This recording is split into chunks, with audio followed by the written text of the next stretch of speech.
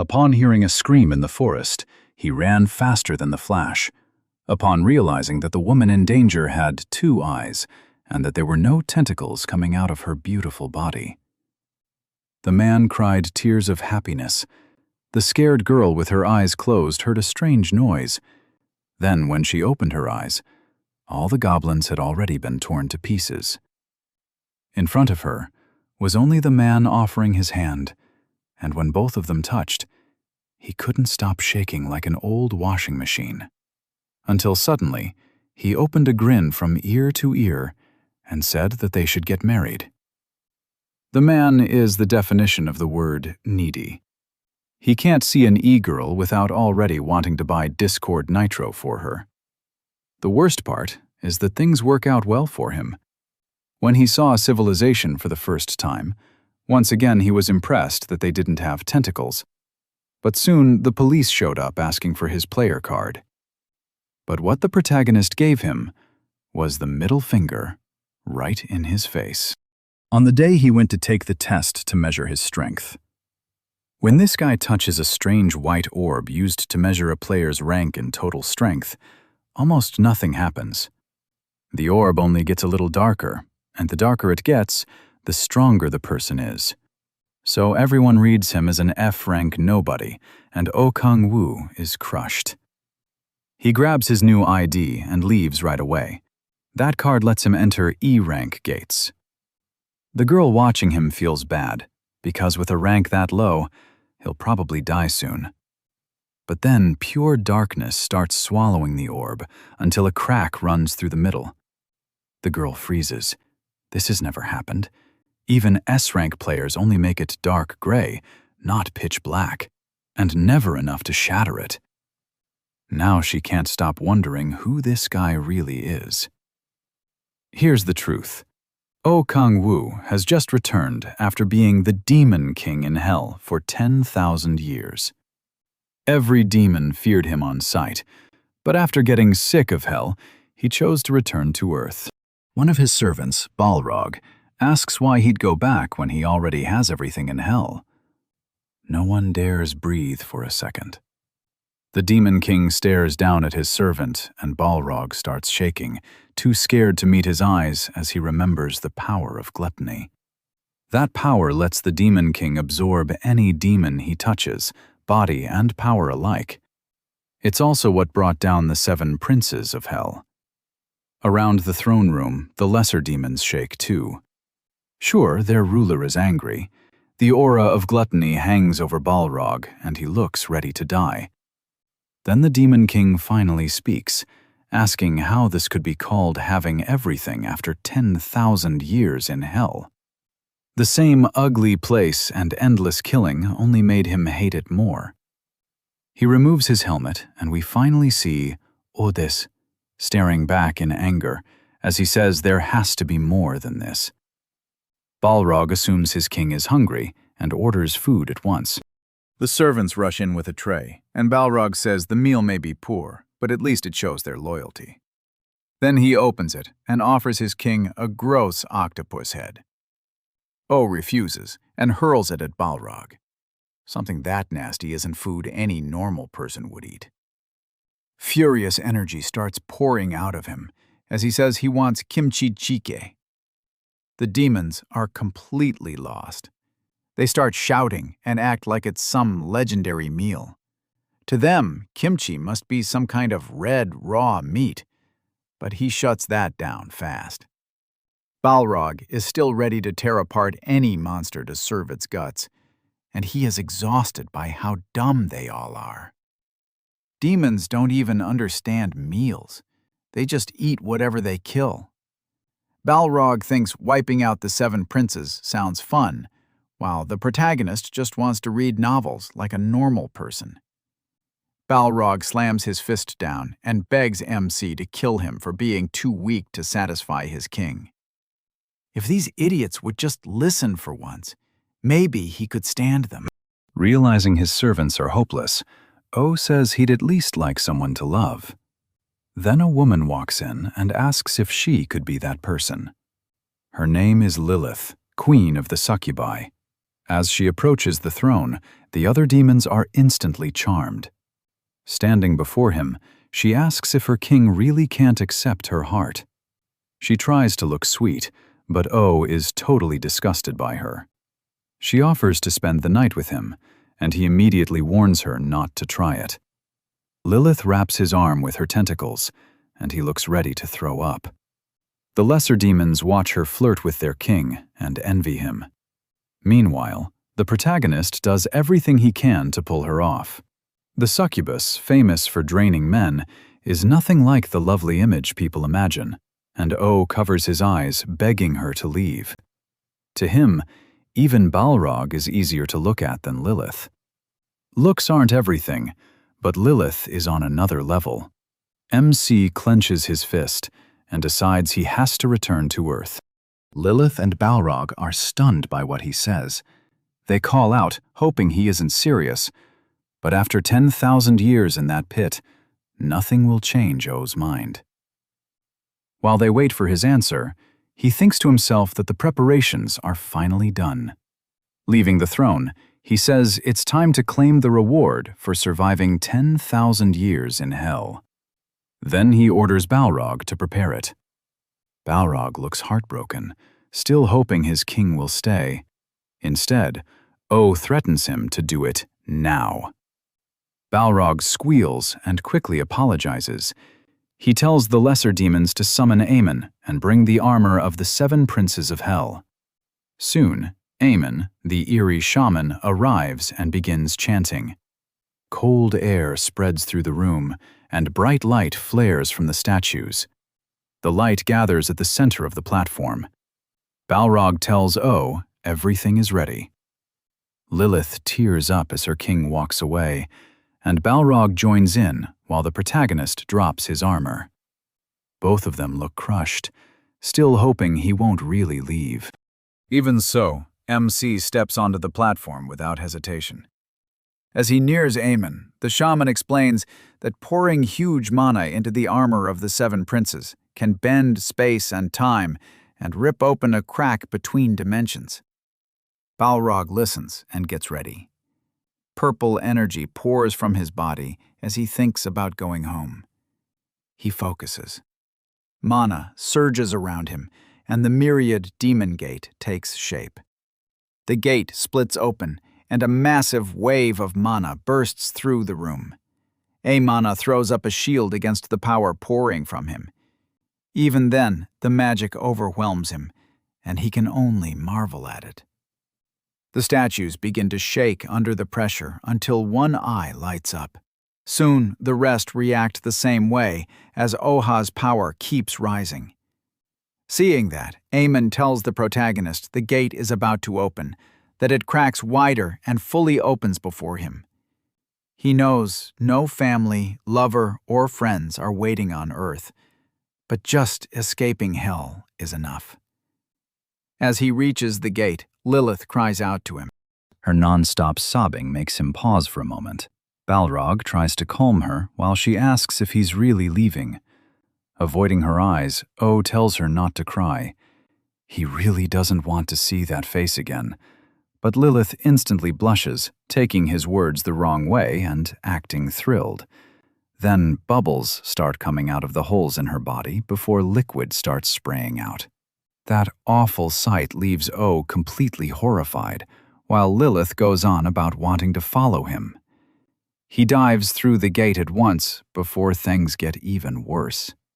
Lilith runs to the gate and shouts that she'll follow him no matter what, and C gives a small smirk and flips her off, hoping he never sees that lunatic again. He slowly descends into a control room, thinking only about getting back to Earth. Then he lands beside an orb, excited to finally be home.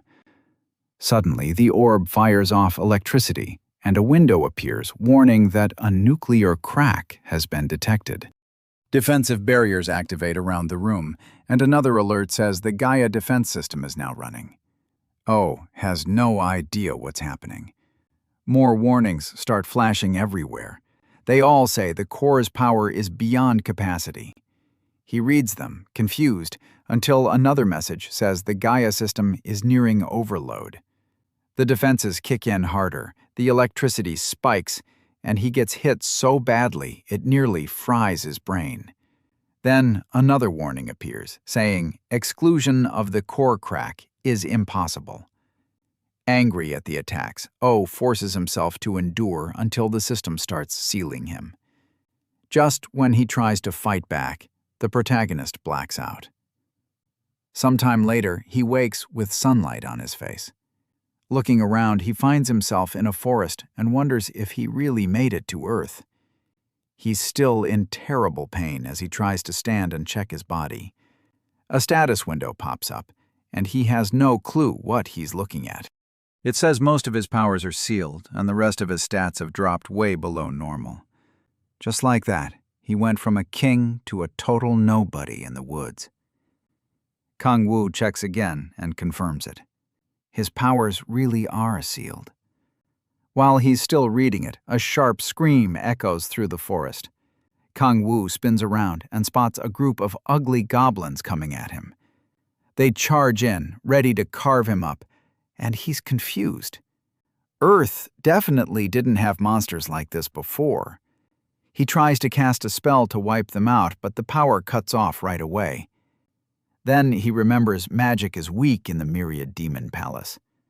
By then, the goblins are already on him, and his options are limited. Still calm, he tightens his fist and switches to another power. In an instant, Kang Wu cuts through the goblins before any of them can strike. A demonic blade shoots out from his arm and drops them fast. The shadow of one last goblin falls over him, and he locks onto it. A system message says he killed an E-class normal monster. After finishing the last goblin, he gets more experience and reaches level 4. With goblin corpses all around him, he tries to figure out what kind of monsters they were. The strangest part is the experience and level system. It sounds ridiculous, but he can feel himself getting stronger. He stares at the pile of bodies on the ground, completely speechless. Then he decides to gather information about this place first. Thankfully, he still has the power of gluttony, so he uses it on the goblin corpses. He learns a little about their bodies, but nothing about the world around him. Still, using this skill raises his magic stat by 1. Kang Wu freezes in fear and confusion when the system mentions magic. He curses his luck because magic should only exist in hell. That makes him think he might not be on Earth after all. The idea sends him spiraling. Getting back home was the only reason he endured hell for so long. Then another scream rings out from deeper in the woods. This time he relaxes a little. The voice doesn't sound like a monster. When it comes again, he's sure it's human. Kang Wu bolts toward it at top speed. As he runs, he begs to finally meet a real person and desperately hopes they don't have tentacles. Lilith pops into his head, and he starts praying even harder. He finally reaches the source of the screams and finds a horde of goblins surrounding a girl. One look tells him she has everything a man could want. The moment he realizes she has no tentacles, his eyes fill with tears. At last, he's looking at something that doesn't make him sick. But while he's enjoying that miracle, the goblins are about to kill the poor girl. She shuts her eyes and accepts what's coming to her, then suddenly hears the goblins screaming instead. When she opens her eyes, she finds Kang Wu tearing through them without mercy. She has no idea how he killed them so fast, but at least she's safe now. Kang Wu offers her a hand, and she thanks him with a pure, innocent look. As their hands meet, he's thrilled to finally touch the real girl. Even though he's shaking, he tries hard to look calm. The girl thanks him again and introduces herself as Han Solo. But Kang Wu is still trembling like a mess, and Han Solo starts wondering what's wrong with him. Then he suddenly grabs her hand and blurts out a proposal. Now she's fully creeped out and has no clue why this stranger is acting so weird. Han Solo has no idea what he's even talking about, and he quickly realizes he got carried away. Kong Wu apologizes and tells her his name, but she still looks confused. He asks if she's hurt, and she says nothing serious. Still, her legs are shaking badly, and the wound on her body is pretty bad. Han Solo stumbles and falls against Kong Wu. A phone slips from her cloak, and the second he sees it, he knows for sure this is Earth. He helps Han Solo sit down and decides to patch her up with basic first aid. As he tears off a piece of cloth to wrap the wound, he realizes he can understand her perfectly. While tying it, he remembers banning demon language in Hell so he wouldn't forget Korean. At least now talking to her is easy enough. Once he's done, Han Solo quietly thanks him for helping her. He gives her smartphone back, and when she reaches for it, he sees the year is 2023. That means he spent 5 years in Hell. He's stunned that monsters showed up on Earth in just that time, even though he thought he had adjusted the time gap well. After that, he decides to rest with Han Solo, since she can barely move. While they sit, Kong Wu tries to learn more about this world. She explains that she came into the woods during a solo gate hunt. Even though she awakened as a god player, she admits it was dumb to challenge an E-rank gate alone. All this talk about players and hunting leaves Kong Wu confused. He asks her level, and she says she's level 6. When she asks how he ended up in the forest, he gives only a vague answer. Han Solo avoids his eyes when he smiles at her. Then he leans closer until their bodies touch, and she turns bright red. To escape the awkward moment, she quickly stands and says they should get moving. Kong Wu still worries about her injury and asks if she can manage. Her legs are still shaking, but she insists she'll be okay. He puts an arm around her and offers support while they walk. Han Solo gets nervous being that close to such a handsome guy, but Kong Wu insists on helping and says he'll escort her. She points the way and lets him take care of her. He looks genuinely thrilled just to be beside another human. It has been 10,000 years since he last talked to one, so he's relieved she isn't too suspicious. For now, he plans to keep things simple and slowly readjust to life on Earth. A little later, they reach their destination. There, a huge portal stands. Kong Wu still doesn't know where it leads, and he's sure a space rift like this shouldn't exist on Earth, since he can't see any device creating it. He wonders how such a giant gate is being kept open.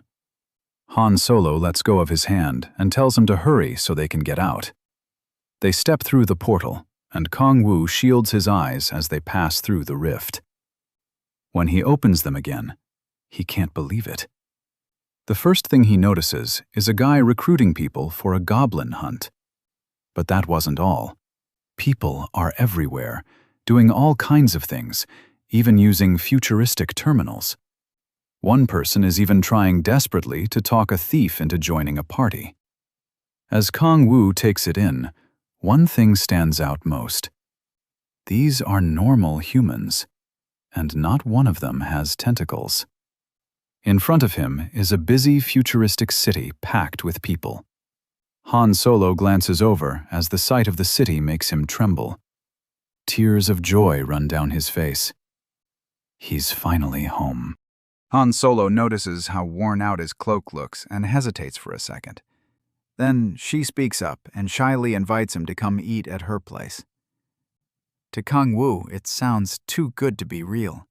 He just got back home, and now the first pretty girl he meets is asking him over. In her sweet way, Han Solo explains that she just wants to thank him with a meal. For him, things somehow keep getting better. Kong Wu tries to play it cool, saying he couldn't possibly refuse. Just then, some people stop them and ask them to wait. When he turns around, he sees 2 police officers asking for their player cards. Han Solo starts to take hers out, but Kong Wu has no idea what they mean. With nowhere to run, he uses his trump card. His eyes turn black and his pupils glow green. This power lets him twist what people see and control their perception. It's called the power of oblivion. Without the officer knowing, a demon-like force covers his eyes while Kang Woo flashes him the middle finger. Under the hypnosis, the officer accepts Kang Woo's card, even though it doesn't exist. After that, Kang Woo leaves with Han Solo, while the other officer tries to snap his partner out of it. When they arrive at Solo's apartment building, she tells Kang Woo they'll have to use the stairs since there's no elevator. He follows her, taking in all the small things he missed about Earth. The smell of an old apartment, the narrow stairs, the cold railing, even the dusty window. It's all starting to feel real to him. On top of that, he's heading to Solo's place, and maybe hoping for more. At that moment, Kang Woo is sure his future is finally going to be happy. As he starts imagining a life with Han Solo's mother welcomes her home, and Kang Woo's fantasy dies the second he hears Solo call her mom. Her mom rushes over, worried she got hurt, but Han Solo quickly says she's fine. Meanwhile, Kang Woo starts wondering if this really was just a dinner invite.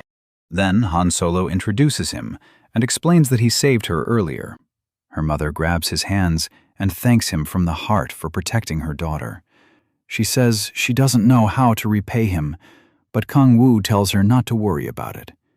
She invites him in and promises to cook something good. Kang Woo thanks her politely. He had hoped to be alone with Han Solo, but this is still way better than life in hell. Solo's mom goes to the kitchen and asks her to help with dinner. Before changing, Han Solo checks her phone and notices a text from her mom telling her to stay in touch whenever she goes somewhere dangerous. Seeing the phone, Kang Woo remembers he still needs information about Earth, so he asks to borrow it, pretending he lost his own. Han Solo tells him to relax and hands it over. Kang Woo reacts like a kid with a brand new toy, running his fingers over the screen. Then he sits at the table and focuses on what he needs to learn. He searches for news from 2018 and finds something important. 5 years ago, the whole world changed when strange gates began appearing across Earth, and monsters poured out of them. Guns were useless, and even the Chinese army couldn't stop them. Under America's lead, a global emergency group was formed, and Korea became the 9th nation to join. The first player appeared in America, though nobody knew who she was. After that, players started showing up all over the world, and people began to see them as humanity's hope. While reading, Kang Woo realizes it all began the same day he fell into hell. That makes him think one of those gates is what dragged him down there. Still, he treats the article as guesswork for now and decides to learn more later. A little later, dinner is served. As he thanks them, his eyes lock onto the food in front of him. It almost doesn't feel real, but there's no doubt about it. It's kimchi stew, the dish he's wanted for so long. They tell him to dig in, but Kang Woo is too shocked to answer. Slowly, he lifts his spoon and scoops up some stew. Han Solo and her mother sit down to eat too. Han Solo can tell something is off with Kang Woo.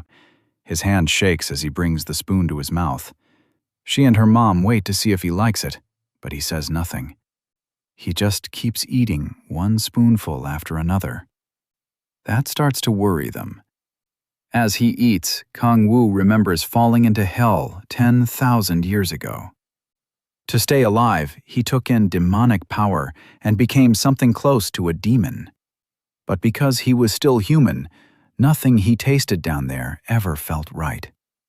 He survived by eating demons, but they tasted absolutely awful. Bit by bit, he almost lost his mind. The only thing keeping him together was his wish to come home. Now he's finally back, tasting real food again, and tears run down his face in pure relief. Han Solo stands to get him another bowl, and her mom smiles, happy he loves it so much. The so-called King of Hell keeps eating like a starving bum, grateful he made it to Earth. His messy manners don't bother Han Solo at all. She just watches him with quiet admiration. Then a huge explosion erupts, but Kang Wu is so focused on eating that he doesn't even react. A stranger appears through the wreckage, cursing whoever made him bust through the door. Han Solo and her mother rush out to see who broke into their home. The thug steps forward and yells for Solo to come out right now. He demands to know who gave her permission to enter the gate. His nerve makes Solo furious. Even though she's trembling, she still stands her ground and tells him to get out of her house. The order clearly offends him, and he can hardly believe she said it. Solo says it again and calls him Han Tae-shun, asking who he thinks he is for barging in like this. She warns him not to come closer, saying she's a real player now, but Tae-shun looks at her like she's joking. He bursts out laughing and mocks her for trying to sound tough. Then he suddenly slams a fist into the wall beside her. He's furious that someone as low-level as her would dare call herself a real player. Solo shields her mother and warns him again not to come any closer. Tae-shun glares down at their mother with open disgust. He rants that their father died early and their mom barely earns anything. That sets Solo off, and she shouts that he's the reason their lives are so miserable. He ignores her and grabs her, trying to drag her to the Andrus Guild. Solo struggles and says she'll never join such a worthless guild. Tae-shun gets mad at that, insisting he's helping her get into a good party. She finally snaps and bites his hand, drawing blood. He instantly slaps her away before she can do anything else. Their mother rushes to Solo after she crashes to the floor. Now Tae-hyun is completely furious. Grinding his teeth, he asks if she really thinks kindness alone can keep her alive in this world. He tells her to come quietly and be an offering. Since she thinks she's a real player, he says they should settle it in a fight. Player against player, their mother begs her son to stop hurting his sister and promises she'll work harder. She gently reaches for his hand, but Tae-hyun shoves her away and sends her to the floor. Solo breaks down and rushes to her mother's side. She screams for her to wake up, but Tae-hyun shows no guilt at all. He's only angry that their mother bothered him after being told to leave. Solo shoots her brother a deadly glare, but he isn't scared in the slightest. He towers over them like he wants her to try something. He reminds her that she's low level, while he's a stage 2 metahuman. In his eyes, she has no chance. Then he mocks her, asking if she really thinks she can beat him. He grabs her by the mouth and calls her an idiot whose only value is her pretty face. He admits the only reason he wants her in the Andrus Guild is to look better to his seniors. Other than that, she means nothing to him. Then he suddenly senses something strange. Looking over, he sees Kang Wu drinking down an entire pot of kimchi stew. Even with the house in chaos, this guy only cares about eating. Tae-hyun stares at him, wondering who this freak even is. Kang Wu keeps ignoring him and eats on like nothing happened, which only makes Tae-hyun angrier as he snaps, asking if Kang Wu thinks this is some restaurant. Furious, he walks over and demands to know if he can't read the room. Meanwhile, Solo worries Kang Wu is getting dragged into her family mess. Tae-hyun calls out to the King of Hell, but Kang Wu still doesn't answer. He just keeps eating in total peace. Tae-hyun turns as if he's leaving, then suddenly smashes the table, sending the food flying. Kang Wu's quiet meal is destroyed, and for a second, he can't even process it. Solo is totally stunned, while Tae-hyun keeps wrecking the room. Kang Wu stares in disbelief as his food spills to the floor right in front of him. To him, this is a living nightmare. Solo calls out to him, and Kang-woo cries out in grief over the ruined kimchi stew. He drops to his knees in despair, and Tae-hyun starts wondering if this guy is insane. Even Solo is thrown off by how hard he took it. Her brother asks where she found this beggar. In the middle of all this chaos, the idiot only cares about his stew. While Kang-woo keeps wailing, Tae-hyun tells him to quit acting pathetic and stand up. But Kang-woo mourns that meal like he lost a child. Then Kang-woo lifts his head, and his eyes turn terrifying. Tae-hyun freezes as a dark, demonic aura pours off him. This is what happens when you ruin a man's favorite meal. Kang-woo is ready to tear him apart for wasting his food, and Tae-hyun finally looks scared. That fear only makes Tae-hyun angrier as he bites his lip and clenches his fist. Blue flames wrap around his hand. He's ready to put Kang-woo down. If Tae-hyun knew who he was messing with, he wouldn't be acting this bold. He pushes away the thought that Kang-woo might really be a demon and calls him crazy. Tae-hyun suddenly blocks an attack he didn't see coming, then turns to where the spell came from. It was Solo. Holding her staff, she tells Kang-woo to run while she handles her brother. But then Kang-woo shocks her by forming demonic blades from his arms. He charges Tae-hyun at once, ready to cut him down. So Ah can only stare, completely stunned by what she's seeing. Kang-woo slips past Tae-hyun's next attack like it's nothing. Tae-hyun thinks he just wasn't quick enough, but then Kang-woo comes in from the left with what looks like a punch, fakes it, and drives a knee into his stomach. The hit knocks the air out of Tae-hyun. Even so, he recovers fast and swings again. Kang-woo avoids it, and Tae-hyun starts flailing wildly. His moves are easy to read, so Kang-woo nails him in the side again. Tae-hyun has probably never been embarrassed like this before. With blood running from his nose, he grabs Kang-woo's legs and insists the attack wasn't that strong. Then he tries to slam him down, but Kang-woo answers with a brutal punch that shows just how weak Tae-hyun really is.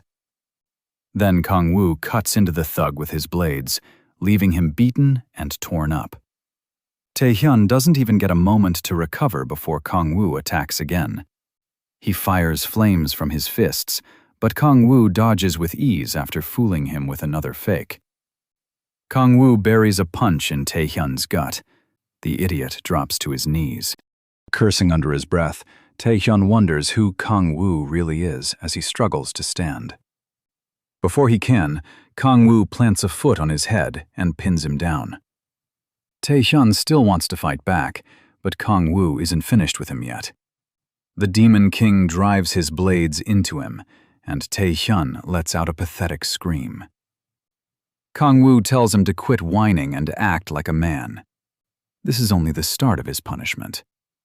He's not sure why he's this mad over food, but he has no clue what Kang-woo survived for the last 10,000 years. Kang-woo yanks him up by the hair for insulting that precious meal, and, with murder in his eyes, asks if kimchi stew means nothing to him. Now Tae-hyun knows he messed up. He tries to apologize, but the words won't come out right. Before he can explain, Kang-woo starts slamming his head into the floor over and over. That stew must have been priceless for Kang-woo to lose it like this. Even that isn't enough for him, and Tae-hyun is barely awake now. Kang-woo orders him to say, "Kimchi stew is sacred," then starts counting. 1, 2. Tae-hyun is already shaking from the pain in his arms. When Kang-woo counts 1, he weakly answers, "Kimchi stew." Not loud enough, so Kang-woo pushes the blades deeper into his arms. At this point, Tae-hyun regrets everything. He can't believe how much pain and shame he's going through. Looking even crazier now, Kang-woo starts counting again, and Tae-hyun finally screams it loud enough, admitting that kimchi stew is sacred. Even that still doesn't fully satisfy Kang-woo. He stomps on him and demands he shout louder, like he's praising a god or confessing his love. Sol-Ah can only watch as her brother suffers through all of this. She's scared and confused because none of it makes any sense. Kang-woo keeps forcing Tae-hyun to scream with everything he has, but pleasing him is impossible. The tone still isn't good enough, so he tells Tae-hyun to keep yelling until his voice reaches the 7th octave. Terrified, Tae-hyun has no choice but to obey, so he screams at the top of his lungs, praising the greatness of kimchi stew until Kang-woo is finally satisfied. At last, the Demon King pulls back his blades and ends Tae-hyun's pain. Looking down at him one more time, he warns him never to insult kimchi stew again. Tae-hyun lies there in agony, wondering what is wrong with this insane man. Later, the house is cleaned up, with the broken furniture stacked off to the side. Sol-ah tends to her injured mother as she rests on the couch. She's still deeply worried about her mom. Then she glances toward the kitchen. Tae-hyun is stuck washing dishes and cleaning the mess he made, whining the whole time. He regrets ever meeting Kang-woo and wishes he'd just leave. Getting humiliated was bad enough, but Kang-woo also took his clothes. Meanwhile, Kang-woo couldn't care less and just scrolls through a phone. Tae-hyun keeps crying to himself, wondering how his life got wrecked over kimchi stew. He glares at Kang-woo, clearly bitter after all the pain he went through. Kang-woo notices, slowly sets down his cup, and Tae-hyun instantly yelps and turns back to the dishes. Then Kang-woo asks if he's upset that kimchi caused all this. Tae-hyun knows it's bait, so he doesn't dare answer wrong.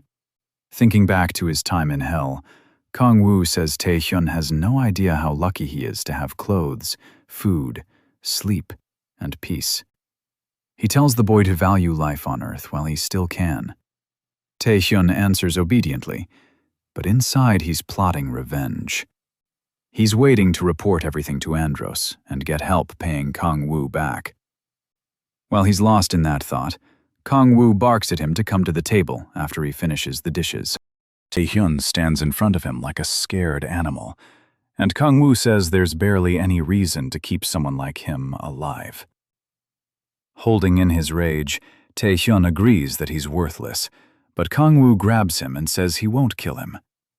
One look in his eyes makes it clear Tae-hyun may wish he did. Kang-woo fixes him with a cold, threatening stare, and Tae-hyun's crushed by the evil aura pouring off him.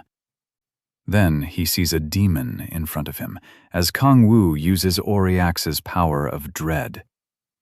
Oriax wraps around Tae-hyun and fills him with pure terror. He cries and begs the demon to stay away while that third eye glares down at him. Then he starts screaming as shadowy hands crawl over his body.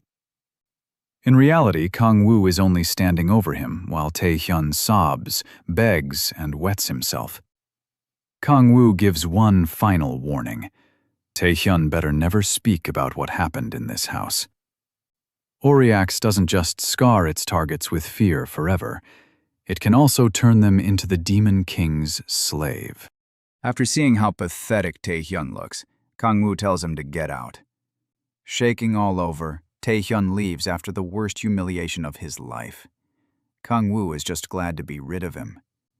Sedol watches her useless brother finally leave the house, still too stunned to say anything after all that happened. Once again, Kang-woo has saved her some unexpected hero. That hero goes right back to his phone and realizes he's broke. If he wants to live in this world, he needs money fast. Then something catches his eye. He finds an article about magic stones and realizes they could make him money. So Kang-woo asks Sol-woo to show him any magic stone she has. She digs through her bag and pulls out the E-rank stone they got from the goblin. The article said darker stones are worth more. Kang-woo studies it, but he can't feel any magic from it. He does sense something inside, and remembers gaining a magic point after absorbing the goblin's essence, which makes him wonder what these stones really contain.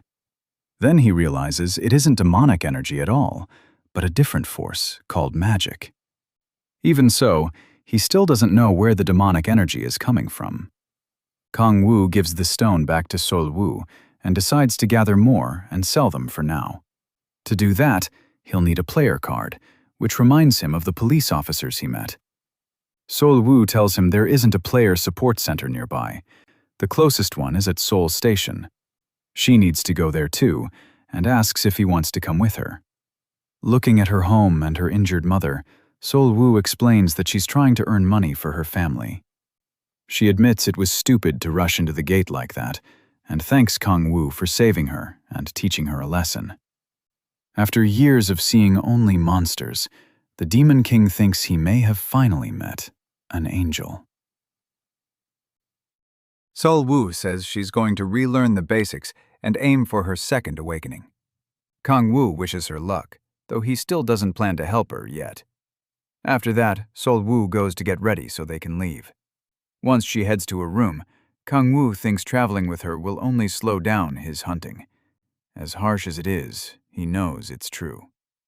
Right now, all Kang Wu can do is get his power back and cut out anything that slows him down. Meanwhile, Sol Wu changes into a white robe.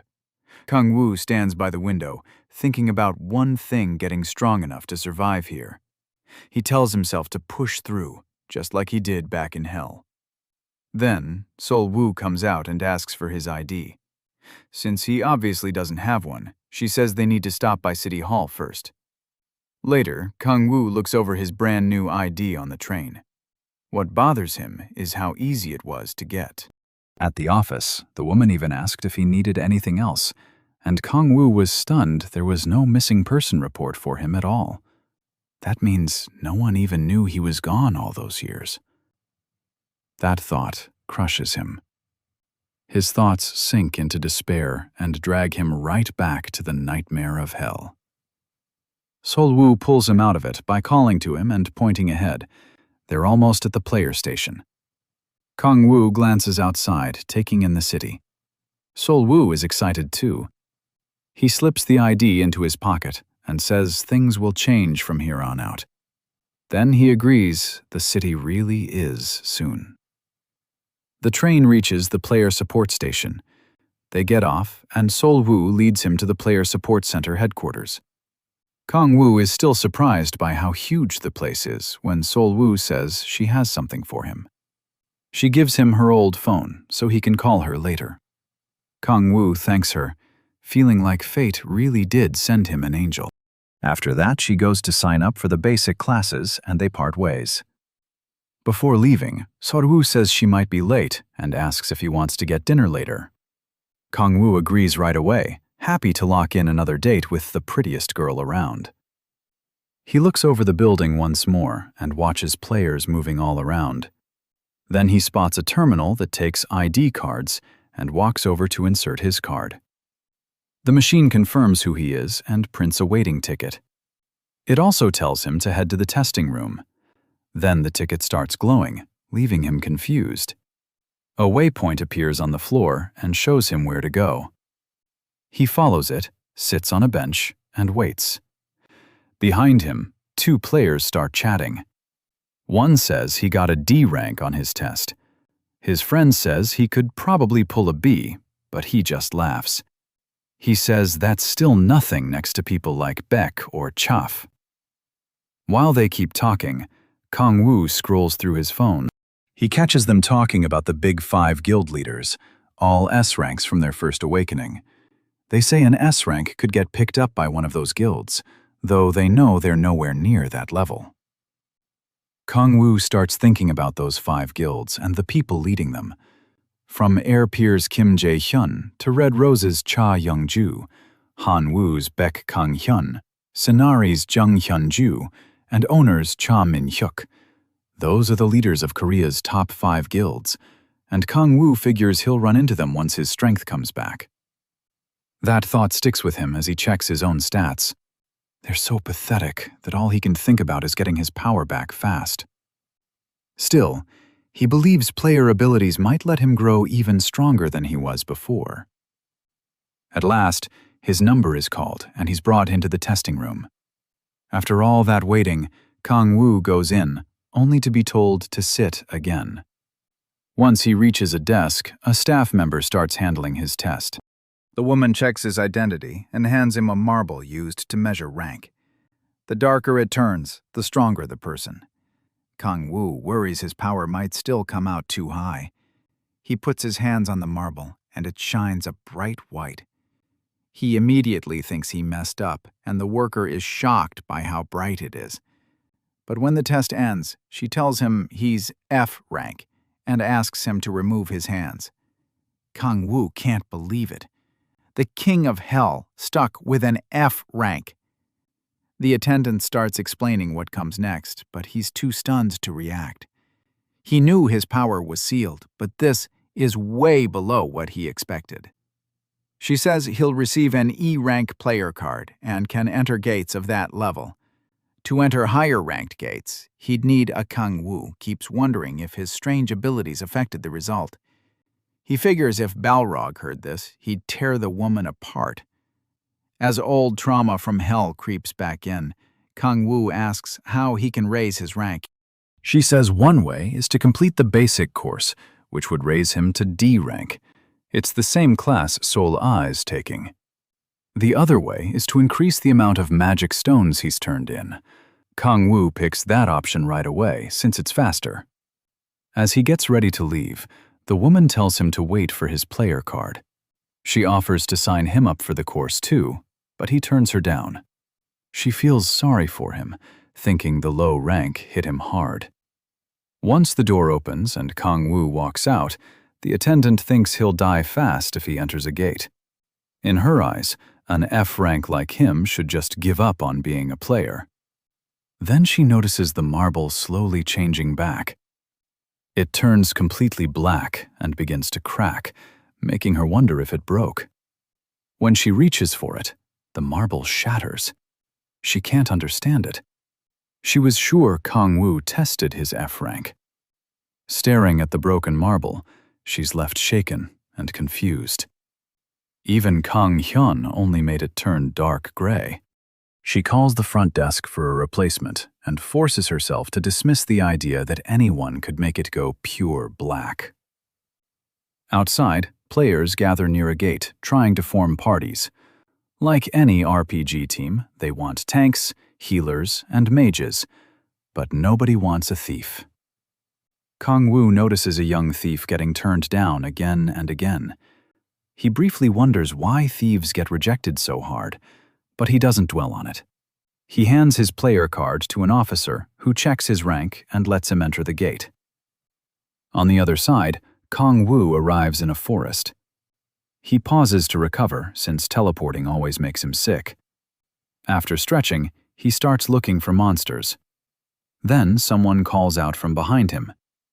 He turns around and sees a huge man towering over him. So big, he almost looks like a bear. The stranger asks if Kang Woo is hunting alone and whether he's had a second awakening. A girl with him says their prep is done, and that's when Kang Woo learns the big guy is Tae-soo. After that, he says he hasn't gone through a second awakening. Hearing that, Tae-soo lights up, which makes his teammates nervous. Acting way too proud, Tae-soo says an E-rank like Kang Woo should join a party, especially without the basic course. Kang Woo is already tired of the guy, but Tae-soo keeps pushing him to join their team. His party members clearly don't like that he invited a stranger without asking them first. Tae-soo tries to convince them in a pretty threatening way. To make it easier, he says they won't need to share magic stones with him if Kang Woo joins. That finally gets them to agree. Even so, Kang Woo says he plans to hunt solo.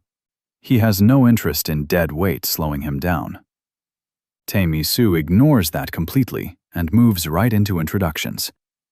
He asks for Kang Woo's name, and Kang Woo tells him while making it clear again that he won't join any party. Tae-soo just laughs and tells him to speak casually. He claims he's only 24, even though he looks old enough to be the father of a nation. Then Tae-soo shows his player card, which confirms his birth year. Kang-woo finally agrees to talk casually, though he can't help wondering what happened in the 5 years he was gone. He thanks Tae-mi-so again for the offer and says he already has his own plan. By now, even Tae-mi-so's teammates look nervous. Since Kang-woo keeps insisting on going solo, Tae-so finally backs off, but not before warning him about a powerful goblin called the Hobgoblin. The Hobgoblin is a boss monster, way above normal goblins and much harder to beat. Kang-woo thanks Tae-so for the warning and admits the guy is actually pretty decent. Tae-so leaves with his party, and they part ways. Kang-woo thinks that if he were really some clueless F-rank rookie, he probably would have gone with them. But this hunt is better done solo. With that decided, he heads into the forest to start hunting. He tears through the woods at blinding speed and quickly spots goblin tracks. Not long after, he finds a camp packed with goblins. Kang-woo moves right in and drops one before the others even notice. Then his arm blades come out and the next goblin gets cut down. Looks like he hit the jackpot. The goblins freeze in fear, but they still raise their weapons and prepare to fight. Acting almost polite about it, he invites them to begin. The goblins charge in, furious, but they stand no chance against the king of demons. One after another, Kang-woo cuts them down before any of them can touch him. More goblins keep jumping at him, but none of them can stand against the king of hell. These filthy monsters aren't even a real challenge, and he keeps tearing through them with ease. The fight drags on, yet the goblins still don't know when to quit. They're so brain-dead they don't even realize they should run. After a while, the goblins finally understand they're doomed and start shaking. Even after killing so many, Kang-woo sees there are still plenty left. That only makes him happier. More enemies to play with, so he keeps the slaughter going. Eventually, all that fighting starts to wear him down. Bodies are piled everywhere, and he admits wiping them all out took some work. Then a system message appears, saying he earned experience from defeating the goblins. His level jumps up by 4, and he realizes leveling also gives him demonic energy points. After that, he touches one of the corpses and uses gluttony on the rest. His power picks up traces of demonic energy, but it isn't coming from the magic stones. He also notices the amount left in each body changes depending on how long ago it died. So if he consumes monsters right after they die, he can gather demonic energy faster. He starts absorbing it. Pleased that he can sell the stones and build up demonic energy at the same time. Once that's done, all he has left is collecting the magic stones. As he picks them up, he starts daydreaming about how much chicken he can buy with all that money. He even compares pulling flesh and bones from goblins to eating chicken. He starts drooling, already thinking about getting food with Sulu once he gets paid. The idea of Sulu feeding him like a lover sends him over the edge, and he starts scooping up stones like a vacuum. Then the ground suddenly begins to shake, and the air changes. Kang-woo senses something's wrong and turns toward the source. The giant goblin steps out of the woods, and Kang-woo wonders if this is the hobgoblin Tae-su warned him about. Its presence alone is terrifying. The monster locks onto Kang-woo and lets out a wild scream. Kang-woo is surprised to see it can use magic. The hobgoblin rushes straight at him, leaving him only a split second to react. He brings out his blades and gets ready to fight. He's calm because his demonic energy should be stronger than the hobgoblin's magic. But that doesn't mean he's safe. The creature brings its sword down, and Kang-woo barely dodges in time. Even with its huge body, the hobgoblin stays fast and follows with another strike. Kang-woo is in a tight spot, but he still manages to block while airborne. The goblin doesn't stop there and comes after him again, ready to crush him like a bug. Another heavy swing tears through the battlefield. Kang-woo blocks it with his blades, but the real problem is the monster's raw strength and size. He knocks the weapon aside and tries to counter, only for the hobgoblin to stop him with its shoulder guard. His stats are still too low, so the blow bounces off and throws him back. He knows he needs a real opening, fast. The goblin keeps swinging at him, and Kang-woo dodges every strike. No matter how big it is, the monster keeps up non-stop attacks without exposing a gap. He keeps evading, still waiting for one clean chance. Every swing comes close to taking his head off, and he admits this hobgoblin is on a whole different level from the weak goblins before. That's what you'd expect from a boss monster. He leaps aside from another attack, and the hobgoblin ends up cutting a tree in half. It's wrecking its own territory now, and with no underlings around, Kang-woo sees it as prey already heading for death. He grabs a dead goblin's skull and tosses it past the monster's shoulder. The hobgoblin notices its fallen comrade's skull and flies into a rage at the insult. It charges him, exactly like Kang-woo planned. He tightens his fist, pulling together, crushing power and fury. Then he uses the demon Crossel's rage and forces that power into the hobgoblin. At first, it looks like nothing happened, but that's not true. The monster suddenly becomes even crazier, ready to tear Kang-woo apart. Kang-woo is pleased the plan worked. As the hobgoblin attacks again, he slips past the strike, and everything behind him gets cut down in one sweep. The hobgoblin keeps attacking wildly, not caring what it destroys. Kang-woo explains that this skill boosts the target's power several times over, but it also turns them into a complete maniac. With its senses gone, the monster swings everywhere without thinking, smashing anything in sight. The rampage continues, but Kang-woo avoids every hit. That actually makes dodging easier. Then he dives in to attack, since his enemy has left itself wide open. One quick slash cuts the monster's leg and drops it to its knees, but it still refuses to quit. Even angrier now, it brings its weapon down at Kang-woo too late. He's already won. Kang-woo drives his blade through its head, killing it, the first monster ever taken down by a buff. Glad the brutal fight is over, he admits it was annoying, especially since his old powers would... Then the system pops up again.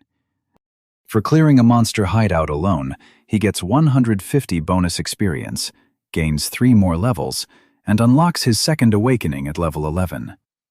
Kang-woo celebrates the huge win and sees the new skill is called Insatiable Hunger. It lets him absorb more demonic power from defeated enemies through gluttony.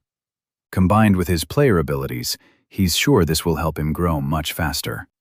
Without wasting a second, he looks at the dead hobgoblin and decides to test the new power on it.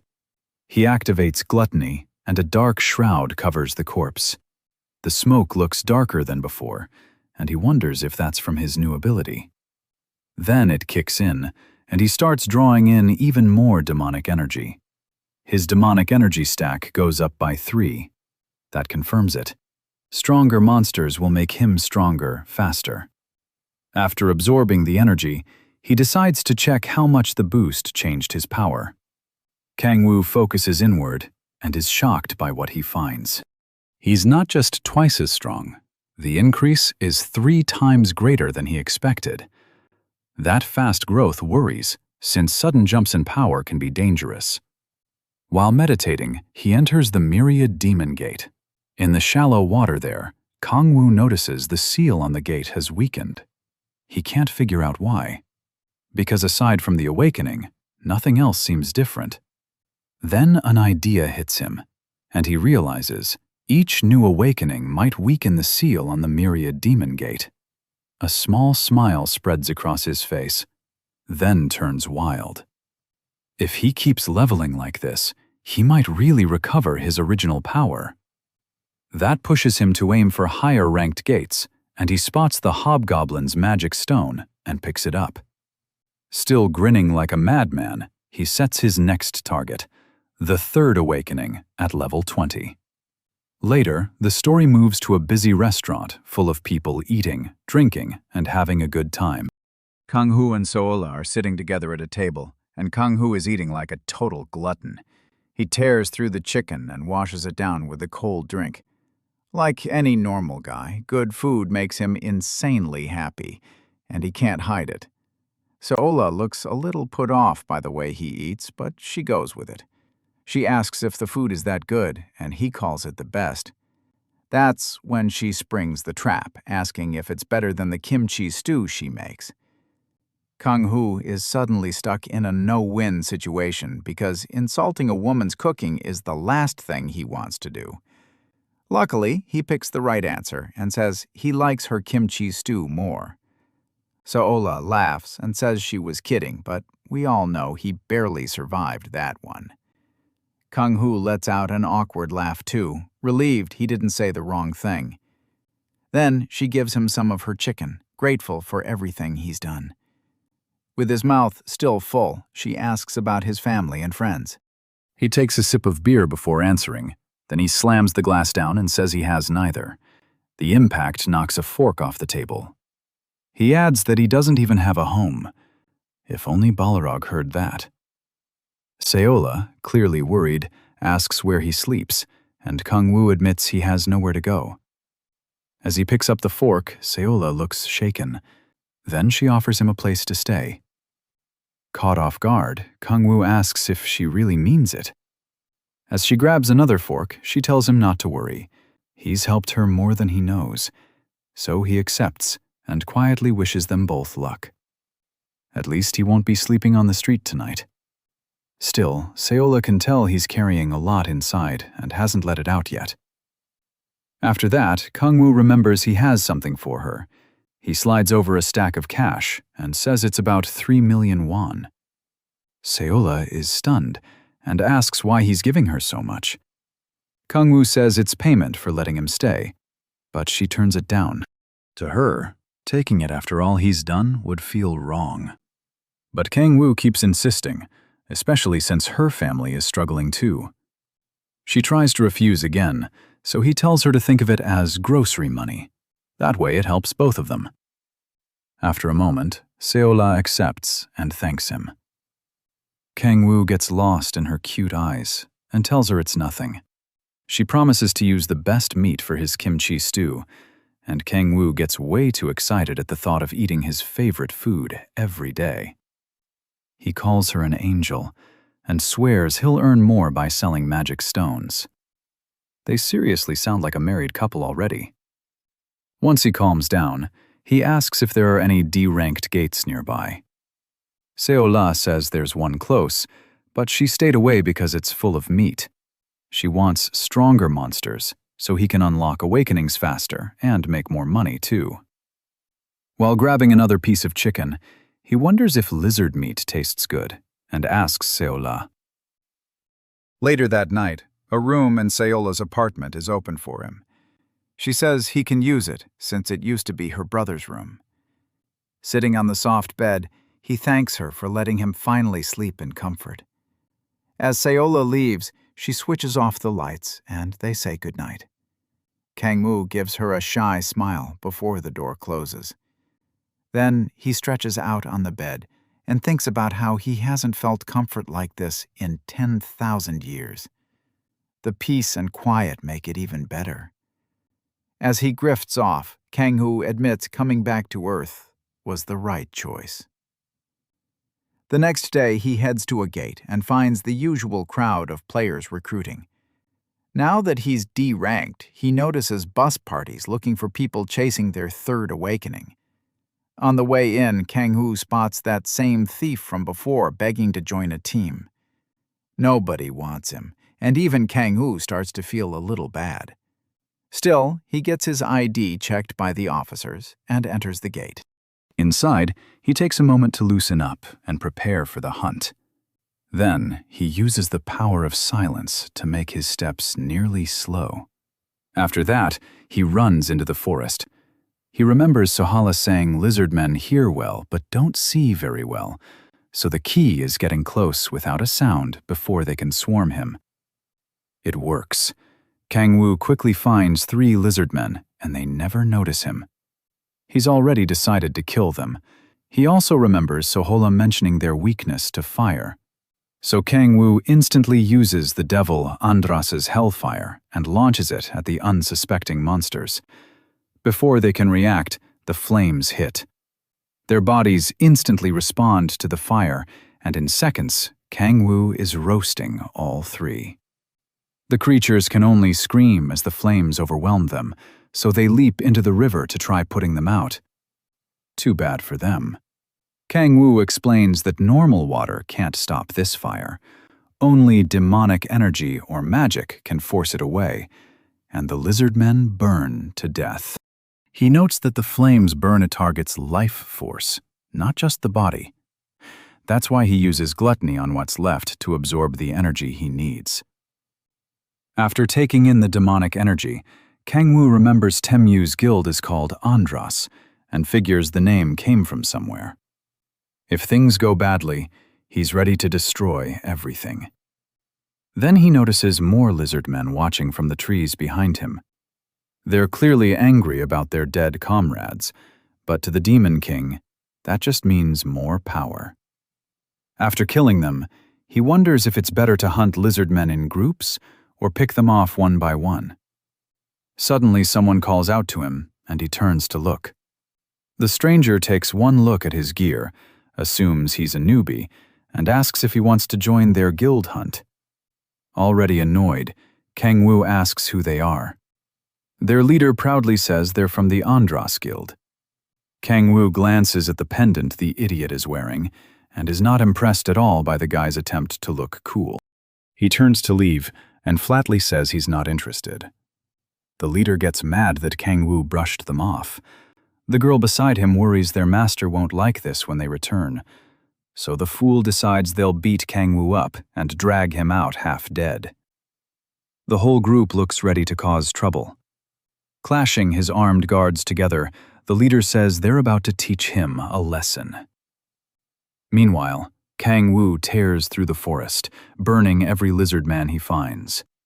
They keep screaming as the fire eats away at them, but they can't do anything. Each time one dies, Kang Wu absorbs the body right away. After a while, he clears the whole area and devours every lizard man there. While absorbing the last one, he thinks it's probably better to take the risk and level up fast, but he's still not fully sure. Then, someone calls out to him again. He instantly knows it's that idiot party leader from earlier. The guy shows up with his lackeys and claims he's just checking whether their new recruit is hunting properly. Kang Wu can tell he's the type who bullies weaker people, so he plays along and says there's nothing to worry about. He's doing just. The leader mocks him, saying that can't be true, since his clothes are clean and there aren't any corpses nearby. Kang Wu says he's resting, and that only makes the guy madder. He demands to know why Kang Wu is being rude to a senior, and Kang Wu says his whole act is getting annoying. That sets him off, and he looks ready to tear Kang Wu apart. Kang Wu doesn't care, and even asks if he wants to fight. One of the ugly lackeys gets fired up by that, but the leader stops him. The kid can't understand why, but the leader wants to punish Kang Wu himself. Judging by Kang Wu's face, he'd love to wipe the floor with this moron. The party leader warns that Kang Wu will regret messing with him. Kang Wu, on the other hand, looks almost excited to see what he'll try. The guy pulls out his sword and bangs it against his metal arm guards. The rest of the group watches, waiting for things to explode. The idiot reminds Kang Wu that lizard men are sensitive to sound, but the Demon King still isn't impressed by such a cheap trick. Kang Wu just tilts his head and smiles while they wait for the lizard men to show up. The leader keeps making noise with his sword, and soon the water starts shaking as a horde of lizard men rushes in. The party leader orders the mage to put up a barrier to keep the monsters out. Safe behind the shield, he sneers at Kang Wu and tells him to drop to his knees and beg. Sure, the lizard men will be too much for him, but Kang Wu is actually excited. He wonders if this pathetic setup is all the idiot can do. The party leader starts to get uneasy. Kang Wu tells him that if he's going to play dirty, he should commit to it. His eyes glow red, and he brings his hands together. A brutal burst of sound explodes out. It's loud enough to pull in even more monsters. The entrance guild party is caught off guard when the ground suddenly starts shaking under them. Kang-woo keeps stomping, making the noise even worse. Terrified now, the leader begs him to stop before everything spirals out of control. Kang-woo cuts the noise at once and gives the leader a smile. The guy calls him insane for pulling that stunt, and now things really start to heat up. Inside the barrier, the party watches the lizard men closing in. Seconds later, a whole swarm surrounds them. Everyone freezes, and the mage starts shaking. She's never seen this many before. The leader snaps at her to hold it together before the barrier fails. Then he uses the power of silence to hide his presence from the lizard men. Kang-woo just scoffs and jumps onto a tree branch. The leader stares up in panic, afraid Kang-woo is about to leave them behind. Kang-woo says he already knows lizard men react to sound. After that, the monsters charge the party and start slamming into the barrier. The mage struggles to keep the shield up, but each hit makes it harder. Knowing they're running out of time, the leader throws all his rage at Kang-woo. He curses him out and asks if he's lost his mind. Kang-woo says the leader has it wrong. He's not dying here. The only ones about to die are them. Then he uses the power of silence to hide his presence from the lizard men. The monsters ignore him completely and stay focused on the Andrus Guild party. As they keep tearing at the barrier, the leader finally realizes Kang-woo can control sound. In that same moment, the barrier breaks and his teammates are instantly overrun.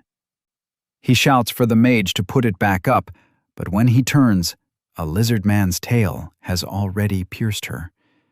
Tears fill her eyes as the monster moves in to eat her. The leader drops to the ground and can only watch her get ripped apart. All around him lie his friends' bodies.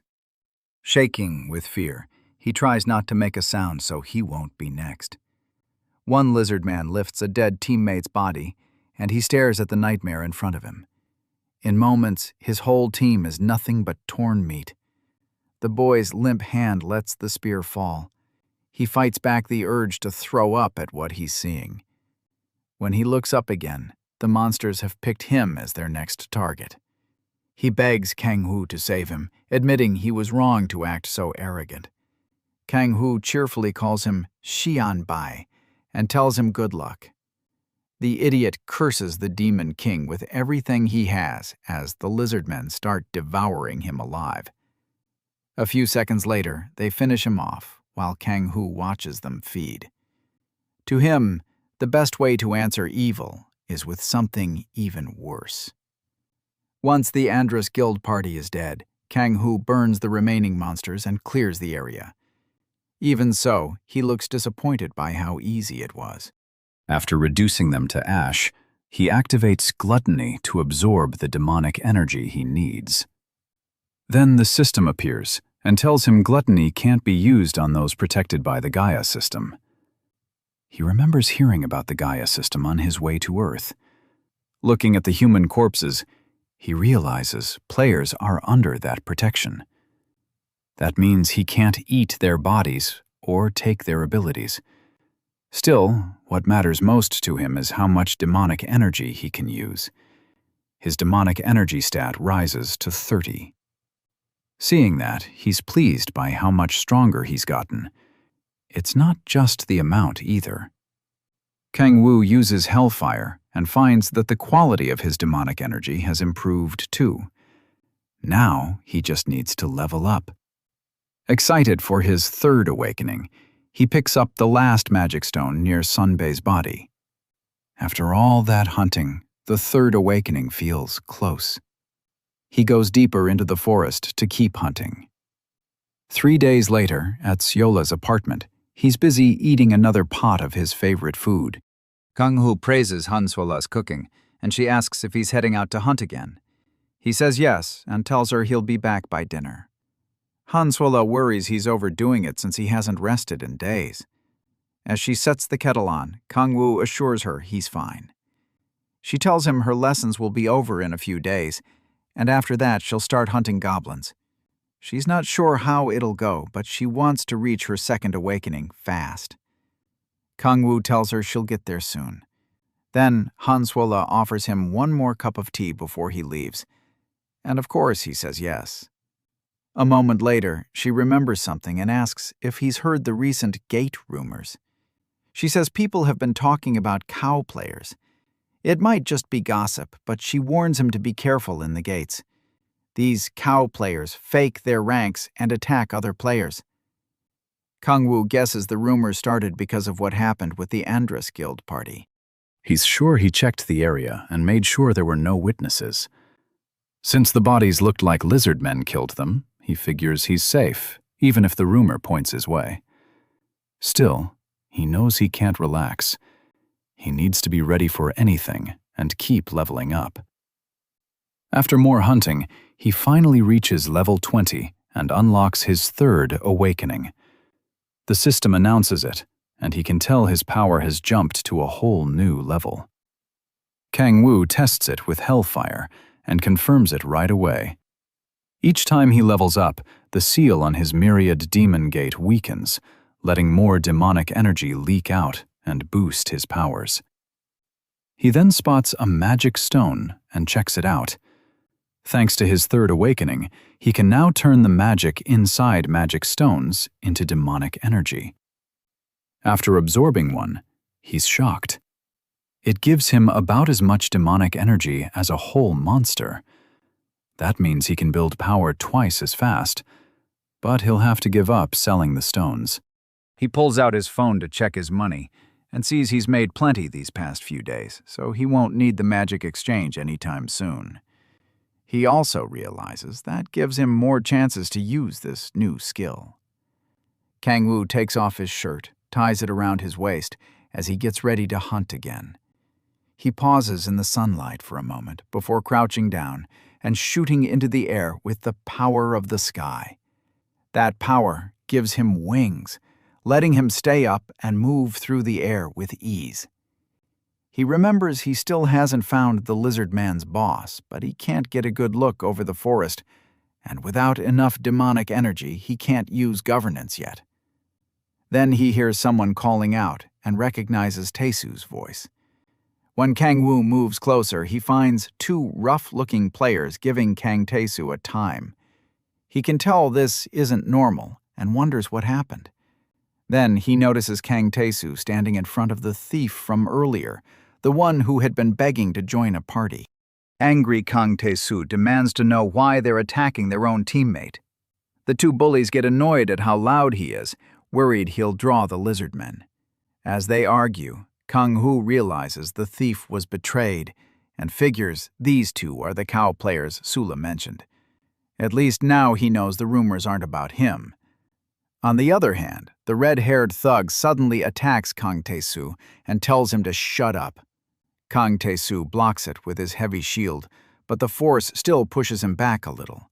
He's furious, though he also looks worn down.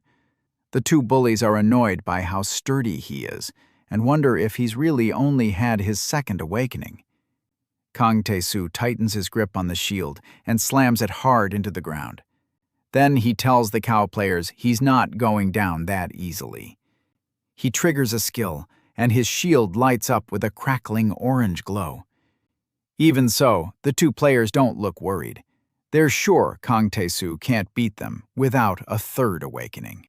Taesu tries to act tough, but he's clearly exhausted and won't hold out much longer. The pair close in, ready to finish this. But the green-haired one reminds his partner they can't kill the big idiot. Oh catches that line and starts wondering what they meant. So he stays hidden in the bushes and waits to see what happens next. As Kang Taesu struggles to keep his skill active, MC thinks back to their last meeting and wonders if he should step in. Right when one of the bullies moves in to finish Kang Taesu, Oh notices something odd about the player. He steps out of hiding, and the man freezes in confusion. He has already spotted demonic energy wrapped around their weapons. That immediately makes him curious about who these guys really are. The two players demand to know who he is, asking if he's just passing by or some unlucky fool. Kang Tae-soo is stunned to see the protagonist again and can't figure out why he suddenly showed up. Then the two morons warn, that after seeing this, he won't be leaving unharmed. The green-haired one tells his ugly buddy they don't need MC alive, so he can do whatever he wants. That only confuses Kang Tae-soo more, especially when they say they already met their quota by catching him in the useless thief. That puts the red-haired brute in a great mood. He levels his axe at him and charges, ready to chop down the Demon King. Doesn't flinch at all. Kang Tae-soo shouts in panic as the attacker closes in. By then, the blade is already inches from the protagonist's head. MC just smacks the idiot across the face. His partner can only stare as the fool crashes to the ground. The red-haired guy scrambles back up, and his teammate yells, asking what the hell he's doing. He tries to say something feels wrong, but he never notices getting close. Before he can react, the Demon King hits him fast and keeps beating him down. Kang Tae-soo is shocked to see him handle him so easily, and starts wondering if this is really the same. The protagonist, Kang Woo, he knows. The other bully rushes in to help and draws his sword. Just as he goes for Kang Woo's head, fires the power of destruction and drops him in one blow. The hit sends him flying into a tree, knocking the breath out of him. He crumples to the ground, and his partner can only watch helplessly. Grabs the red-haired idiot by the hair and starts questioning him. In a cold voice, he asks where the demonic energy came from. The fool talks back and asks how MC even knows about it, so he slams his head into the ground for dodging the question. Then he yanks his head back up and makes it clear he's the one asking questions. Giving him one last chance, the protagonist asks again where he got the demonic energy. The guy says he can't tell him, and makes him regret that by using the power of dread. A demon appears before the terrified fool and drags him into a nightmare far worse than anything he's known. After getting scared like a coward, he blurts out that the demonic energy came from his guildmaster. MC watches the pathetic man break and spill it, but his partner suddenly shouts at him to shut up and calls him Sot Tai-ho. Too shaken by the nightmare, Tai-ho keeps trembling. His teammate yells again, asking if he's lost his mind. Doesn't like the interruption. He forms a ball of demonic energy and blasts the other guy with it, telling him to stay put for now. Then he turns back to the frightened Tai-ho and asks about terrified for his life. Taimi says it was the Andrus Guild. He explains that the guildmaster performed a ritual and gave him those powers. Asks what the ritual was for, but the man hesitates, so he decides to push him harder until he talks. Taimi shakes badly and tries to explain the ritual, but all at once he starts writhing and foaming at the mouth. He screams, coughs up blood, and dies on the spot. Now Kang Woo is furious. He says the guild must have planted something in Taimi to stop him from talking about the ritual. After that, Taimi walks up and asks if he really is Kang Woo. At the same time, the thief wakes up and looks around in confusion. Kang Woo confirms who he is, and Taimi Su is glad it's really him. Then they notice the thief is awake, and Taimi calls him Taim He-o. He introduces the kid to Kang Woo and says the Demon King saved both of them. Then the brute asks what Kang Woo's doing here since he thought he was at the E-rank gate. Kang Woo awkwardly brushes it off, saying he just had something to do here. Taimi Su starts to realize Kang Woo was never a beginner, and that's probably why he turned down his offer before. He thanks Kang Woo, saving them from those crazy bullies, all while shaking his hand like mad. Taimi tries to thank him too, but he's so timid his voice barely comes out. Taimi Su gets even more excited after learning Kong Wu is high level and promises to repay him for the rescue. After the Demon King thanks him, he brings up the Andrus Guild and says their name already has a bad reputation. Looking at the two bodies, Taimi Su says he never expected the guild to have cow players in its ranks. He takes out his phone and says he'll report everything to the Hwarang Corps. He explains that the Hwarang Corps is a government-run player unit, and once they hear Andrus use cow players, they'll investigate right away. Kong Wu thinks it over, then tells him not to report it yet. Both Taimi Su and Taimi Han stare at him, confused about why. Kong Wu says he'll handle the Andrus Guild himself. Taimi Su pauses, then agrees, trusting Kong Wu. Kong Wu tells them both to forget what happened here, but out of nowhere, Taimi Su drops to his knees. Kong Wu just stares, wondering why this brute is acting dramatic again. Taimi Su offers himself to Kong Wu and says they should work together to make the Andrus Guild pay. The Demon King is completely thrown off by this and can't make sense of what this blockhead is saying. Taimi Su is fired up because he thinks Kong Wu wants to punish the guild with his own hands. Even the dead bodies would be creeped out by this guy's energy. He says Kong Wu's sense of justice is just like the heroes in movies, then starts rambling about how much he loves films. Somehow that only makes him look creepier. Then Taimi Su slams both hands to the ground and says he's fallen for Kong Wu's sense of justice. To repay his debt, he begs once again to join him and promises to pay him back along the way. At this point, Kong Wu is completely freaked out, seeing Taimi Su as another Belrog. As if that wasn't enough, the thief cuts in and says he wants to repay him too. He calls himself a Dudakbung and promises to pay Kong Wu back somehow. Kong Wu is more stuck on that weird title and asks what it means. Taehyun explains it's a word for bandits, since they're bad at damage and bad at tanking. Kong Wu realizes it ties into why thieves are looked down on. With tears in his eyes, Taehyun says that's just the way.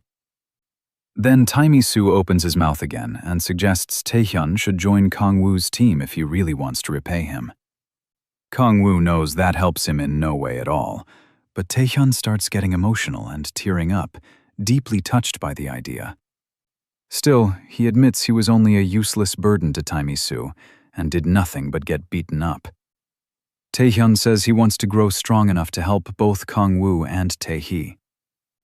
Tae-hee praises his courage and determination, while Kong Wu becomes sure these two idiots have lost their minds. After that, Taehyun bows and gets ready. Kong Wu admits it's not so bad having people owe him. The real problem is what to do with Tai-hoo. After the blockhead says goodbye to Taehyun, Kong Wu asks what level he is. Tai-hoo says he's level 12 and reached his second awakening not long ago. His first awakening skill was C rank, so he got here through hunting. Kong Wu is impressed and asks what rank the second awakening skill is. Taehyun Su says it's A rank, and Kong Wu admits the blockhead has more potential than he expected. Still, he wonders why he hasn't joined a guild. Taehyun Su says he was thinking about joining one before, but now he doesn't see the point. Kong Wu's face says he has no clue what this idiot means. Sadly for him, Taehyun Su says he's decided to stick with Kong Wu, still giving off that same hot-blooded Balrog vibe. Even so, he'd be a solid ally for Kong Wu. After all, players with a high second awakening usually get stronger third and fourth awakenings too. That makes Kong Wu think about Seola, who'll be getting her second awakening soon. In the end, Kong Wu accepts and lets Tae-hee Su join his team. Tae-hee Su then asks for his number so he can help whenever he's needed. As Kong Wu puts his contact info into the phone, he asks for one thing in return. The big idiot lights up, waiting for the request like a kid getting candy. Kong Wu tells him to party up and level with someone finishing basic training in a few days. That person is a healer, and Tae-hee Su happily agrees. Once the number is saved, Tae-hee Su promises to build a strong party and not disappoint him. After that, Kang Wu wonders if he should go straight to the Andres Guild. A moment later, he grabs the half-dead cow player and checks if he's still breathing. The poor guy tries to pull away, but Kang Wu has questions and warns him not to lie if he wants to stay alive. With a terrifying stare, he tells the man to nod if he understands. The guy quickly does. Then Kang Wu releases his neck. He learns the man's name is Kang Chol-ho. Nearby, Tae-hee-su looks uneasy about the way Kang Wu is questioning him. Kang Wu glares at Chol-ho and brings up what he said earlier about capturing a player and taking them back. Hearing that, Chol-ho starts sweating and claims he never said anything like that. Kang Wu answers with a kick to the face, and Chol-ho screams. One look in his eyes makes it clear that kick woke him right up. Kang Wu hauls him up again and asks if he remembers now. This time, Chol-ho admits the captives are taken alive as sacrifices. The useless thug keeps shaking in fear, while Kang Wu thinks over what he just heard. Then he throws Chol-ho aside. He also remembers Han Tae-hyun mentioning the same thing before. That's when Kang Wu gets an idea and breaks into a creepy smile. He grabs Chol-ho again and stares him down with cold, demonic eyes. Then he says he has a favor to ask. With that look on his face, Chol-ho is definitely about to regret his life choices. Later, Chol-ho heads past an alley carrying luggage. Someone stops him and shines a flashlight in his face. After confirming who he is, the man says he and Tae-ho had gone out to find sacrifices. He asks why Chol-ho took so long, then notices how badly beaten he looks. Since they went into a D-rank gate, that makes no sense. He also asks about Tae-ho, and Chol-ho says he's dead. The man is completely thrown off by that. Chol-ho tries to move on, but the man keeps asking how Tae-ho could die in a D-rank dungeon. As he hands over the luggage, Chol-ho says there was a high-level player inside, and Tae-ho died helping him kill that person. The man opens the suitcase and finds a body inside.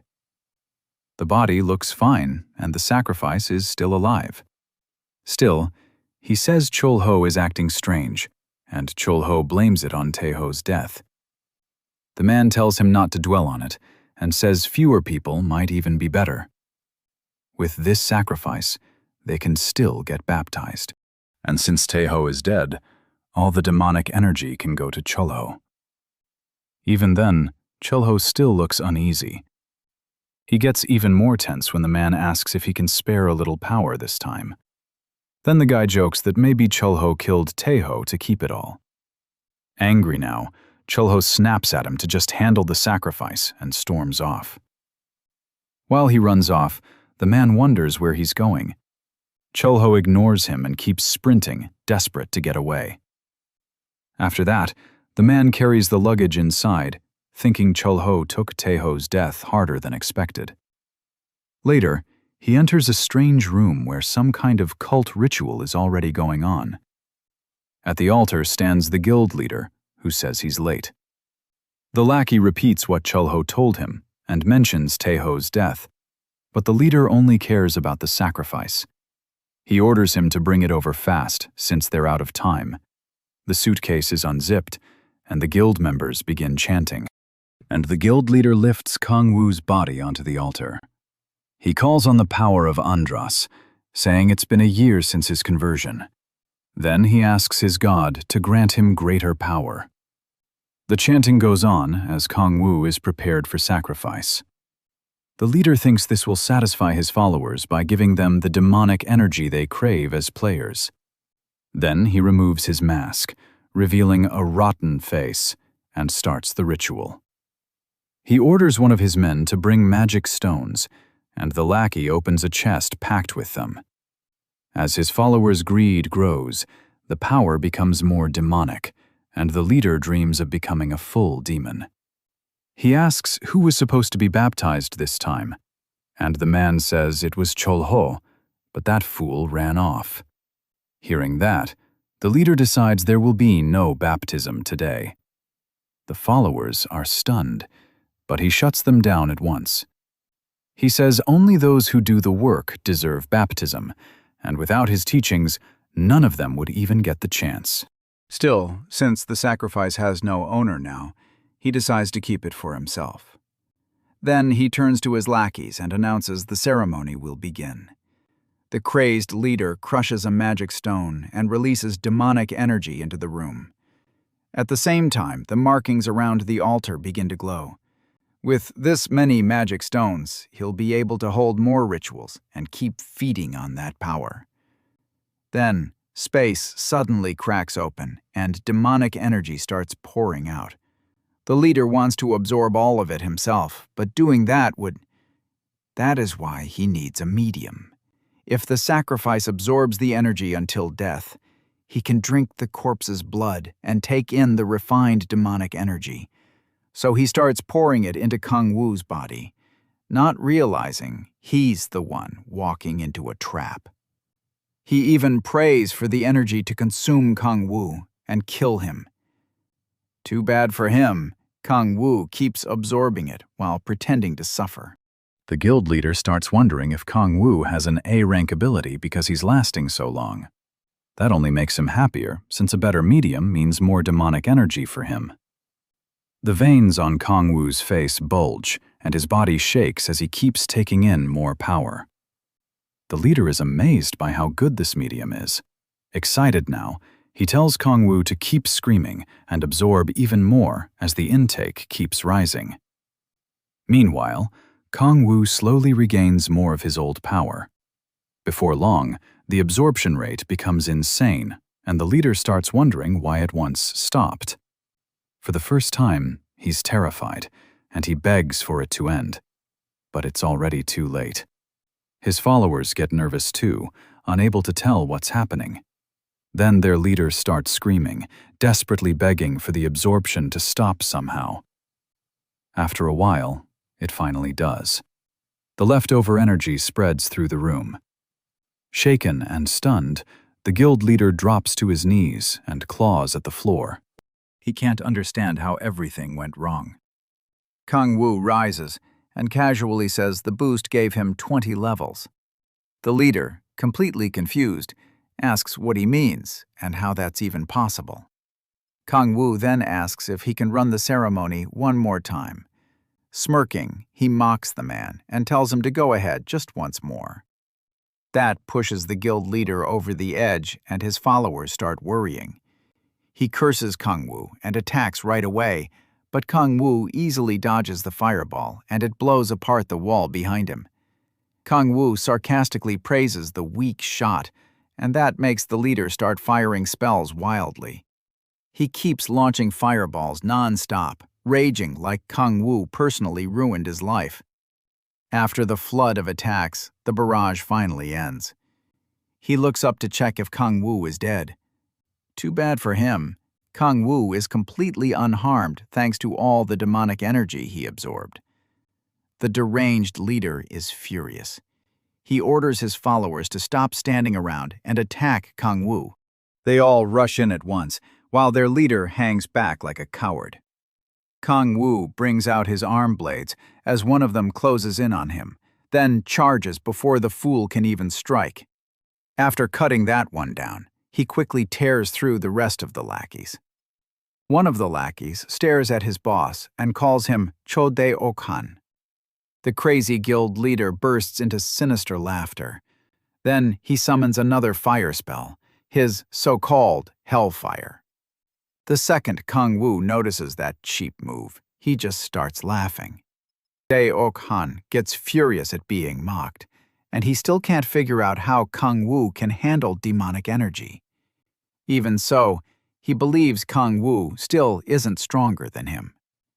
Kang Wu immediately shows him what real hellfire looks like. Dae Ok-han is stunned and can't understand how Kang Wu casts something that powerful. He starts shaking, unable to accept that anyone could hold more power than him. Then he looks at Kang Wu and sees a real demon staring back.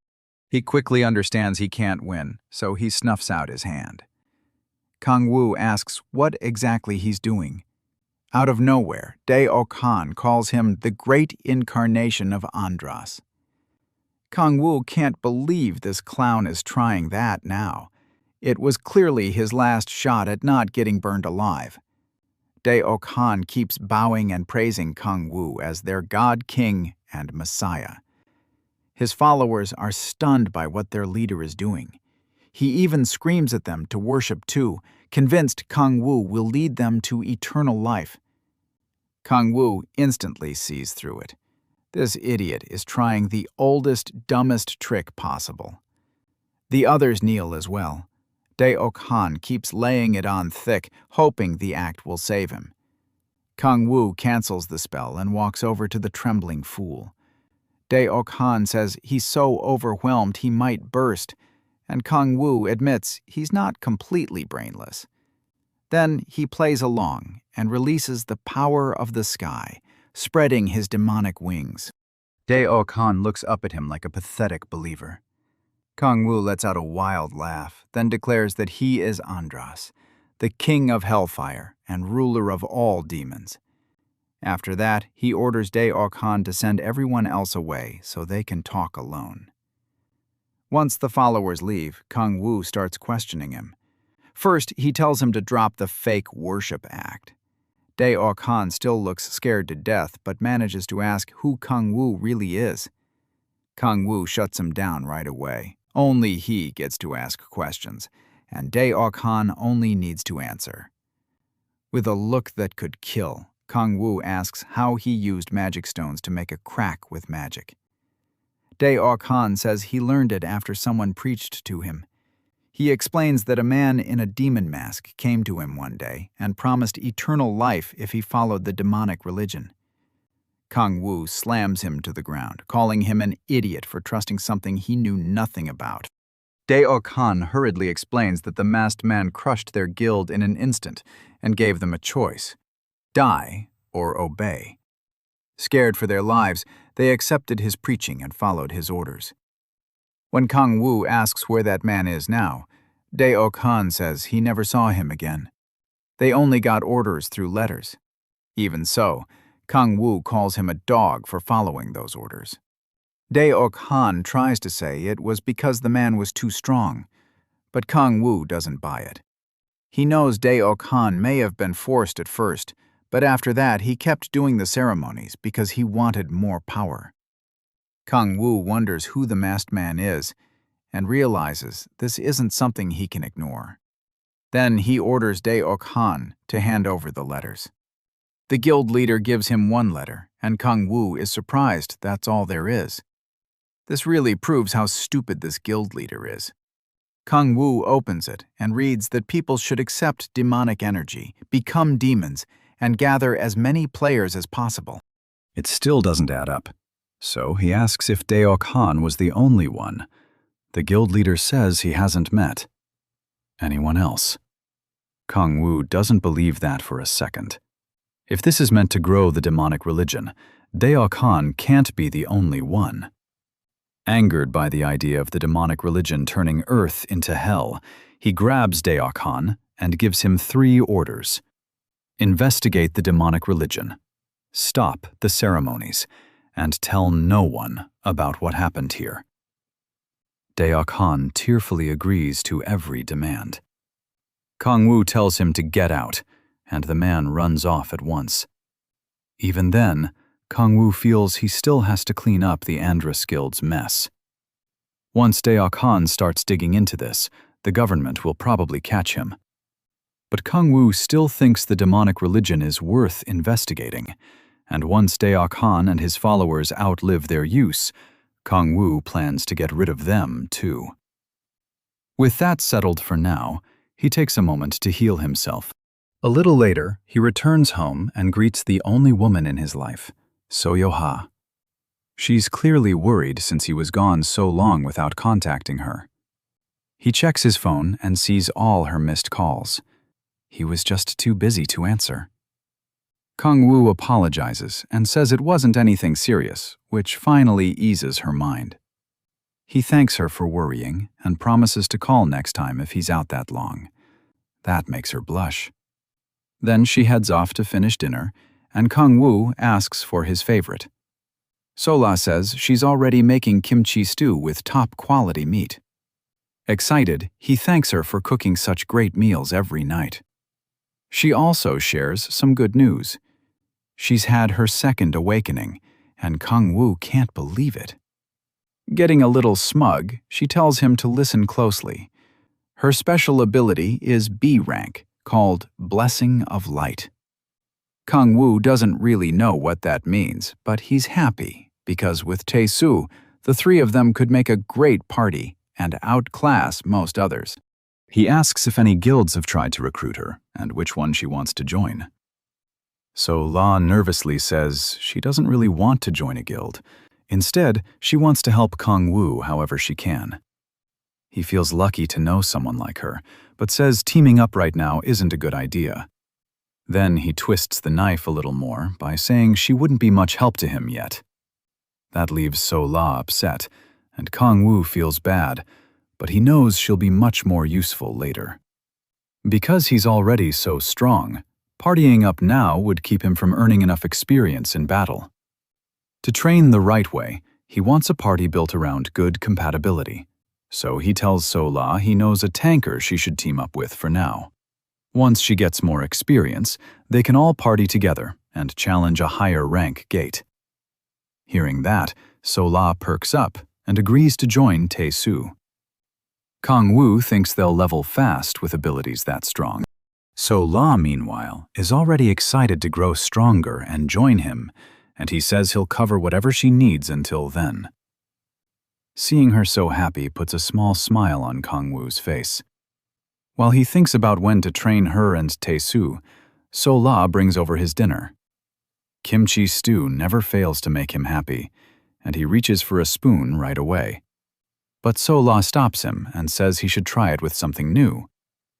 Then she drops ramen into the stew. To him, that makes it look almost divine. As he picks up his chopsticks, he swears to stop the demonic religion and protect both this world and his precious meal.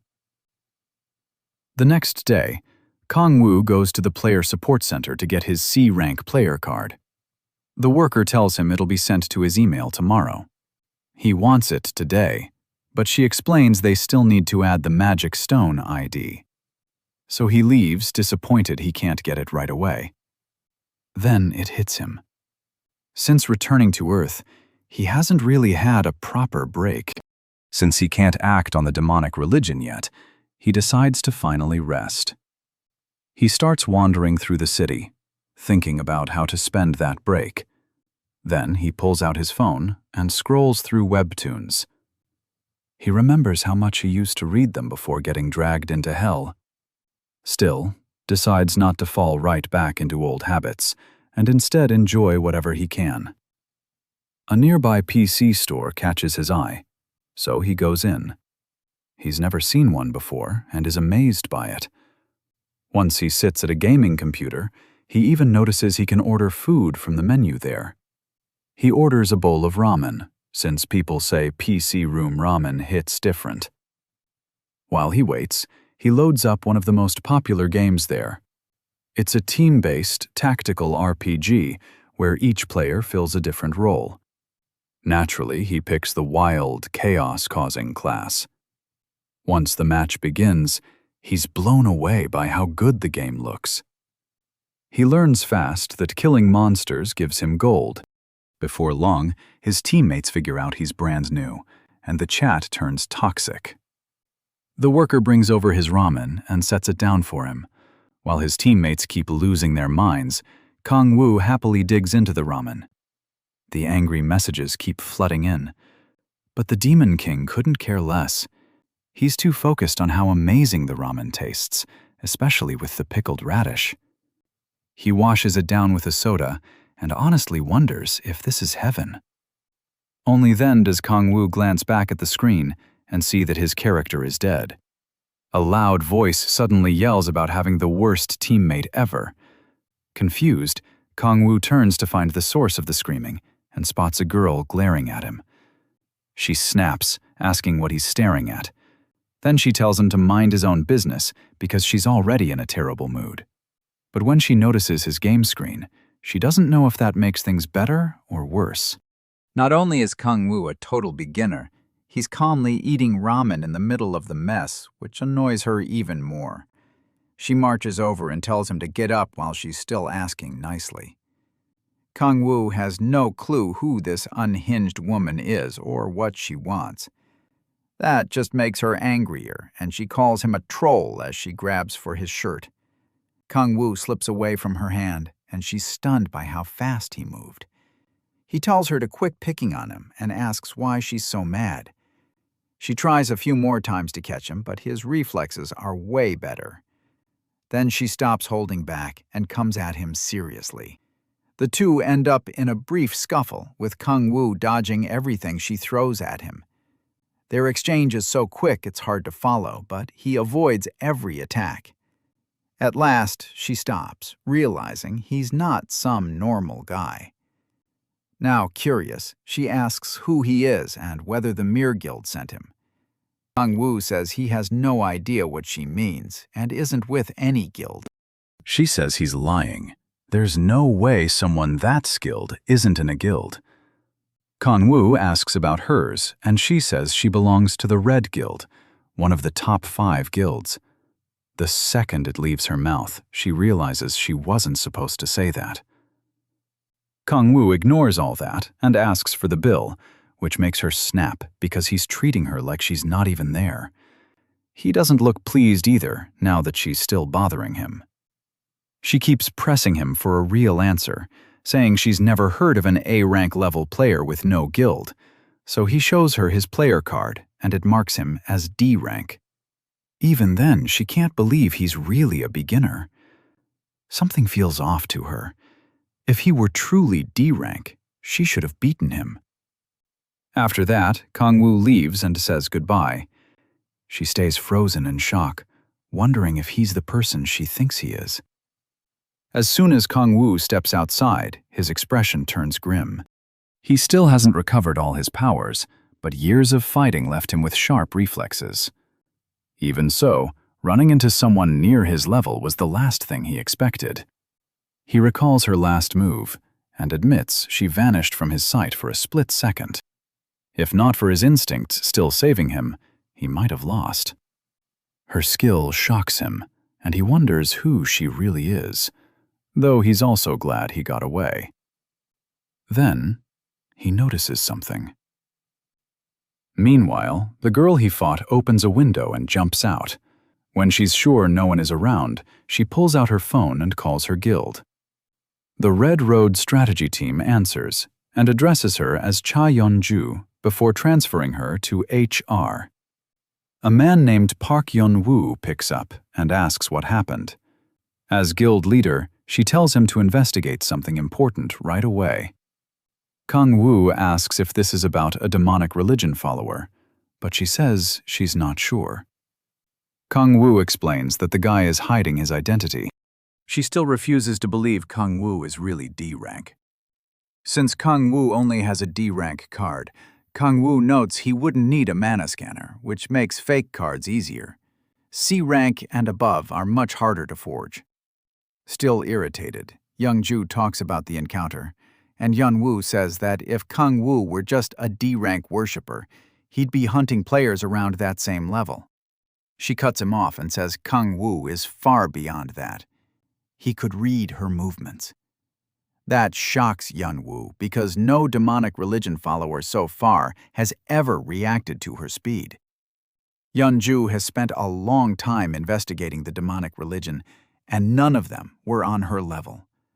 But after seeing Kang-woo move, she can't figure out what he really is. Because of his skill, they start thinking he might even be a manager or leader in the demonic religion. Frustrated, Yeon-ju grips a button she tore off tightly. Then she tells Hyun-woo to dig up information on Kang-woo as fast as possible.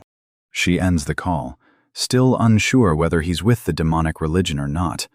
But one thing is clear. He could easily beat her. At the same time, Kang-woo realizes a button was ripped off his jacket. So much for perfect reflexes. Still standing in the alley, Xianwu thinks that if Kong-Wu is really a D-rank player with talent like that, her spot as a high-rank player won't stay safe. Meanwhile, Kong-Wu decides he needs to enter a C-rank gate as soon as his card arrives. He glances back for a moment, like he sensed hostility nearby.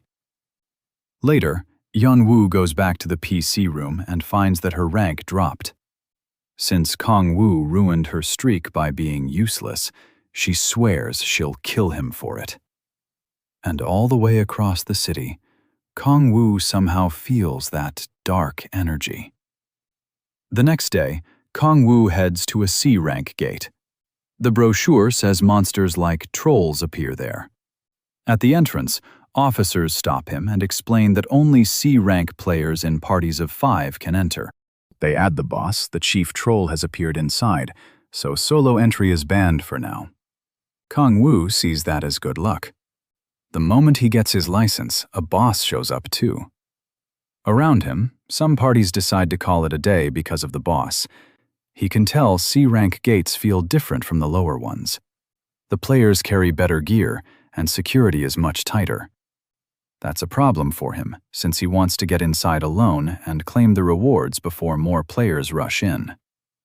Then he hears a group nearby getting fired up about killing the chief troll and making a fortune. At the same time, others sound much less sure of themselves. Fear and doubt spread through the crowd as people complain about the boss monster. That gives Kong-Wu a nasty idea, and it's easy to see why he used to be the king of demons. He slips behind a player mid-conversation and uses his power of rage on him. The effect hits instantly, and the man's whole attitude changes. He starts asking his teammates why they're always like this, and they stare at him, confused by the sudden outburst. The guy begins ranting about how thugs used to beat them up in middle school, and how he always wanted to tear those guys apart. When Gates appeared, he thought his wish had finally come true, that he wouldn't have to stay weak anymore. Then he starts shouting, asking why they still have to bow to monsters.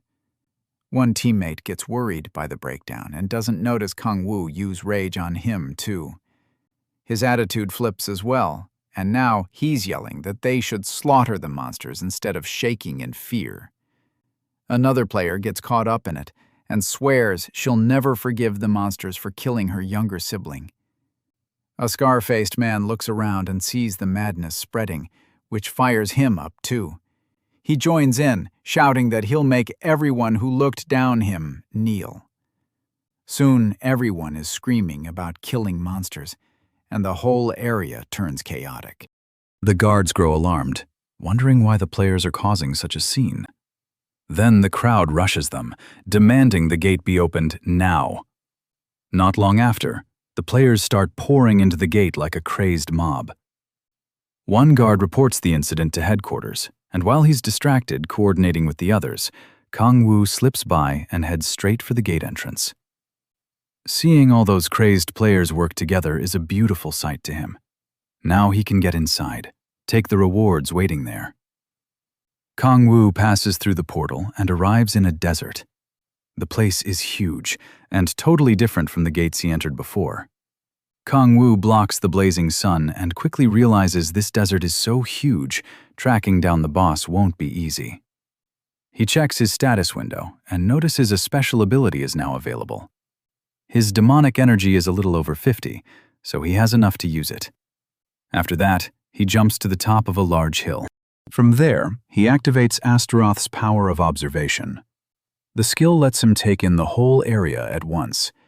Even with all that information coming in, he searches through it and spots a massive pack of trolls. Among them, he finds the chief troll. Then he shuts the skill off, since it's clearly draining him.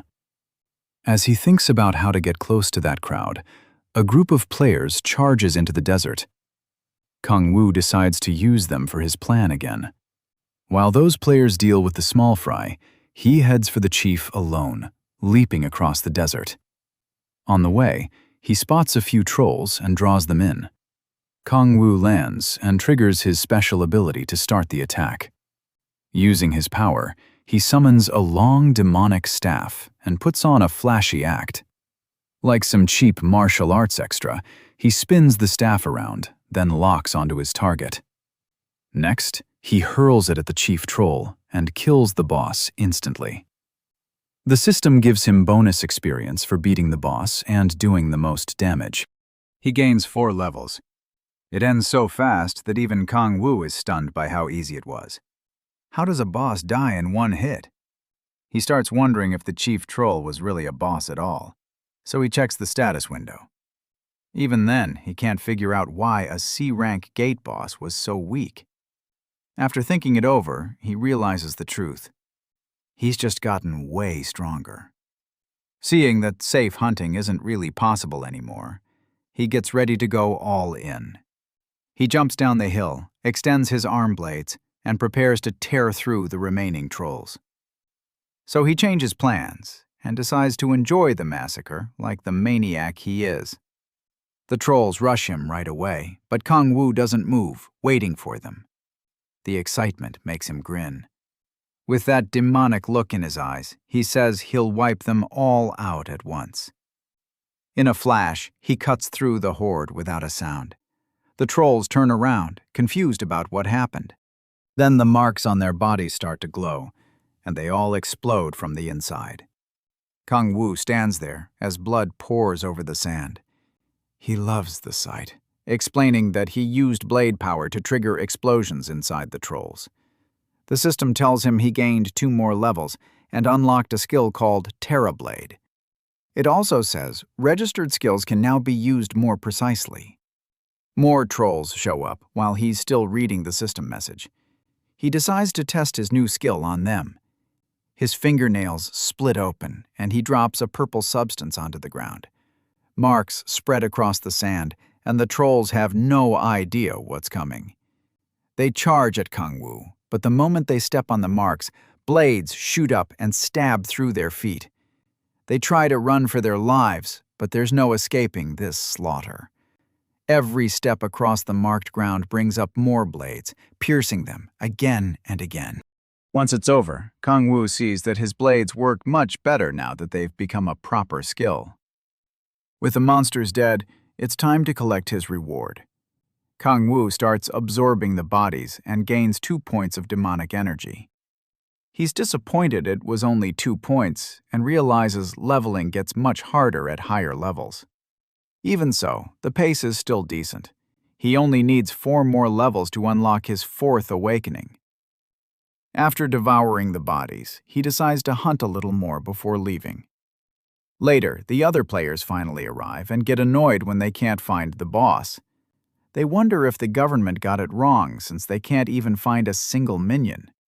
Then they remember seeing some trolls running away. They also find traces of the chief troll's corpse, but the body itself is gone. That kills their motivation, and they decide it's better to head back. One of them says they should keep searching, but even he gives up, while the group keeps complaining. Nearby, Kang Woo watches them in secret and is glad they still haven't found him. He decides to blend in with the crowd and slip out during the confusion. When the players leave the gate, they crowd the guards and demand compensation for wasting their time. During all that chaos, Kang Woo looks for a chance to get away. Then someone shouts for everyone to shut up, and he turns to look. A squad of soldiers arrives, and people recognize them as the Hwarang Corps. Everyone gets tense right away, because their appearance usually means trouble. The soldiers step aside to let a white-haired woman pass. The players recognize her as Baek Hwa-young, commander of the Hwarang Corps' 3rd unit. She looks like someone nobody wants to cross. She slams her sword down and orders everyone to be quiet. Her gaze sweeps over the crowd, and she says there have been reports of cow players appearing in D-ranked gates. As the Corps members move toward each player, Baek announces they'll inspect everyone who has reached their 3rd awakening. Kang Woo immediately gets nervous. This is bad for him. Annoyed by the whole situation, he tries to figure out how to get past Baek and her soldiers, all while hoping she hasn't noticed him. Beck keeps a close watch on the crowd in case anyone tries something. The soldiers try to calm people down, saying the inspection is simple. They're only looking for players on a watch list. Even so, Kang-woo knows he's done plenty of shady things, and he prays he's not on that list. With eyes everywhere, it's hard for him to even think about escaping, and sneaking past Beck won't be easy either. As he searches for a way out, rage starts building inside him. Then Beck walks up and asks for his player card. Trying to stay calm, he hands it over. While she checks the card, Kang-woo thinks about how careful he'll need to be now that the cow players are already making moves. They talk for a moment, and Beck says she can't just leave all the work to her subordinates. Kang-woo tries to charm her a little, telling her she looks really cool. Beck keeps searching for anything wrong with his card, but he keeps her busy with more questions. She confirms that cow players have been showing up a lot lately, which is why they're doing random checks. After verifying him, she gives the card back. As Kang-woo takes the card, he notices her hands are shaking slightly. He talks about cow players killing people for money, and she agrees, but he knows she's lying. He also knows the government is hunting the demonic order, too. Beck quickly says goodbye and moves to the next player. As she turns to go, Kang-woo asks for the suspect's name so he can report them if he sees them. She thanks him, but tells him to leave that to the professionals. He agrees, so he won't seem suspicious. Noticing he just reached C rank level, she advises him to keep leveling in D rank gates, and he thanks her. Beck calls Kang-woo a good person and says she hopes there will be more people like him. He accepts the praise, though he knows if there were more people like him, the whole world would be a mess. Then he watches Beck move on to inspect the next player. After that, he calls Soon and asks to meet up. A few days later, he meets Soo-hyun and Sola at a cafe. Soo-hyun finally meets Soo-hyun and asks if she's the healer Kang-woo mentioned. She greets him, but hesitates to shake his massive hand because she doesn't want it crushed. Soo-hyun stares at them like a creep and says she and Kang-woo look good together. Once they sit down, Kang-woo tells Soo-hyun he wants to take Solho with them into D-rank gates. The big guy agrees right away since having a healer helps him too. Things get awkward when he calls Solho Kang-woo's sister-in-law, and she starts blushing hard. Soo-hyun tells her not to worry about that and asks her to explain her ability in detail. Besides healing, she can also boost her teammates' strength, stamina, and dexterity.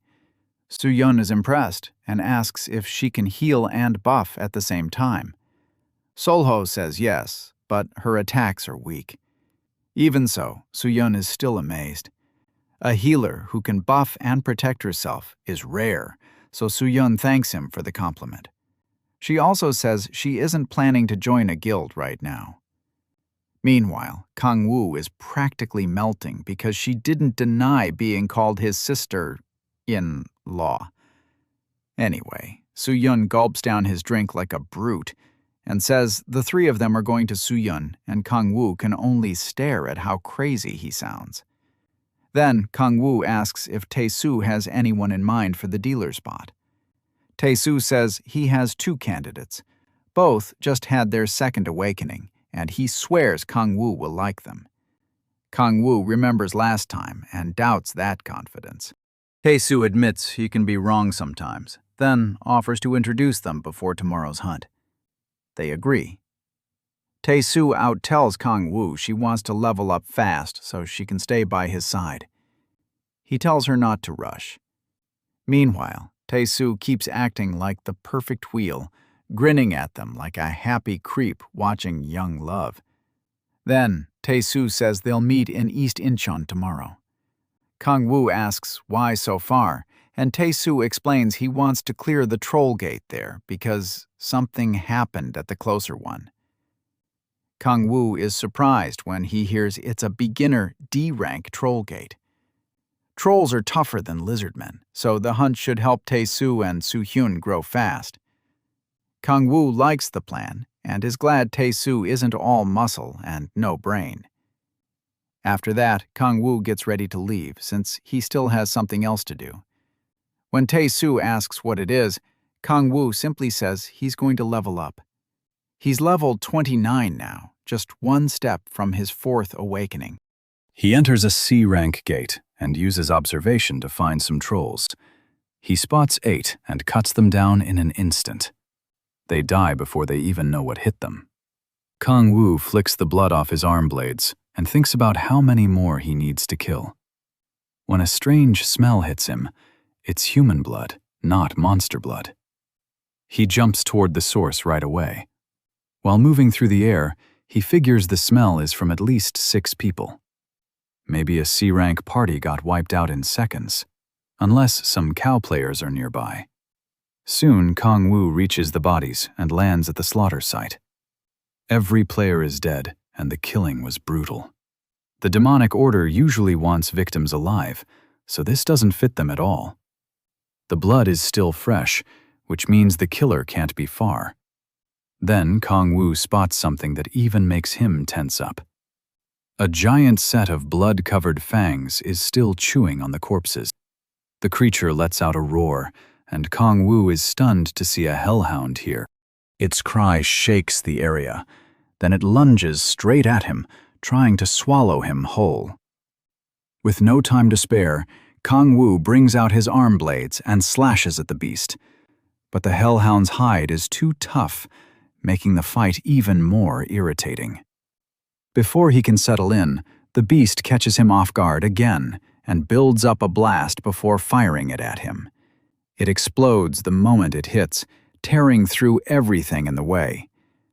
The hellhound watches the dust, waiting to see if Kang-woo died, but killing the Demon King won't be that easy. Kang-woo jumps into the air and decides to switch weapons. He summons a dark spear and releases its power.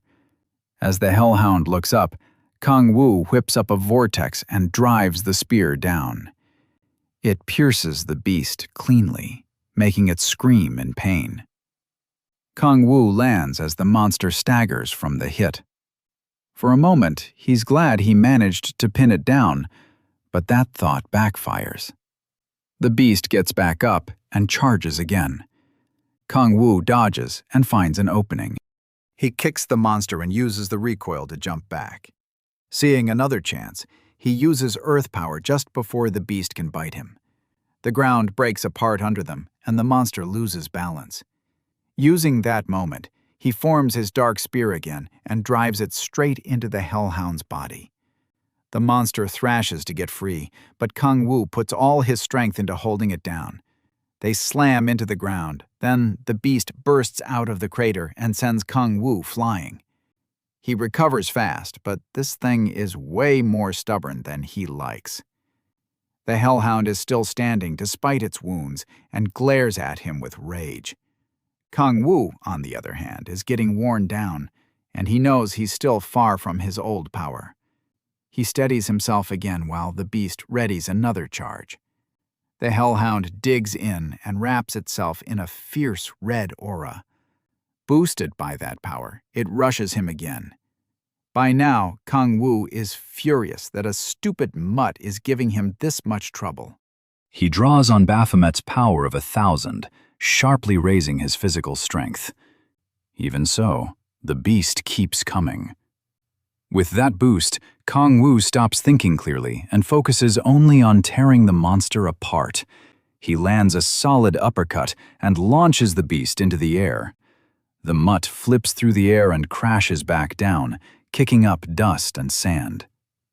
Kang-woo lets out a breath, and it almost feels like the fight is over, but the stubborn beast still won't stay down.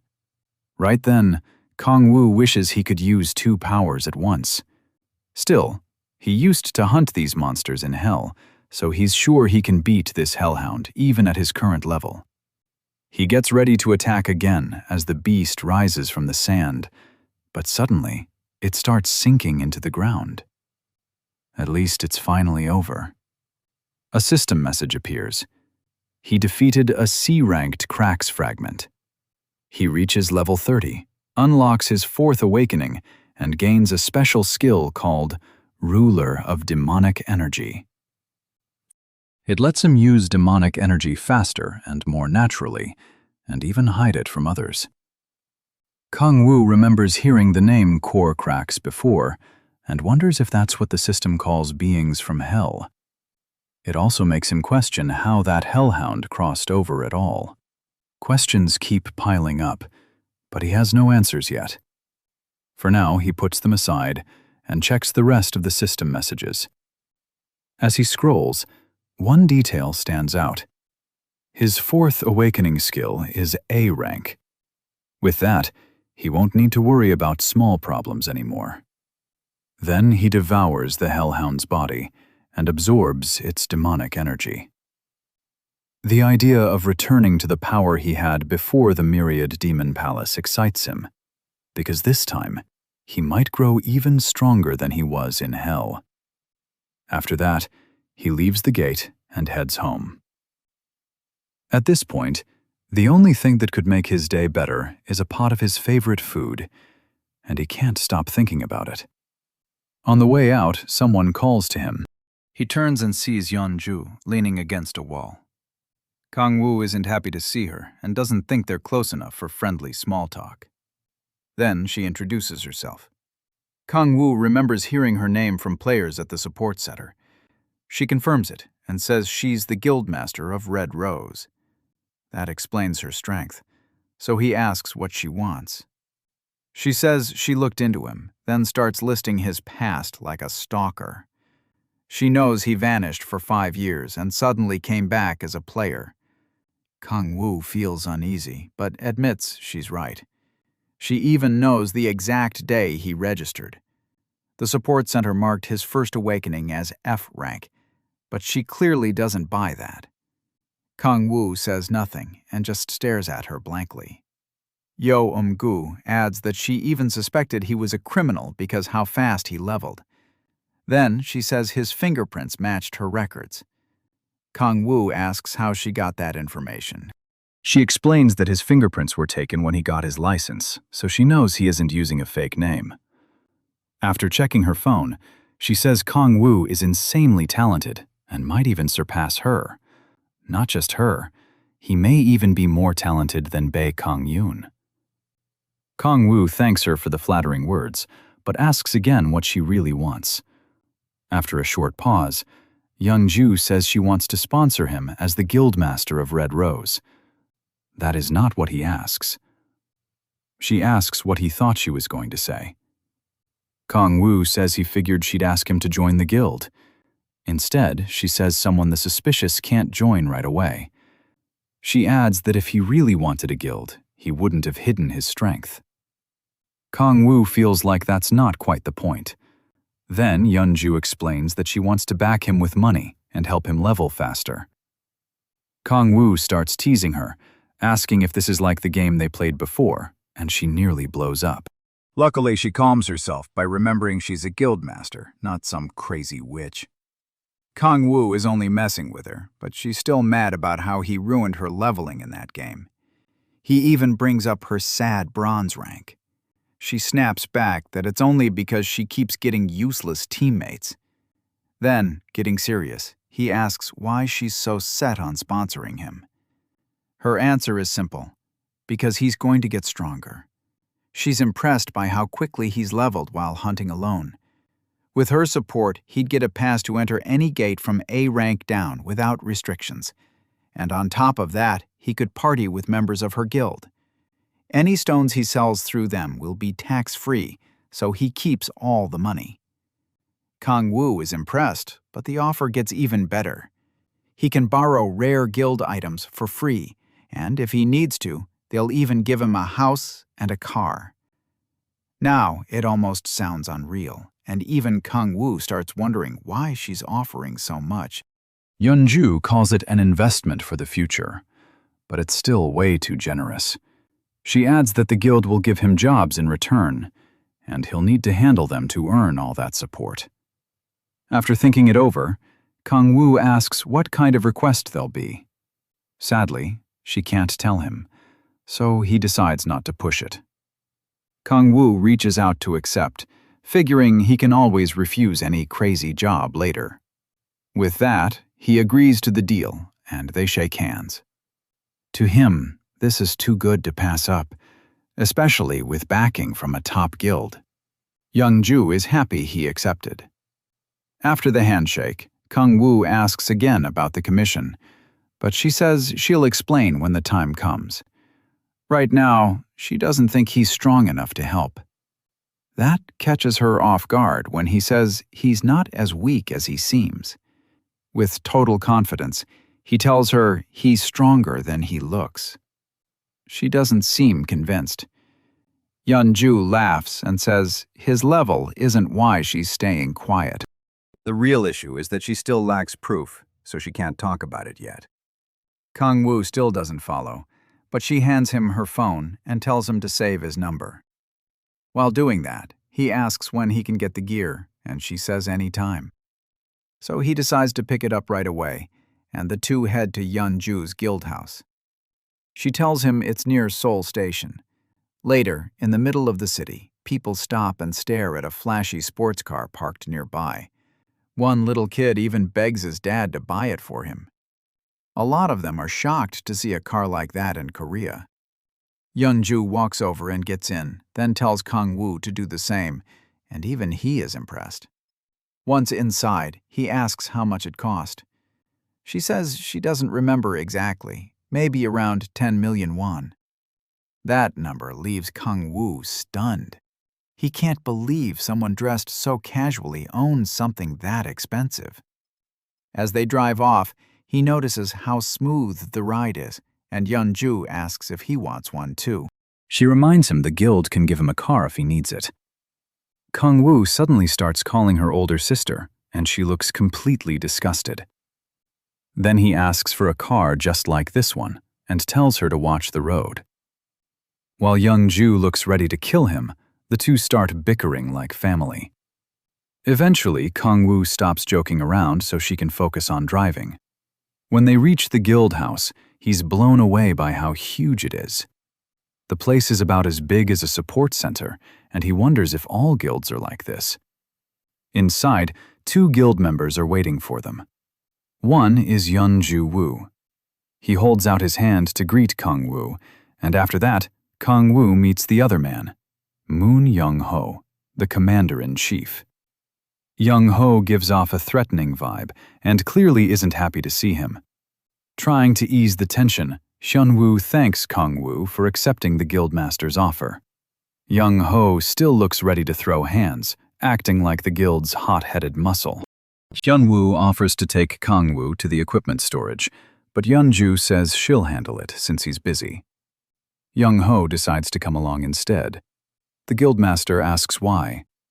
With a hard look, he says he wants to see what kind of person Kang-woo really is. She allows it, figuring they'll be seeing each other often anyway. They ride the elevator to storage, where Yeon-ju tells the protagonist he can borrow anything up to epic rank. She opens the doors, and Kang-woo is stunned by what he sees. Once inside, she explains that he can even borrow unique items if he leaves a deposit. Looking over all the weapons, NC is like a kid in a candy store. He asks about legendary and mythic gear, and Yeon-ju says the guild members are using those. Then he asks if they have anything above legendary. She says yes, but the deposit to borrow one is 50 million won. He's shocked that's considered the discounted rate, which only reminds him how broke he is. When he asks to inspect the gear, Yeon-ju suddenly slams his weapon into the floor. Both of them are confused by his anger. He steps forward, giving off a threatening air. Then he tells Kang-woo to use honorifics, and the protagonist has no clue what this idiot is on about. Young-ho says he needs to speak respectfully when talking to their guildmaster. His face twists with even more anger. Kang-woo just smiles and says he doesn't want to. That dumb brute lifts his weapon to attack the Demon King, but freezes when someone shouts his name. MC stays calm, ready for whatever happens, while Yeon-ju demands to know what Young-ho thinks he's doing. She's furious and looks ready to tear him apart. The guildmaster demands an explanation, but he's too scared to answer. Oh Kang-woo quietly watches as she scolds Yeonju and tells him to stay out of it. He's surprised by how fast the brute settles down. After that, Yeonju also warns him to be careful, since Yeonju could cripple him. He shrugs it off, but he can tell her guild members are fiercely loyal.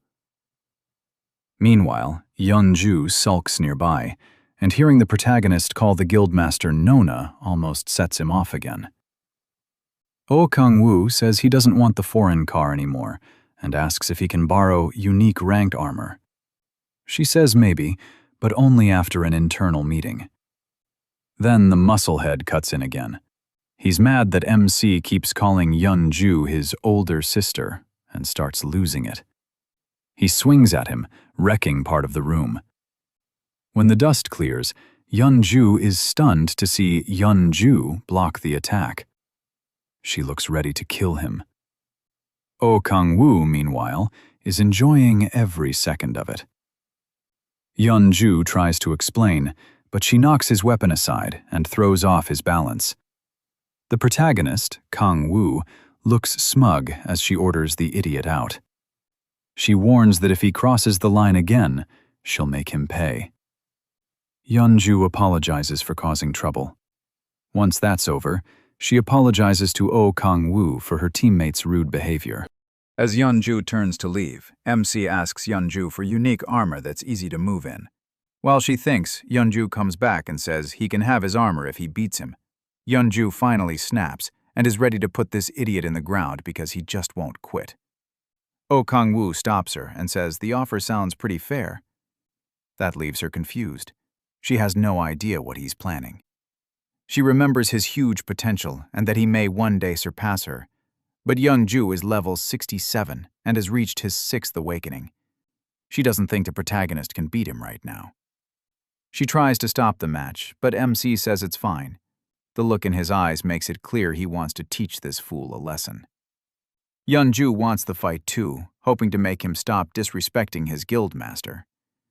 Yeonju still can't figure out what Oh Kang-woo is up to, but he's already loosening up for the fight.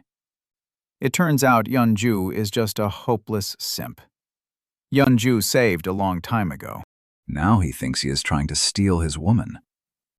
Meanwhile, Yeonju is worried sick, but the Demon King doesn't care at all. A little later, they head to the training room, and Oh Kang-woo compliments the place. Yeonju again tells him this fight is crazy, but he isn't worried in the slightest. While he warms up, Yeonju tells him to begin whenever he's ready, sounding way too confident. He even says the protagonist can attack however he wants for the first 3 seconds. MC asks if he's serious, and tells him to quit acting arrogant and pick up his sword. Yeonju ignores him, so he gives the idiot one more chance to grab it. The commander says he has no reason to use full power against someone like him. Oh Kang-woo laughs and decides to give him exactly what he asked for. Power gathers under his feet, and in the blink of an eye, he rushes forward and drives a straight kick into Yeonju's stomach before the guy can even react. Yeonju goes flying and slams hard into the wall. The hit knocks the wind out of him, and his eyes go empty. He drops to his knees, groaning in pain. Yeonju can only stare in shock. Yeonju forces himself up, but he has no idea what kind of move. Oh Kang-woo just used twisting in pain. He realizes his armor is the only reason he lived through that. With no choice left, he finally draws his sword. Now he squares up to face him. He still can't understand how someone who's only been a player for 3 weeks could be this strong. In a mocking voice, Oh Kang-woo reminds him he was supposed to get the first 3 seconds. Yeon-ho demands to know what he did. The protagonist tells him the answer is simple. He's just stronger. Yeon-ho still won't accept it. He bites his lip and tries to recover, but he's barely able to stand. Nancy laughs at him for thinking he was some rookie. Then he mocks Yun-ho for crying about a fight not going his way. After that, he says playtime is over and starts getting serious. Yun-ho grits his teeth, but anger is all he has left. With Yun-ju watching, he knows he can't afford to embarrass himself. He tightens his grip and pours power into the blade. A bright light erupts from the sword and shoots straight upward. Then he locks eyes with the demon who makes fun of his skill name for sounding lame. Oh Kang-woo keeps pushing his buttons, and Yun-ho keeps taking the bait. Burning with frustration and rage, Yun-ho charges with his sword. Oh Kang-woo knows he's still the commander-in-chief, so he won't go down that easily. He uses his shadow power and lays a trap. Yun-ho never notices when he steps into the shadows. Yun-ho tries to warn him, but he already has him trapped. As Yun-ho swings down, the protagonist Kang-woo laughs at the useless attack. Yun-ho rushes in, and at that same moment, Oh Kang-woo appears from the side of the shadow. That's when Yun-ho realizes his target is gone. But before he can react, Mensi grabs his shoulder and tells him the fight is over. Then he releases a shockwave and blasts Yun-ho into the wall again.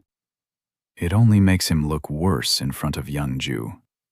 Yun-ho loses consciousness again and collapses. Yun-ju is left speechless and looks at Oh Kang-woo with fear in her eyes. The Demon King reminds her that he already said he was far stronger than Yun-ho thought.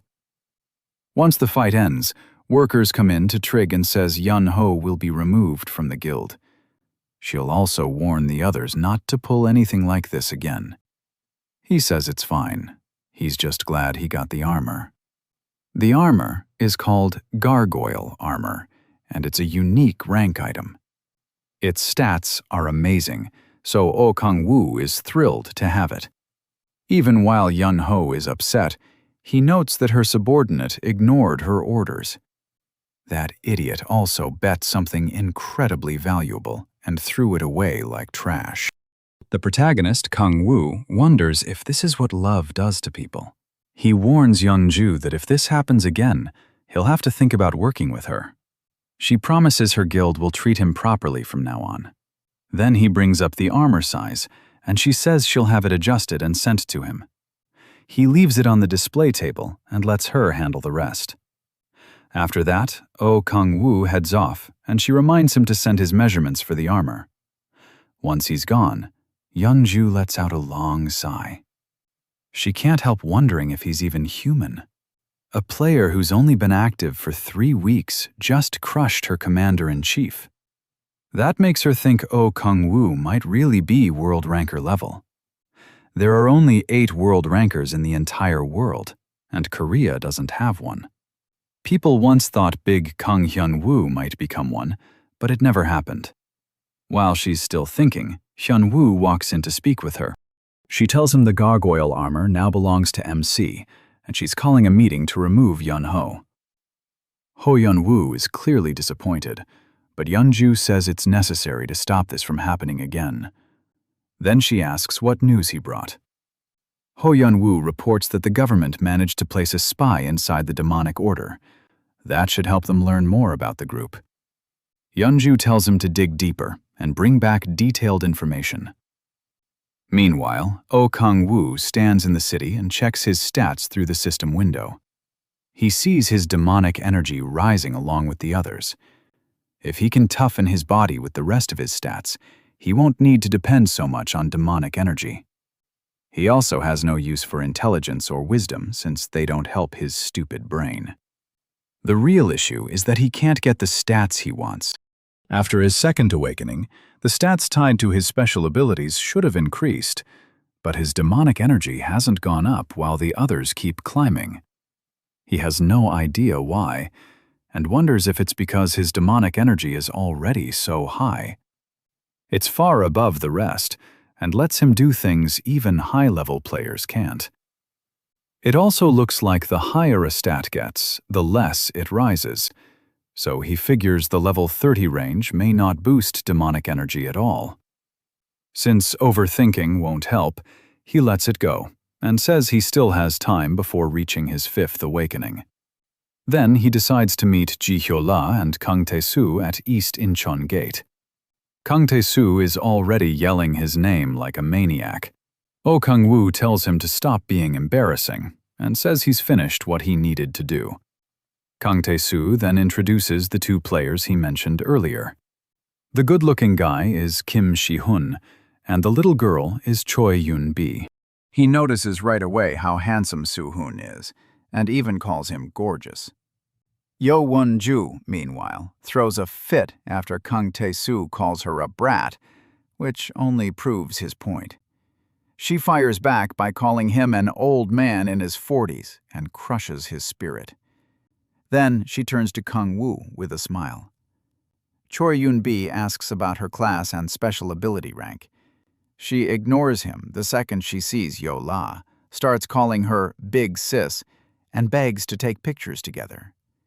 Choi Yoon-woo watches this and wonders if he just found the female version of Kang Tae-soo. Si-hun steps forward more calmly, introduces himself as a level 12 player, and says he's a warrior with an A-rank special ability. While Yo Won-bi keeps taking pictures, Si-hun also explains that she's a mage with a B-rank ability. Choi Yoon-woo thanks him and notices how calm and collected he is. On top of that, he has an A-rank ability and a second awakening, making Choi Yoon-woo think he looks like the hero of a manhwa. Tae-yo-soo asks what he thinks of the recruits. Kang-woo smiles and says they're pretty solid. At the same time, Si-hun gets dragged into Yo Won-ju's chaos and ends up taking a picture of her with Si-hun. The big dummy starts bragging, but Kang-woo reminds him his last party almost got him skewered. Tae-yo-soo just says the universe did that so he could meet Kang-woo.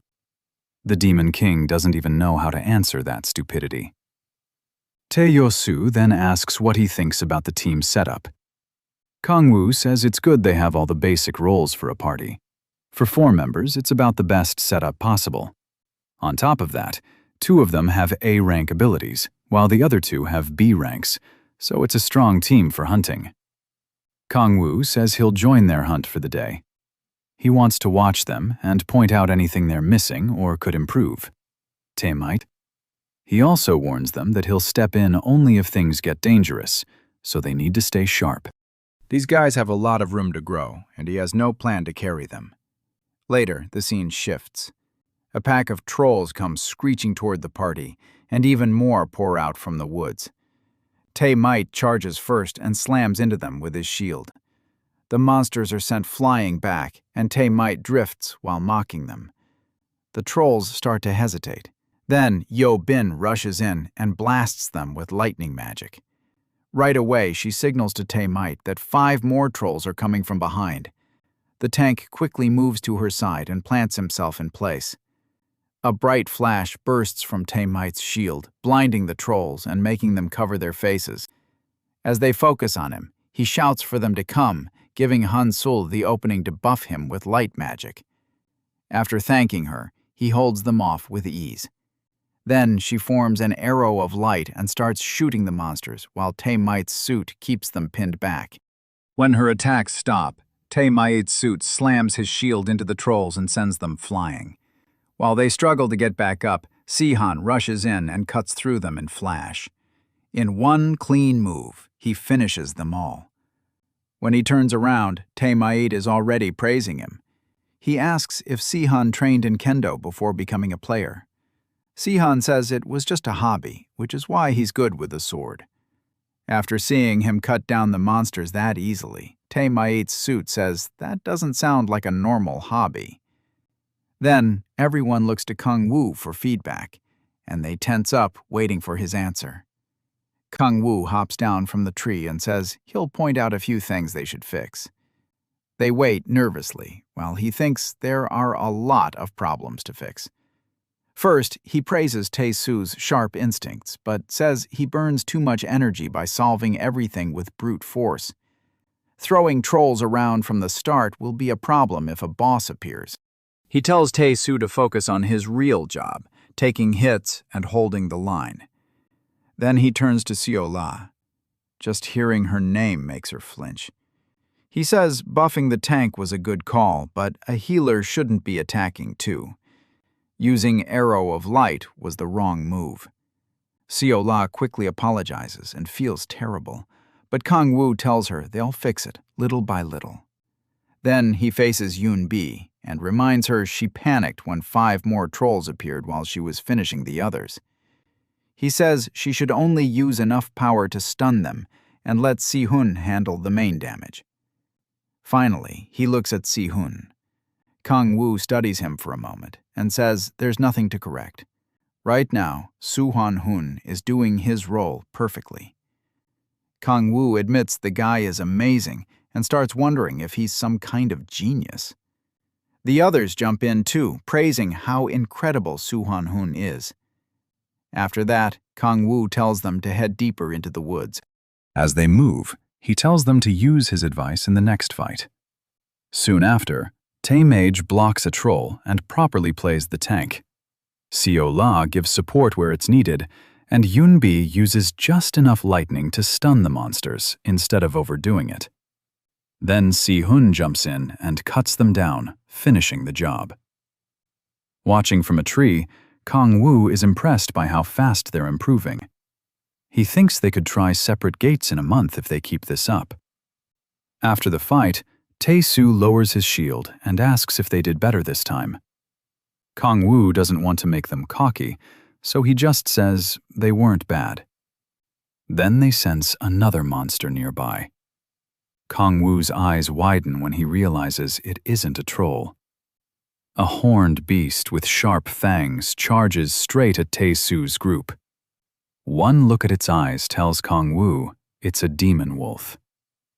Tae-su lifts his shield to stop the charge, but it doesn't look like he'll hold. Kang Wu moves to step in when he sees it's a demonic beast, but suddenly stops. Si-hun has already jumped in and starts attacking the wolf head-on. He forces an opening and tells Tae-su to get back. His blade cuts the monster, then he dodges its counter. Si-hun wraps his sword in a blue aura and keeps pushing the wolf back. Things are going well, but he can't react in time to stop its next strike. The demon wolf smacks him away and lunges in to tear him apart. Just when it looks like he's done for, Kang Wu steps in and shows the wolf what a real demon looks like. Using his enhanced strength, he drives it into the ground with one punch and cracks the earth. Si-hun can only stare, shocked by how strong Kang Wu is. Blood drips from Kang Wu's fist as the system announces the kill and tells him he leveled up. Kang Wu lifts Si-hun up like he's carrying a princess and asks if he's okay. The others rush over to check on him too. They're worried about Si-hun, and just as stunned that Kang Wu dropped the beast with a single punch. Siola starts healing Si-hun, while Tae-su keeps praising his sword skills. At the same time, Kang Wu is shocked that Si-hun fought a demonic monster that well. To him, the kid is way too strong. Meanwhile, Tae-su is hauling Si-hun around like a toy, and the poor guy begs him to put him down. So Kang Wu decides to support him instead and help him walk. With his hands on Si-hun's shoulders, he secretly uses his omniscient power to check his abilities. The status window shows Si-hun has a triple S rank, and he's also the descendant of the martial arts god. Kang Wu looks at him nervously and wonders who this kid really is. At the same time, Tae-su keeps offering to help him walk. The more Kang Wu looks at Si-hun, the more he feels this guy is the real main character. Another cooler person stealing his spotlight. He wonders if that insane swordsmanship comes from the martial arts god. Once Si-hun can walk again, he thanks Kang Wu for helping him. But Kang Wu starts thinking the kid could become a threat to him. Just like with Yong-ju, he decides to stay friendly with Si-hun and build a good relationship. Still, he knows things could go wrong, so friendship alone isn't enough. For now, though, Kang Wu doesn't think Si-hun is the type to suddenly turn on him, especially after risking himself to save Tae-su. At the same time, He also thinks the kid is kind of a pathetic loser. Meanwhile, Yun-bi tries giving Si-hun an electric massage. Not knowing how any of this will end makes Kang-woo grin like a madman. While he's lost in those dark thoughts, Si-lee slaps him out of it and asks if he's okay. He says he's fine and pushes those thoughts aside. Then the group starts asking the real question. Why did a demon wolf appear in a D-rank gate? They also thank Kang-woo for saving them. Si-lee's slut is that Si-lee-hun is doing much better after her healing. Tae-soo and Yun-bi try to calm Si-lee-hun down so he doesn't push himself too hard. Kang-woo walks over and Si-lee-hun says he feels a lot better thanks to Si-lee-hun. Hearing that Kang-woo is relieved, he's okay. Si-lee-hun looks at him with shining eyes, thanks him again and says he's incredibly strong. Tae-mi-soo and Si-lee-hun keep fawning over Kang-woo, and Yun-bi can barely stand how pathetic they look. Tae-mi-soo goes on, saying he's never seen anyone with a second awakening like Kang-woo. Then he asks why Si-lee-hun hasn't joined one of the big guilds yet, since someone that strong could get into any of them. When Tae-mi-soo suggests the Mare Guild, Si-lee-hun starts to shake a little. He says he has no plan to join any guild, especially not Mare. Tae-mi-soo gets confused and asks if he has a problem with that guild, but Si-hun tightens his grip on his sword and says it's nothing. Even Tae-mi-soo realizes he pushed too far, so he apologizes for digging into his past. Si-lee-hun says it's okay and apologizes for getting so worked up about the topic. After that, Kang-woo says they should all head home so Si-hun can rest. Si-lee-hun insists he can keep hunting, but Kang-woo tells him not to overdo it. Then Tae-mi-soo asks if Kang-woo will join them again tomorrow, but Kang-woo has no intention of hanging around that loud idiot. He's disappointed, but Kang-woo reminds them he can't always watch over them. They need to learn to hunt on their own. Tae-mi-soo says he'll focus on leveling up, and the group starts to leave. Once they exit the gate, Kang-woo tells Si-lee something came up, so she'll have to head home without him. He checks his phone, sees the missed calls, and says it's urgent. She asks about dinner, and he tells her to eat first because he might be late. Si-lee's sign isn't happy to hear that, but she tells him to be careful. He promises he'll come home as soon as he can. After that, they say goodbye. Once Si-lee disappears into the crowd, Kang-woo decides to start whatever plan he has in mind. Meanwhile, Si-lee-hun checks his phone at a bus stop. As he looks through the bus routes and thinks about the Mare Guild, Kang-woo walks up and says he needs to talk. With a serious face, he says it's important and suggests they go somewhere private first. A little later, they arrive in a quiet alley. When Si-lee-hun innocently asks what this is about, Kang-woo suddenly drives a punch into his stomach, knocking the breath out of him. Then he grabs Si-lee-hun by the collar and throws him down. The poor kid tries to ask what he's doing, but Kang-woo drops a knee onto his chest and says he's making insurance. Holding him there, Kang-woo says Si-lee-hun is going to become very strong, so he wants them on friendly terms. Looking completely insane, Kang-woo says he wants them to become true comrades. Struggling to speak, Si-hun asks why he has to do this just to become friends. Kang-woo then injects demonic energy into him. Si-hun starts writhing in pain and soon begins to black out. Kang-woo uses soul subordination, reaching for Si-hun's heart. While doing it, he says Si-hun won't remember any of this and will go back to hunting like nothing happened. Then Si-hun's heart changes into a strange demonic one with eyes and teeth. As Si-hun keeps suffering, Kang-woo leans in and tells him he'll grow stronger with Han Sola and Tae-soo, and together they'll become the strongest party. A moment later, the demon lord lets go of his heart and says that if Si-hun becomes his subordinate, he'll get to use part of Kang-woo's power. Si-hun can barely stay awake after everything he just went through. Meanwhile, Kang-woo stares down him with a twisted smile and says they'll be great comrades. Not long after, Si-hun finally comes to and hurriedly tries to stand.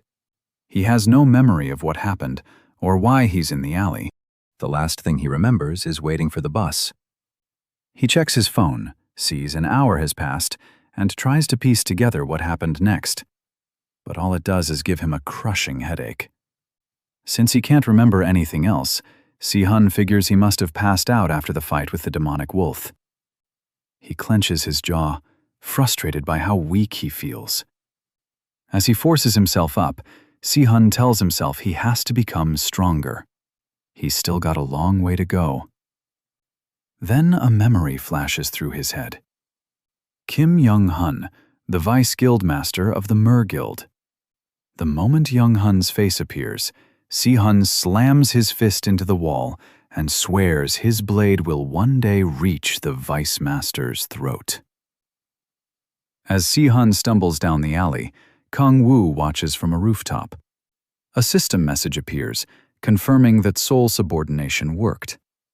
Satisfied, he decides to save the commands for later, now that he has the insurance he wanted. For now, he just plans to. Meanwhile, Si-hun checks his phone, completely clueless that a mad demon lord has already turned him into his pawn. He finally makes it back to the bus stop and hurries onto a bus. Kang-woo keeps watching, saying Si-hun's talent could someday rival Balak's, once it fully develops. He plans to use this new subordinate against the demonic order, since the Myriad Demon Palace is still partly sealed. Like a total stalker, Kang-woo watches Si-hun board the bus and promises to support him however he can. So, yes, our protagonist is being pretty creepy here. Then he gets a call from Cho Do-kyun. He answers, and Do-kyun says he found something important. He isn't fully sure, but says he detected demonic energy, and it doesn't seem like it came from the human. Kang-woo guesses it was a demon and asks where the trace was found. Do-kyun says it was at the B-rank gate near Waijongbu, and Kang-woo realizes another demon has appeared. He remembers the Hellhound and Demon Wolf showing up at other gates and gets excited that a stronger demon might help him level up even more. Checking his stats, he feels this could let him reach his 5th awakening. The next day, a train pulls into Waijongbu Station, and he gets ready to get off. He's getting sick of riding the train like a normal civilian and thinks it's about time he buys that car. While looking over information on the gate's monsters, he overhears a player say something strange is happening inside. Apparently, some kind of monster mutation occurred, and because of that, nobody is being allowed in, no matter how big their party is. The guards explain that the mutation has made the gate too dangerous, but the players keep arguing. Then, an announcement says 10 players have died because of the incident, so access to the gate is now restricted. That number shocks everyone. 10 deaths is a lot, even for a B-rank gate. Kang-woo already knows a demon is rampaging inside, but even he didn't expect the gate to be locked down. Reporters press the guards for details, saying the public needs to know what's inside if the gate is being blocked. The guards finally say the creature looks like a lion. Hearing that, Kang-woo identifies it as a bee-war, one of the strongest predators from the second hell. It looks like a lion, has 5 legs, and carries a cauled full stomach. If it eats 5 prey in one day, it becomes full and stops attacking first. Just remembering those creatures from hell makes Kang-woo feel sick. But if there are already 10 dead, that means the bee-war showed up at the gate 2 days ago. So his plan is simple. Feed it 5 monsters, then kill it once it's full. After deciding that, he calls Young-ju. She clearly isn't happy to hear from him, especially since she's in the middle of training. But he asks her to get him into the B-War rank gate, despite the restrictions. He says she can pull it off because she has good connections with the higher-ups. Kung Woo hears loud crashing over the phone before she asks if he really needs to enter that gate. Yeonju warns him it'll cost a lot, and he promises to pay her back after it's done. She just hopes he's not planning to get torn apart in there. Then she tells him to hand the phone to a guard. Kung Woo walks over and says Yeonju wants to speak with him. The guard is stunned that someone like her is calling for him. As he takes the phone, the people nearby start wondering who Kung Woo is and how he can contact Yeonju so easily. After a nervous breath to steady himself, the guard tells Kung Woo he's allowed in as an investigator. In return, if he defeats the monster, he has to report what he learned about it. Kung Woo agrees and says he'll do what he can. That only makes the reporters even more eager to find out who he is. As they crowd around him, someone suddenly shouts for him to stop. Kung Woo turns and sees a group from the Merc Guild. Their blue-haired leader is Kung Sung-soo. Since Kung Woo got permission to investigate, Sung-soo thinks his guild deserves the same treatment. He walks over and asks if Kung Woo is the hunter the Red Rose Guild has been backing lately. One look at the gargoyle armor confirms it. Kung Woo starts getting annoyed when Sung-soo questions Red Rose's support and talks trash about the guild. Still, he brushes it off and says he'd rather go alone than with a party. The rest of the Merc Guild members watch while their leader mocks him for acting like a B-rank gate will be as easy as a C-rank one. Sung-soo goes further, saying people like Kung Woo die fast. He claims Kung Woo is chasing fame by hunting the mutated monster, and asks since when Fourth Awakening players became this nosy. Sung-soo keeps trying to provoke him, but Kung Woo says nothing. Then, something in Kung Woo snaps when Sung-soo mistakes his silence for fear. The idiot even tells him to join their party so he won't die alone inside the gate. Kung Woo accepts, acting timid and saying he's scared to go in by himself. But behind that innocent act, he's already decided to enter with Sung-soo's group for a much darker reason. After counting the 5 other party members, he realizes they're the exact number he needs to be. Sung-soo is just extra, and Kung Woo can't wait to deal with him too. Earlier, Sung-soo got a call from Vice Guildmaster Kim Young-hoon, who ordered him to humiliate Kung Woo in public and make Red Rose look bad. That's why he started all this. Back in the present, Sung-soo hesitates, wondering if Kung Woo really means it about joining them. His plan to embarrass Kung Woo in front of the reporters isn't working, and now he's worried he's the one starting to look bad. In the end, he agrees to go in with Kung Woo, leaving everyone shocked that the Merc Guild and Red Rose Guild seem to be working together. Even Sung-soo's own party starts feeling uneasy as Kung Woo walks ahead of them. The reporters know they've got a huge story. Meanwhile, as Kung Woo heads for the gate, Sung-soo stops provoking him and writes him off as a coward. What he doesn't know is that Kung Woo plans for this to be the last time these 2 guilds ever cooperate. Once inside the gate, Kung Woo suggests they combine forces to catch the mutated monster. Sung-soo spits near him and asks if he has any pride at all. He can't tell whether Kung Woo is really that dumb or just Kung Woo stays quiet while Sung-soo keeps insulting him and calling him pathetic. The others join in, trashing Yeonju and the Red Rose Guild while bragging about their own guild and Vice Guild Master.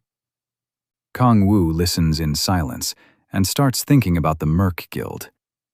Its guildmaster, Kim Jae-hyun, also runs a company called Merc Electronics. He and his son, Young-hoon, awaken his players, then use the company's money to level up fast and build the Merc Guild.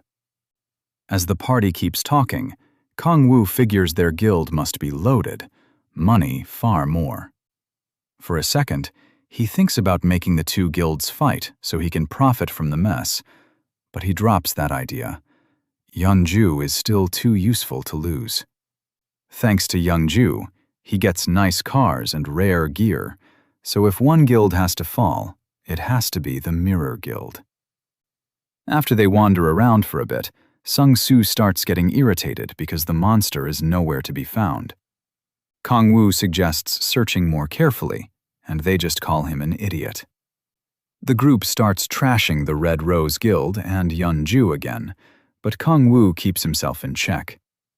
As they keep moving, Kang-woo scans the area with his observation skill. He quickly finds the monster behind a wall and confirms it hasn't reached full stomach state yet. Seeing that, he starts setting his plan in motion. He uses temptation on the party, making them notice a weird smell in the air. Then he watches the Beerists slowly head their way. As the ground shakes, Sung-soo tells everyone to get ready to fight. He warns Kang-woo to stay back, but Kang-woo mocks him for raising death flags. That instantly gets under Sung-soo's skin. Kang-woo adds that idiots like him die fast, and while Sung-soo argues, one of his teammates gets impaled from behind by the monster. He spins around in horror. The whole team freezes, staring at their friend pinned by the monster's claws. As the beast moves in to eat its first victim, Kang-woo quietly counts the first one and laughs at the other's useless struggle. Sung-soo orders his team to gather information, and they launch their attacks. Arrows and spells rush toward the monster, but it vanishes before anything lands. Their attacks slam into the wall, and then they spot the monster after it dodges to the side. Sung-soo tries to keep everyone in formation, but the beast takes down a second target in the blink of an eye. When Sung-soo turns back, the monster is already devouring that unlucky teammate. Kang-woo keeps counting while the guild's lapdog starts to panic. Sung-soo yells for everyone to attack faster. As the monster closes in, he starts charging up a spell and slams his staff into the ground. Lightning crashes into the burr, giving the rest of the party a chance to finish it. They rush in to kill the beast, but it instantly kills 2 more people. Now Sung-soo is clearly terrified. He can't understand how his team is dying this easily. Even after taking Sung-soo's strongest hit, the burr keeps moving like nothing happened. The last teammate besides Sung-soo realizes it's hopeless and begs someone to save her. While Kang-woo enjoys the chaos, Sung-soo tries to force his final teammate to hold position. Frustrated, he grits his teeth and decides to use his last attack on the beast. Sung-soo jumps into the air and pours all his power into his spear. He brings it down with everything he has, but the monster swats him to the side like he's nothing. Sung-soo crashes into wall and blacks out. He opens his eyes again when the beast comes toward him and starts crying. Kang-woo counts the 5th target. By then, the monster has eaten its 5th victim, and Sung-soo is sprawled on the ground. Groaning in pain, Sung-soo watches the burr swallow his last teammate. Breathing hard, he sees body parts fall from the monster's mouth. With that, the beast reaches full stomach state. He stares in shock when Kang-woo lands on top of it and asks how that's possible. Kang-woo explains that after the beast eats 5 prey in a day, it won't move unless attacked first. Then he draws on both spear power and hellfire at once, aiming to kill it in a single blow. As he combines the 2 powers, Sung-soo can only watch from where he's collapsed. Kang-woo stays focused, knowing it takes more control to use 2 powers at the same time. Once they're charged, they fuse into a flaming bident. The system then tells him he has gained the bident's skill, an S-rank ability. Kang-woo drives it into the beast, and the bident pierces its heart. The burr lets out a scream and thrashes wildly. Sung-soo gets tossed around in the chaos. After a while, the system confirms the kill, and Kang-woo gains 6 levels. He reaches level 40, unlocks his 5th awakening, and his demonic energy rises to 60. He also meets the requirement for something called extreme demonic delay. Kang Wu checks the system and finds a list of conditions needed to become a demonic god. The first condition is having 60 demonic energy. He still can't find details on extreme demonic delay, but figures it must be a huge power boost. Even after all his time in hell, he's never heard of it before. He starts thinking that if he keeps leveling up, he might surpass the strength he had as the demon king of the 9th circle of hell. And the idea of becoming a demonic god sounds even better. Kang Wu is clearly starving for more power. After that, he starts absorbing the burr to gain extra demonic energy. As an investigator, he should leave the corpse alone, but he won't pass up more power. The absorption works, and his demonic energy goes up by 4 more points. While he's absorbing it, Sung Soo calls out and asks what Kang Wu really is. Kang Wu turns and remembers there's still one annoying survivor. He walks toward him, and Sung Soo warns him to stay back. With his voice shaking, Sung Soo asks if Kang Wu plans to kill him. Kang Wu says he still has a part to play, so he can't die yet. He tells him to relax because he just has a few questions first. Sung Soo goes silent when Kang Wu asks who ordered him to provoke him. Kang Wu already knows Sung Soo isn't smart enough to act like this on his own, and his party clearly knew about him beforehand. Still, Sung Soo says nothing.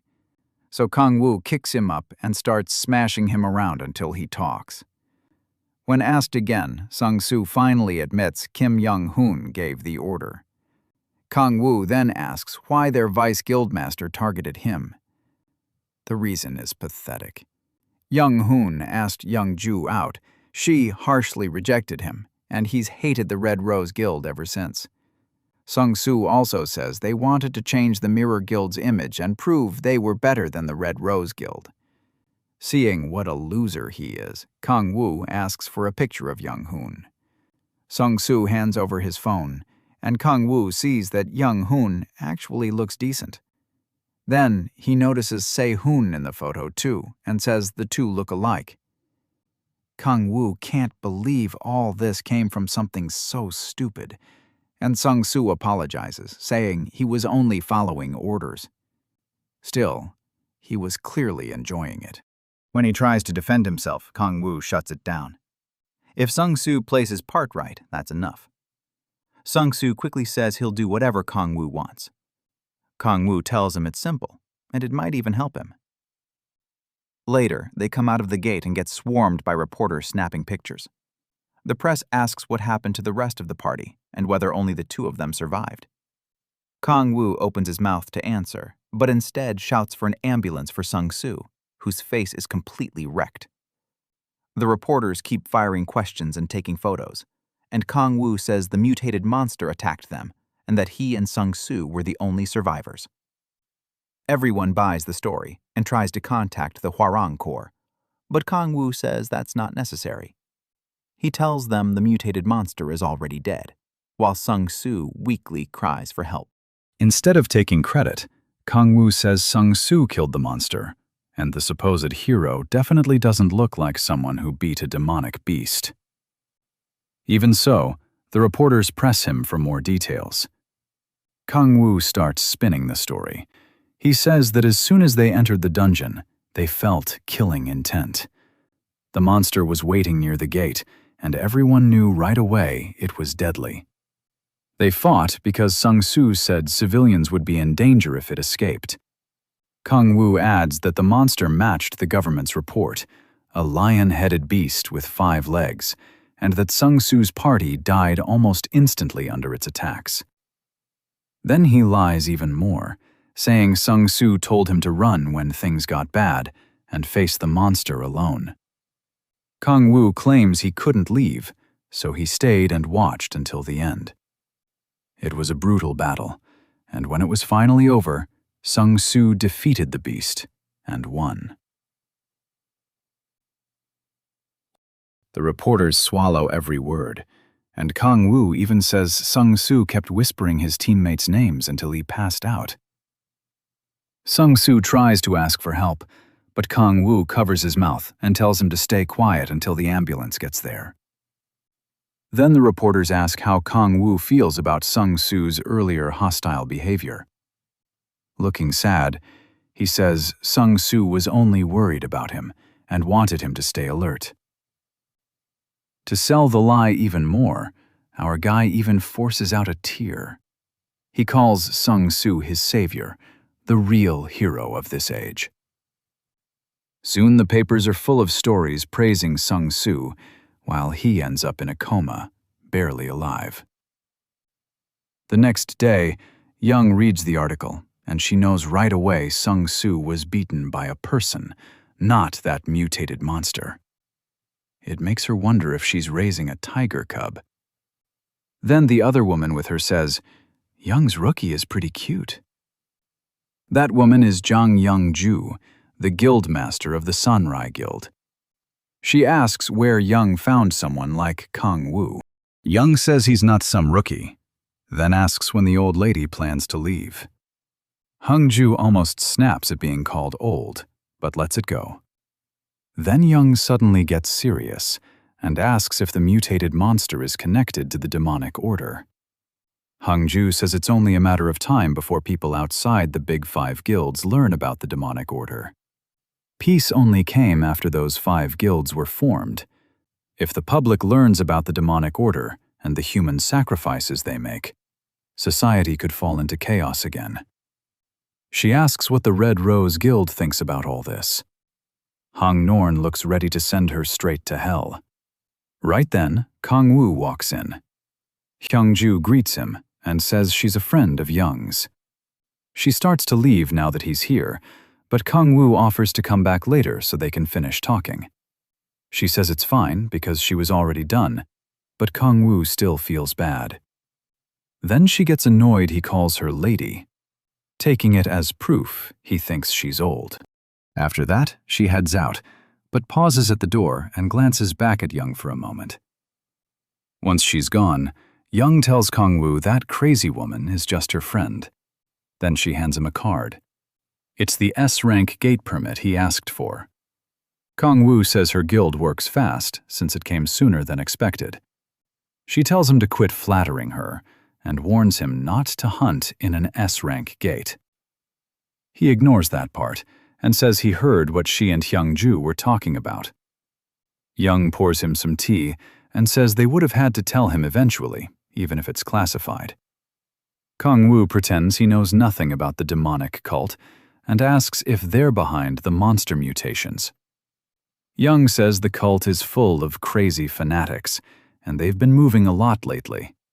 She doesn't know when the group started or how large it is, but the guilds are still trying to track them down. Young quickly answers her mother, in-law, saying she won't stop her if she wants to leave, then asks Kang Woo if he'll help with her request.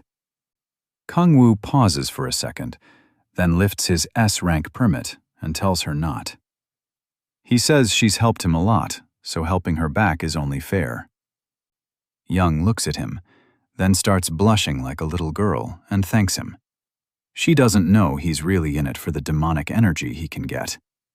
Young says she may call him again if there's an emergency, then warns him one more time not to hunt in S-rank gates. Later, a sleek car speeds out of the guild building. Kang Woo is driving, happy to be traveling by car again. On the way, he decides to check his 5th awakening skill. This power lets him summon a demon from another dimension. The more demonic he spends, the stronger the demon can be. The problem is, he can only use it once every 3 months, so he has to make it count. He figures gates work like bridges to other worlds. The stronger the gate, the stronger the monsters that cross through. Crack fragments should work the same way, which means higher-ranked gates should let him summon stronger demons, too. Kang Woo reaches his destination and gets out. Because he's stubborn, he heads straight to an S-rank gate to test the new skill. The guards scan his card and let him in. Security is incredibly strict. Without the Red Rose Guild, he wouldn't even get near an S-rank gate. The gate opens and he walks through. On the other side is an open field by the sea. He picks a spot and sits down, hoping he can summon something high-ranked like Cerberus. Then Kang-woo starts meditating and begins the summon. The skill activates. He rises into the air as demonic energy pours from his body. It puts a heavy strain on him, but he pushes through. The system starts forming a crack to finish the summon. Sweating hard, Kang-woo keeps his eyes on it and manages to open it. A green light shines out from inside, and the system says a deeper crack has formed because of the myriad demon palace. Kang-woo notices the color right away. Every other crack he's seen was bluish, not green. Then another message says a dimensional gate to the continent of Eleanor has opened. He has no idea where that is, and hopes this doesn't somehow send him back to hell. Shielding his eyes from the bright light, he looks for the demon he summoned. The crack closes, but he doesn't realize he's standing in the demon's palm. Then he finally sees it. A dragon named Echidna, daughter of the demon dragon. Kang-woo is stunned. A dragon? A moment later, the beast crashes to the ground after coming through the crack. He hears people speaking in a strange language and looks up to see several unfamiliar faces jumping out after it. They keep talking, but he can't understand a word. A blond man turns to say something to the others, but Kang-woo still has no clue what's happening. As they move toward the dragon to inspect it, Kang-woo activates a skill that lets him understand other languages. Now he hears the blond man warning everyone to stay back, and an elf woman calls him Reynold. Reynold points out that the dragon is still breathing, but barely. It looks close to death. The elf says it won't be able to hurt anyone now, and Reynold relaxes. Then Kang-woo walks up and asks who they are. Reynold introduces himself as Reynold von Iris von Arnen, the third prince of the Iris von Arnen Empire. Kang-woo has never heard of that empire. Looking closer, he notices there's also an elf and a dwarf with them, which makes him uneasy. He starts wondering if they really did come from another world. Then Kang-woo looks at the dying dragon and decides to heal her. The others watch closely as he steps forward. Using resurrection, he places a hand on Echidna, and her wounds start healing fast. Reynold rushes in to stop him, but freezes when Kang-woo begins talking with the dragon. Echidna thanks him for saving her, while Reynold can only stare in confusion. She apologizes for appearing in such a miserable state, and Kang-woo tells her it's fine. Suddenly, Reynold presses a sword to Kang-woo's neck, while the elf aims her bow at him. Furious, Reynold demands to know if he's the dragon's master. Kang-woo just asks why they're trying to kill Echidna. That makes Reynold explode, shouting that Echidna is an evil demon dragon. He says she brought a deadly plague, and countless people in his empire died because of it. Kang-woo answers that Echidna denies doing any of that, and if she really had that kind of power, she wouldn't be this badly hurt, and nobody there could have beaten her. Reynold stops for a second, probably wondering if Kang-woo has lost it. Then he starts raging again, insisting Echidna caused the disaster. According to him, she has to die if they want to save the Empire's suffering people. Kang-woo gets tired of the prince's attitude and decides to teach him a lesson. He hits Reynold with explosion, sending him and his group flying. They recover fast and get ready to attack again. Kang-woo tells them that even if Echidna really caused all that, she's his familiar now, and that alone is enough reason for him to kill them. Echidna starts crying as her master stands up for her and makes it clear he won't abandon her. Reynold calls him a wicked demon, and Kang-woo says he actually is one. Hearing that, Reynold starts shouting like a madman, saying he knew Kang-woo was a demon. Then he swears in his own name that he'll defeat Kang-woo for the sake of his empire's people. Meanwhile, the Demon King can't believe how absurd this prince and his little group are. Reynold charges in and swings at him, and the clash triggers an explosion. Kung Wu survives, but admits that Reynolds' attack isn't something he can block easily. As Reynold comes in again for another strike, Kung Wu slams the ground and blasts the whole group into the air. Then he follows up with another skill, dropping molten rocks on them while they're still airborne. The burly one uses iron wall to shield the others from the falling rocks, but even he can't hold out for long. While he's busy protecting the people in front of him, the big guy misses the rocks coming from behind, and by the time he notices, they slam into him one after another. Reynold yells, "Hans!" as blasts rip through the smoke. Then Ole bursts out of it, blades ready to carve him up. At that point, Reynold realizes this fight won't be easy.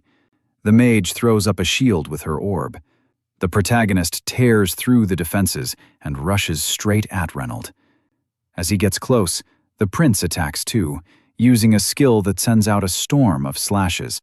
Ole blocks it with iron wall, then drives a kick into Reynold and sends him crashing into the dirt. He even mocks him for yelling his skill name first, saying that's the dumbest thing he's seen. But Reynold suddenly gets back up and charges the moment MC lands. Ole slips past the hit, yet the prince keeps pressing with attack after attack. Reynold keeps swinging wildly, trying to end it fast, but his reflexes are too sharp. The assault keeps going for a while, and the protagonist admits Reynold is strong. Without his fifth awakening, this could have gone badly. Proud of himself, Reynold starts bragging, though he's still way too easy to read. So Ole copies him and loudly calls out a skill name. Hearing that, Reynold raises his sword to block, but MC tricks him and kicks his knee instead. Pain shoots through the prince, and he flinches. He can't understand why. Ole didn't follow with the blade like this is some fair knight fight. He laughs and calls him an idiot for falling for it. When his teammates move toward him, Reynold orders them to run. He says the protagonist is too strong for them, and the protagonist smirks, knowing the battle is done now that Reynold's leg is hurt. The mage protests that they can't just leave him behind. Reynold shouts back that he's fine, and leaves the Arnon Empire in their hands. Ole kicks him aside like trash and calls him pathetic. Cursing his broken leg, Reynold watches MC move in for the kill. This is always how the Demon Lord fights, with no pity for enemies. He kills to survive. In hell, feelings are a luxury. Then the female mage jumps in front of the prince. Ole stares down at her as she begs for mercy and asks him to kill her instead. Reynold calls out to stop her from being crazy. Tears pour down her face as she confesses that she loves him. Reynold is stunned. She apologizes for saying it now, then turns to him and says she'll do anything if he spares Reynold. He refuses, and Reynold is shocked that Ole has none of the mercy he expected. The protagonist says their problems mean nothing to him. If they raised weapons to kill, they should have been ready to die too. And Reynold can't believe how cold he is. MC tells them to save the drama for a soap opera. Reynold calls him cruel, but he can't even bother explaining himself anymore. Just as Ole gets ready to finish them, the system alerts him that other beings have crossed the gate. Then the Gaia system starts rejecting the intruders. Their bodies glow and they panic, not knowing what's happening. Seeing that, the protagonist tries to kill them before they disappear. He especially wants their rare gear as trophies, so he rushes in. But the system purges them first. Just like that, his chance to grab their equipment is gone. Ole curses his bad luck, full of regret. Then he's still there, and wasn't kicked out with the others. While wondering what the Gaia system is for, he jumps down to her. He remembers seeing something about Gaia while crossing over to Earth, and starts thinking it may be tied to the monsters coming from hell these last 2 weeks. Then a terrible thought hits him. Cold sweat runs down his body as he remembers his own crossing and starts thinking this might all be his fault. While his thoughts spiral, Echidna calls to him. She asks where Reynold and his team went, and Ol tells her they're gone. When she thanks him for saving her, he shyly brushes it off. Then he tells her to stay still so he can heal the rest of her wounds. Looking at her huge body, MC asks if she can change size, and she says yes. Then he asks about the continent of Eleanor. Echidna explains it's a world centered around the Arnon Empire, where people use swords and magic and live with creatures like dragons. Later, Ol drives with Echidna in a smaller form and wonders if every monster besides demons comes from Eleanor. When she asks where they're going, he says they're heading to his residence. She doesn't know the word, so she assumes it's his nest. He just goes with it and starts imagining being in a nest with Yola. Echidna thanks him and says it's been a long time since she's been in someone else's nest. She's been alone for ages. She used to live with her father, but one day he vanished, leaving her by herself. After that, all she did was read books in her lair, and it was painfully lonely. Then, one day, someone suddenly entered her home. It was Reynold. Ipkatna starts trembling and insists she never caused the drought or did anything wrong. No matter how much she said she was innocent, they never believed her. Ol notices how badly she's shaking as she looks at him with teary eyes. It reminds him of his own past. He grew up in an orphanage where even meeting his parents felt impossible. He didn't care who they were, as long as they loved him. Laughing at himself for getting emotional, Ol tells Echidna that even if the whole world blames her, he'll still believe her. He pats her soft fur and wipes away her tears. The protagonist looks down at her warmly, and they keep driving. Echidna promises she'll never forget his name. When they get home, Sozai instantly smothers Echidna and gushes over how cute she is. Echidna almost gets crushed, but Ol is too busy eating to care. He didn't expect Sigilla to accept her so fast, but she says Echidna is too adorable not to love. Sigilla keeps hugging the poor dragon while Echidna struggles to survive. Eventually, Echidna breaks free and runs back to her master, leaving Sigilla a little sad. MC asks how Sigilla's hunting is going, and she says her party is doing great and leveling fast. Soon they'll reach their third awakening. She thanks him for everything, saying none of this would have happened without him. She never would have found such a good party, or this kind of life. Then Sigilla thanks him again, blushing hard. Ol says he should be thanking her instead, because now he finally knows what it feels like to be loved. After that, Sigilla asks if she can sleep with Echidna, and he can't help wishing that were him. The next morning, the protagonist is still in bed, struggling to wake up. He feels drained and off. When he finally reaches the kitchen, Sigilla points out that he's slept in. Ol says he feels strangely tired, and she wonders if he's getting sick. He says he's fine and tells her not to worry. Then a strange little girl beside him greets him over breakfast. Something immediately feels wrong. A second later, he realizes the girl is Echidna and completely loses it. While Sigilla acts like this is normal, Echidna smiles at him, and he asks if she could always change like this.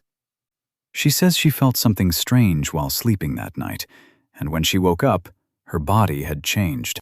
As Echidna keeps eating, Ol figures her new form may be tied to why he's so exhausted. He just hopes she can still turn back into a dragon, so he asks her to change back. Echidna stands and starts transforming. Her fangs appear, and green light pours off her body. Watching this, Ol realizes he may have made a huge mistake. Her wings burst out, flipping the table and shaking the house. Echidna lets out a roar, and they beg her to stop before the whole place is wrecked. The transformation blasts out the windows and wrecks the house. A moment later, they manage to stop her, and she apologizes. MC learns that changing forms itself isn't hard for her. Sala comforts the little girl and tells her not to transform and doors again, while he says she needs to get used to as a human.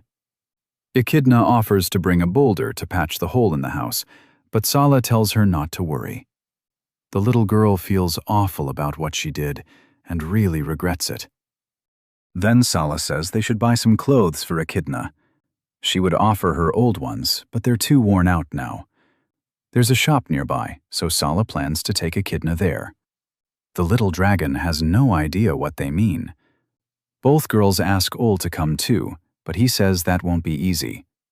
Sioa asks if he's going hunting again, but he says that's not it. Clearly uneasy, he says he has somewhere to be, but doesn't explain where. Later he arrives at the Red Rose Guild. There, Yang asks if his story about the familiar and the people from Eleanor is true. Ol confirms everything. She says back to him, and she asks if that's why he wants an ID for his familiar. Still, she looks like she doesn't buy a word of it. The protagonist is surprised she caught on so fast, and that little reaction annoys her. Then he asks if she knows anything about the Gaia system, but she says she's never heard of it. At the same time, MC is busy admiring a cute picture of Echidna in a dragon outfit. Yang is stunned that he can summon a dragon as a familiar, and starts wondering who he really is. He ignores that and keeps staring at the picture like a proud dad. Then he tells her it's a bit late for questions like that, making her wonder if helping him was a mistake. Yang tells him to send Echidna's photo so she can make the ID. Right after that, he asks for one more favor, which only makes her more fed up. Before he can continue, someone knocks, and he recognizes the voice. He turns and sees Sioa walk in. She tells Yang she needs to discuss something, but apologizes for interrupting. But Yang says she's already finished with O. He gets nervous when Hua asks if he's the player Yang is sponsoring. The two introduce themselves, and Yang explains that her guild has been working with the protagonist. Hua remembers his name and realizes he's the one she met at that C-rank gate before. Yang is shocked they've already met, and even jokes about whether O beat up a guard. But Hua says he seemed polite and righteous, if only that were true. Hearing that almost makes Yang sick, because that is not how she sees MC, so she drops it and asks. Both women are caught off guard when he asks for an official pass to enter an S-rank gate. Even then, he stays completely calm. He says bringing his familiar would make hunting much easier, but his wild requests are driving Yang crazy. With a sharp look, she asks if he even knows what shows up at the Suwon S-rank gate. O starts listing the monsters there: wyverns, mountain giants, giant ogres, and a dangerous creature called El Cuero. Yang warns him that if he goes, he should never go near the lake. O says he'll be careful, but Hua cuts in and asks what exactly they're talking about. She points out that just a few weeks ago he was hunting in Su-rank gates, so jumping to S-rank sounds insane. Yang doesn't explain much and only says his abilities can be trusted. While the protagonist quietly enjoys the praise, Hua starts wondering if he hid who he really was when they first met. Still, she admits Yang has an impressive player on her side. Yang isn't even sure that's a good thing considering how much trouble he causes. With that done, MC gets ready to leave, and the guildmaster tells him he can start hunting at S-rank gates the next day. She reminds him that S-rank gates are still extremely dangerous. Hua says he'll keep that in mind. As he walks out, Hua watches him with suspicion. Once he's gone, Yang turns to her guest and asks why she came. Hua's expression turns serious when Yang brings up the demonic order rumor. Hua says that's not why she's here. There's something she wants. Yang asks what it is. Hua says one of her people managed to get inside the demonic order. That agent is supposed to hand over a video with proof at a contact point. Yang asks why they can't just send it. Hua says the situation isn't that simple, and they haven't heard from the agent in days. The meeting is set for tomorrow at Su and Huaso Station. When Yang hears that, she remembers it's near the S-rank gate O was planning to visit. The scene shifts to Echidna, happily bouncing around and asking him what he thinks of her outfit. He tells her she looks great, and she proudly says they bought it at the nearby department store. Echidna thanks Su-wal too, and Su-wal tells her she's pretty enough to look good in anything. Oh, and Echidna, get ready to leave for hunting, and Su-wal tells them. As the protagonist talks with Echidna, Sayla starts thinking about going hunting with him herself. She wants to join him and hopes she levels up fast enough. MC snaps her out of it by asking if she's heading out to hunt too. Then he tells her he wants to go hunting with her sometime soon. That fills Sayla with joy, and she starts looking forward to it right away. Oh smiles while she blushes, already daydreaming about hunting beside him. After that, he and Echidna say goodbye to Sayla and head out. At the Su-1 S-rank gate, he warns Echidna not to go near the lake and not to transform so they don't draw attention. With that settled, he uses his omniscient power to search for monsters. He finds a giant ogre and decides to start with something manageable. Then he uses the power of temptation, sending it into the wind to lure the monster in. After that, he signals Echidna to be ready. She waits for his move while he releases Baphomet's power of 1,000, boosting his size and raw strength. O leaps from the boulder and attacks the giant ogre. Their fists collide, sending out a massive shockwave that cracks the ground and shakes the air. The ogre's power alone shows why it's an S-rank monster. The protagonist's whole body trembles, and even with all that force, the giant ogre barely moves. He knocks the monster's punch aside, slamming it into the ground. Then he bursts through the dust, runs up the ogre's arm with his dark spear, and drives the weapon into its neck. The creature grits its teeth and powers through the pain. It quickly grabs O and starts crushing his body. Echidna jumps in with Dark Storm, and blades of wind tear into the monster. That forces it to let MC go. The Demon Lord follows up with lightning and blasts the giant ogre. Its brain gets fried, and electricity surges through its whole body. That finally brings the creature down. After the fight, O levels up once from the experience he gained. He understands why hunters over level 65 usually come here. Echidna runs over and asks if she was helpful, and he tells her she did well. She says she's gotten stronger ever since he summoned her. Then Echidna smells the fallen monster and starts wanting to eat it. Suddenly, a loud screech rings out, and they look up to find a swarm of wyverns overhead. O grabs Echidna and looks for a way to escape because there are way too many of them. Realizing he can't outrun them on the ground, he spreads his wings and takes off for safer space. Even so, the wyverns keep up and close in fast. He glances back and sees them right behind him, but still avoids their attacks in midair. Then, a few of them tear Echidna's dress and her expression starts to change. O can tell something is wrong. It hits her even harder because he had just told her that dress looked nice.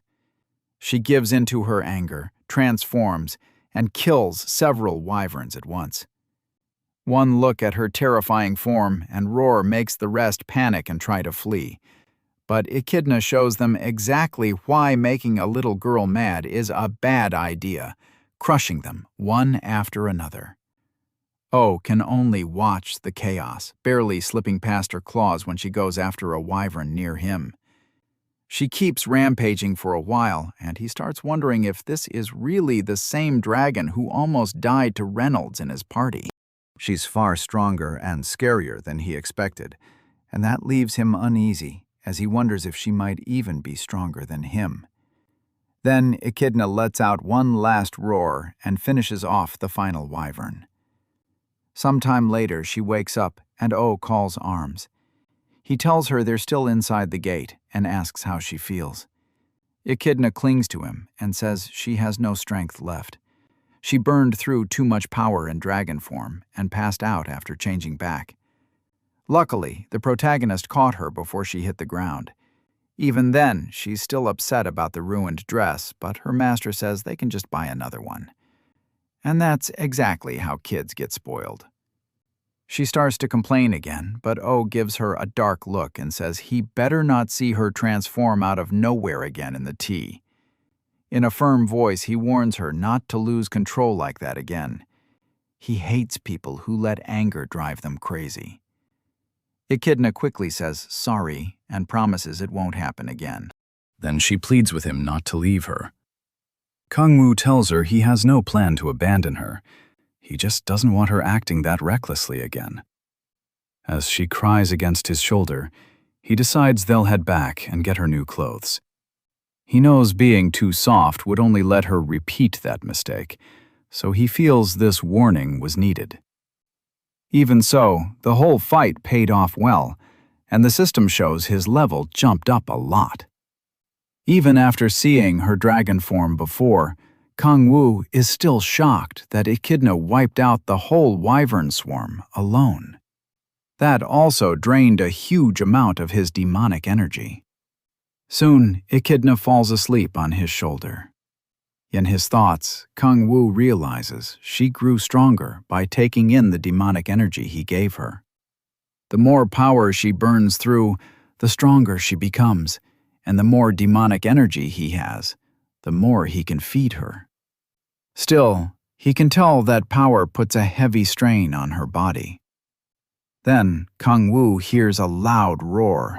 He recognizes it as a giant ogre and figures there may be two of them. So he sets Echidna down by a tree where she'll be safer. Fighting two of those monsters without her won't be easy, but the thought of the battle still excites him, and he gets ready. But when he turns back, two players have already taken the monsters down. One looks like a wild delinquent. The other gives off the vibe of someone trying hard to be an assassin. Kang-woo just stares, confused by how fast it all happened. The two approach, and he immediately gets guarded. They say he could have been in real danger, then pause, wondering if those monsters were actually his targets. As Kang-woo watches them warily, he realizes who they are. The calm guy in the hoodie is Choff, guildmaster of the Honorary Guild. The rough-looking one is Bak Kel, guildmaster of Hanul, and Korea's top-ranked player. Bak flashes a friendly smile, while Kang-woo thinks about how absurd it is to run into two guildmasters at the same time.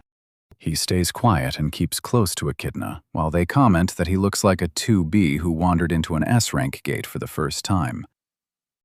Bak says he's lucky they found him, and offers to escort him back to the entrance.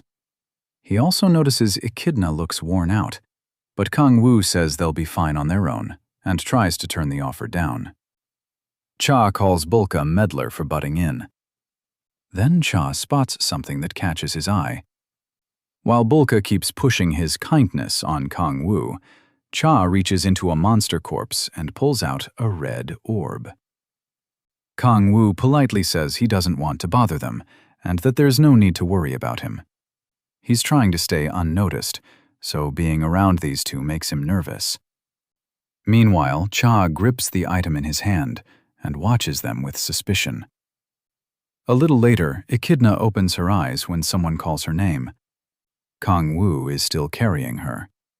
He tells her they're finally outside and need to buy clothes before it gets too late.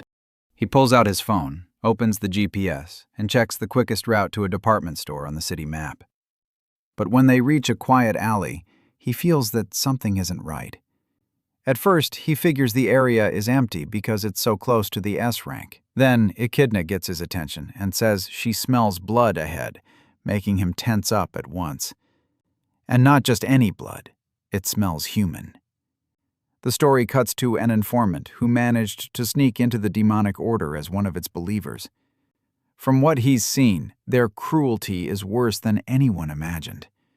He manages to record proof, but can't send it out because radio interference is blocking every signal. When he keeps trying to contact headquarters, the order tightens security, almost like they've figured him out. Eventually, they catch him. Now, badly beaten, the informant runs for his life. He wonders if this is where it all ends. Even so, with the evidence in hand, he swears he won't die before delivering it. Breathing hard, he presses down on his wound and thinks about getting the memory card to bake. But his legs finally give out, and he crashes to the ground, scraping his knee. His whole body shakes, and no matter how hard he tries, he can't move. His bloody hands tremble as he drags himself forward. He knows he's only one step away from finishing his mission, so he forces himself toward the gate where the hudong came from. Right then, Owen and Kidna come around the corner and spot him. Struggling to breathe, the man looks up at them and grabs MC's hand tightly. He looks down as the man presses a memory card into his palm and weakly whispers, "Please." Confused, O stares at the card and wonders what it's supposed to mean. Then the informant collapses. The demon lord tries to question him and calls out to him, but it's already too late. He's dead. All that's left is the strange memory card. So the protagonist, Kang Woo, decides to learn more by looking through the man's memories. Using his power, he sees enough to know his sixth awakening as unlocked. After that glimpse, he's sure the man didn't come from the gate. But beyond that, nothing adds up. The only lead he has now is the memory card, so he puts it into his phone to check what's on it. When it loads, a video file appears on the screen. The moment he sees it, Oh Kang-woo freezes in horror. Kidna grows worried when she notices his body shaking. Kang-woo's face turns bright red as the video starts playing, and he realizes it's that kind of content. He tries to act disgusted, but his expression says otherwise. Then he looks closer, thinking maybe he's missed something. But all he sees is a very steamy video feeding his worst urges. In the end, he starts telling himself it's not that bad, especially since it's his first time. When Echidna asks what he's watching, he hurriedly covers the screen and says it's important evidence. His guilty little moment ends fast when he senses people coming. A group of masked men suddenly rushes in and blocks his path. One of them instantly calls him out for watching explicit content, and he awkwardly pretends he has no clue what they mean. Echidna, meanwhile, is completely lost. The masked men draw their weapons and say he can't be allowed to live after seeing that video. Oh Kang-woo can't help wondering if this really makes him that unforgivable. They clearly don't buy his act, and it's obvious they're after the clip, so MC slips his phone back into his pocket. After a brutal massacre, Oh Kang-woo brushes off his hands and walks back to the informant's body. He checks the video on his phone again, wondering why the demonic order wanted it back so badly. Then, like the fool he is, he gets distracted by the video all over again. Suddenly, he hears Young and Beck as they drop into the area. The second his eyes meet Young's, cold sweat runs down his back and panic hits him. He stuffs the phone into his pocket, praying she didn't see what he was watching. Looking down at him, Waka seems surprised to find Kang-woo there, and that only makes him even more nervous. Kang-woo asks Young why she's here, and she answers that it's official business. Wak quickly comes down and asks if he found a memory card with a video on it. He pulls it from his phone, and them. Young immediately asks for it, saying it contains something very important. Kang-woo starts sweating and hesitates for a second before handing it over. She presses him to give it to her quickly because she needs it right away. Of course, Kang-woo takes that in the worst possible way, and his mind goes somewhere dirty. Young gets tired of repeating herself, and he finally gives it to her. She wonders why he's acting so weird, while Kang-woo starts thinking there must be more going on. Young isn't the kind of person who'd ask for that sort of video. Then she tells him to it with her, because it's something he needs to know. That only sends Kang-woo's thoughts even deeper into the gutter, while he imagines nonsense. Meanwhile, Young tells Wak to check the agent's condition, Wok confirms the man is already dead and gently closes his eyes in respect. After that, Wok asks Kong Wu to explain what happened here. He says he doesn't know the full picture, but tells them what he ran into. He explains that the demonic order attacked him after he got the card. Wok figures his involvement was probably just bad luck. Then she says he should watch the video with them, but stops when she notices Young acting oddly. A second later, Young shows them the explicit clip and demands to know what the hell this is. Both of them turn red, and Kong Wu insists he's innocent while trying to keep Echidna from seeing anything she shouldn't. Ho Ro stays calm and says the video is fake. She explains that the real footage is hidden and can only be revealed with a decryptor at headquarters. Their HQ even recommends using adult videos as decoys. Hearing that, Ho realizes the real file is tied to the demonic order.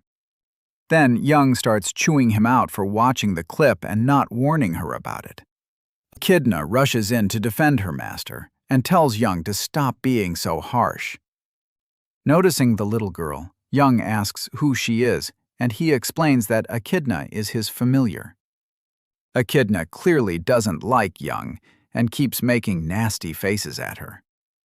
Young finds that hard to believe. She says, "Oh, seems like the type who'd have a creepy demon, not a little kid." Wok cuts in and says they need to get to headquarters right away and check the real video. That night, they arrive at the Hwarang Corps headquarters. As Hwarang enters, the members stand ready. She asks a man called Park Jun-suk if the night team is prepared. He says everything is in order. Hwarang then announces that Agent Kang Dong-hun has died and tells them to push even harder so his death means something. While she talks about support for his family, Hwarang watches and is impressed by how well she leads. She orders Captain Jun-suk to decode the video as fast as possible, then asks to meet General Chang Hyun-jae. Instead, she's told he's away investigating an SS-ranked gate in Japan. Han Jae is her direct superior and the top authority in Hwarang of 4 corps. In the whole country, only Pirang Kang-hyun can match him. With nothing else to do, she heads to the investigation room and waits for the file. Once the decryption is done, they play the footage on a projector. The clip shows a demonic order follower talking to a cardinal.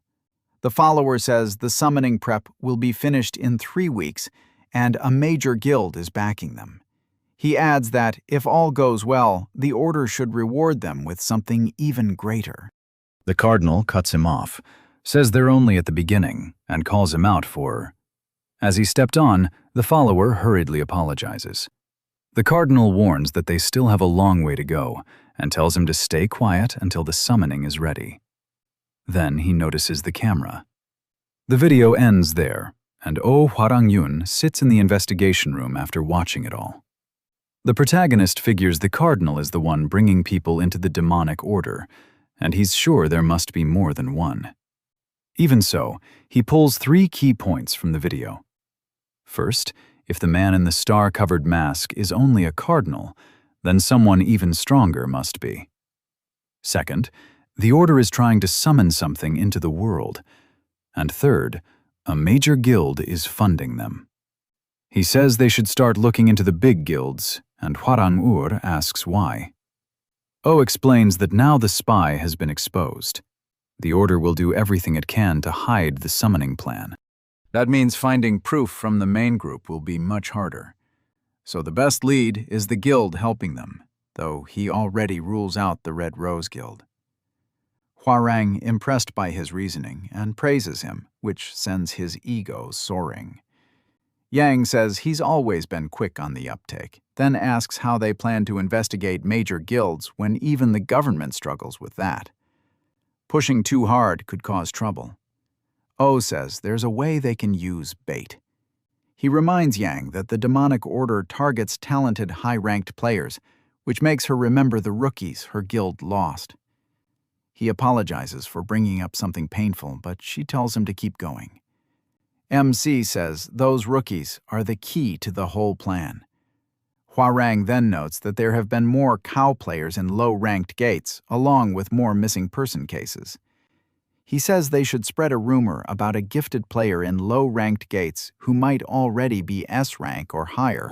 If that isn't enough, they can add that the Red Rose Guild is after that player too. The demonic order should move fast if they think they might lose him. Huaran likes the idea, but she wonders if the order would really act so recklessly. O says they absolutely will. Yang asks how he can be so sure. He answers that the demonic order can't resist power. Shaking with excitement, he thinks there's no way they'll ignore a lure like this after already taking demonic energy into their bodies.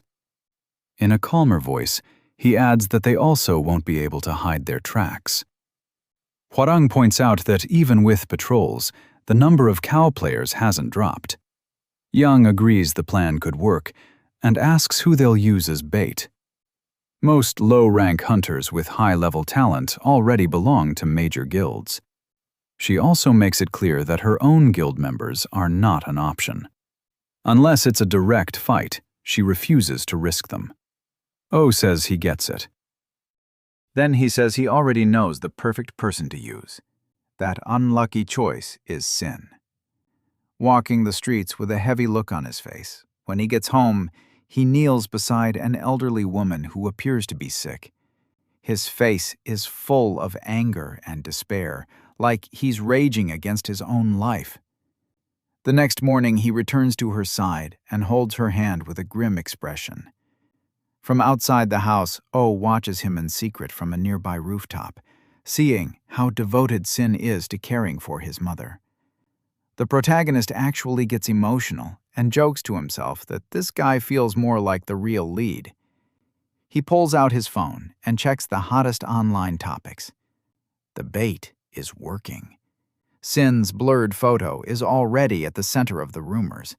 He even hears people nearby talking about Sin as the hottest rookie around, and his thoughts turn to the one person he knows who can spread gossip fast, sitting at a computer.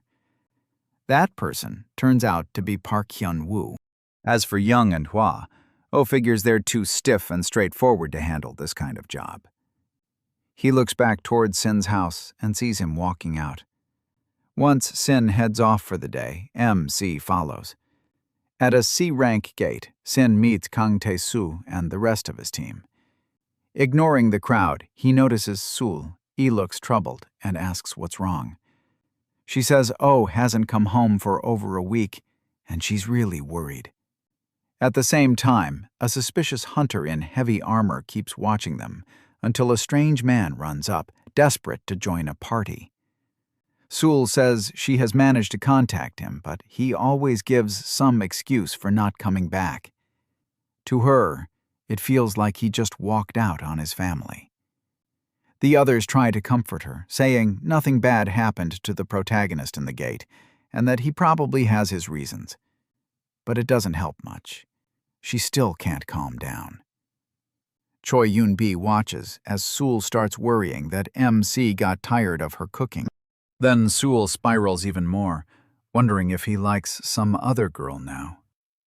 Choi Yoon-bi snaps her out of it and says, when Sul asks what she means, the brat says the demon lord is in his prime, so maybe staying away is the only way he can control himself around her.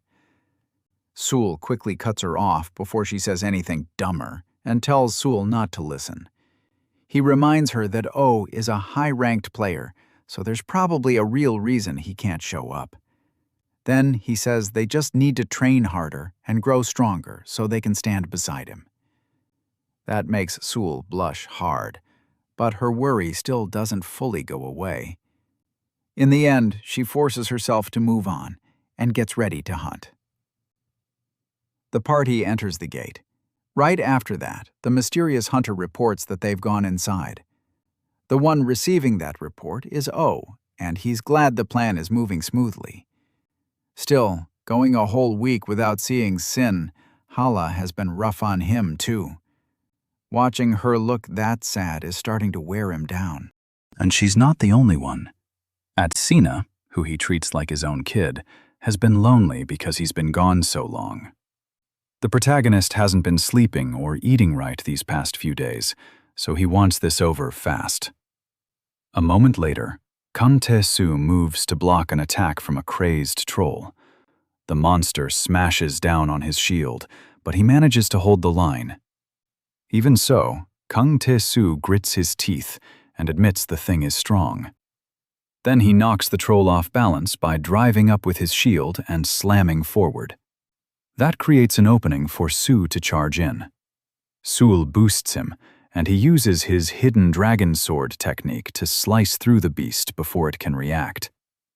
The troll coughs up blood, but it's still not down.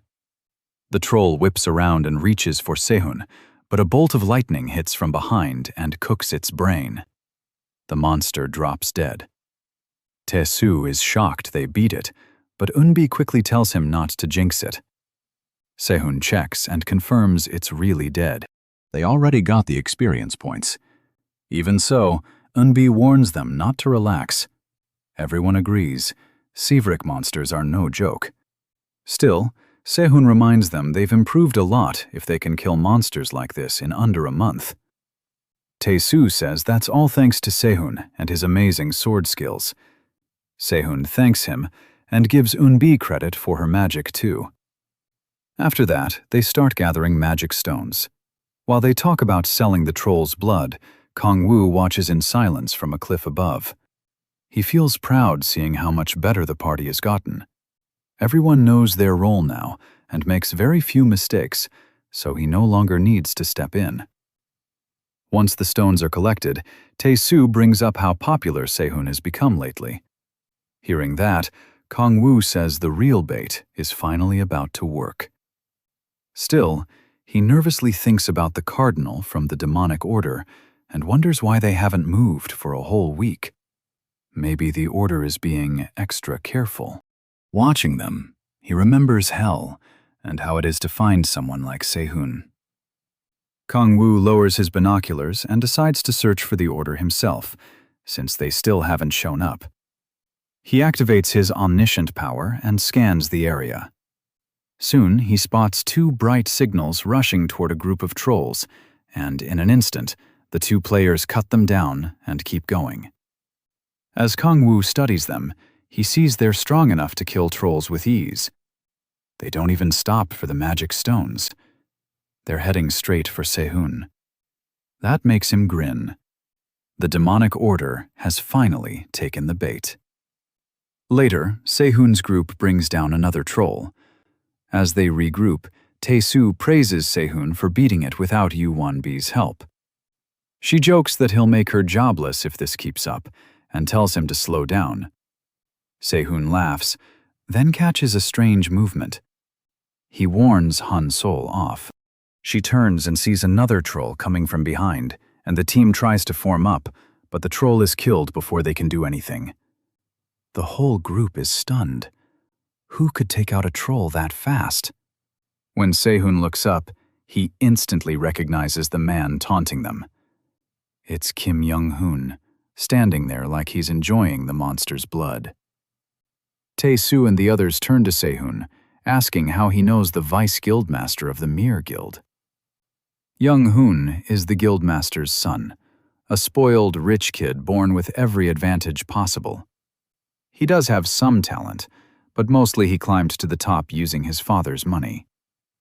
Sehun demands to know why he's here, and Young-hoon answers like it's obvious, to hunt. The mood turns tense as the two start arguing. Then Young-hoon calls them brothers, and Sehun snaps. Young-hoon mocks him, saying he's the one with filthy, worthless blood. That sends Sehun reaching for his sword. Young-hoon only smirks and dares him to try. For a moment, Sehun manages to hold himself back. Then Young-hoon brings up the rumors about his dear brother. Sehun freezes when he hears him mention his special power, something that should be S rank. Shaking with anger, he demands an explanation. Young-hoon stares at him in disgust and says he needs an offering like him. He adds that the rest of the party would make good offerings too. Hearing that, Tae-soo assumes he's a hostile player and quickly tells Han Solo to get behind him. But Young-hoon says he has other nasty plans for her that finally breaks Se-hoon's restraint, and he charges, only for Young-hoon to counter him with almost no effort. The others call out to him, but Se-hoon manages to land on his feet. He can't understand how his brother stopped that attack so easily, and it frustrates him even more. A huge man in a tuxedo looks ready to step in, but Young-hoon tells him to stay back. Then he switches his weapon to absolute defense mode and lunges at Se-hoon. Laughing wildly, Young-hoon mocks him for attacking so confidently. A storm of slashes forces Se-hoon on the defensive. He struggles to block the non-stop attacks while his brother keeps insulting him. At last, Se-hoon parries one and throws Young-hoon off balance. Seeing an opening, he swings to finish it, but Young-hoon still knocks the strike aside. Then he kicks Se-hoon and sends him crashing into a wall.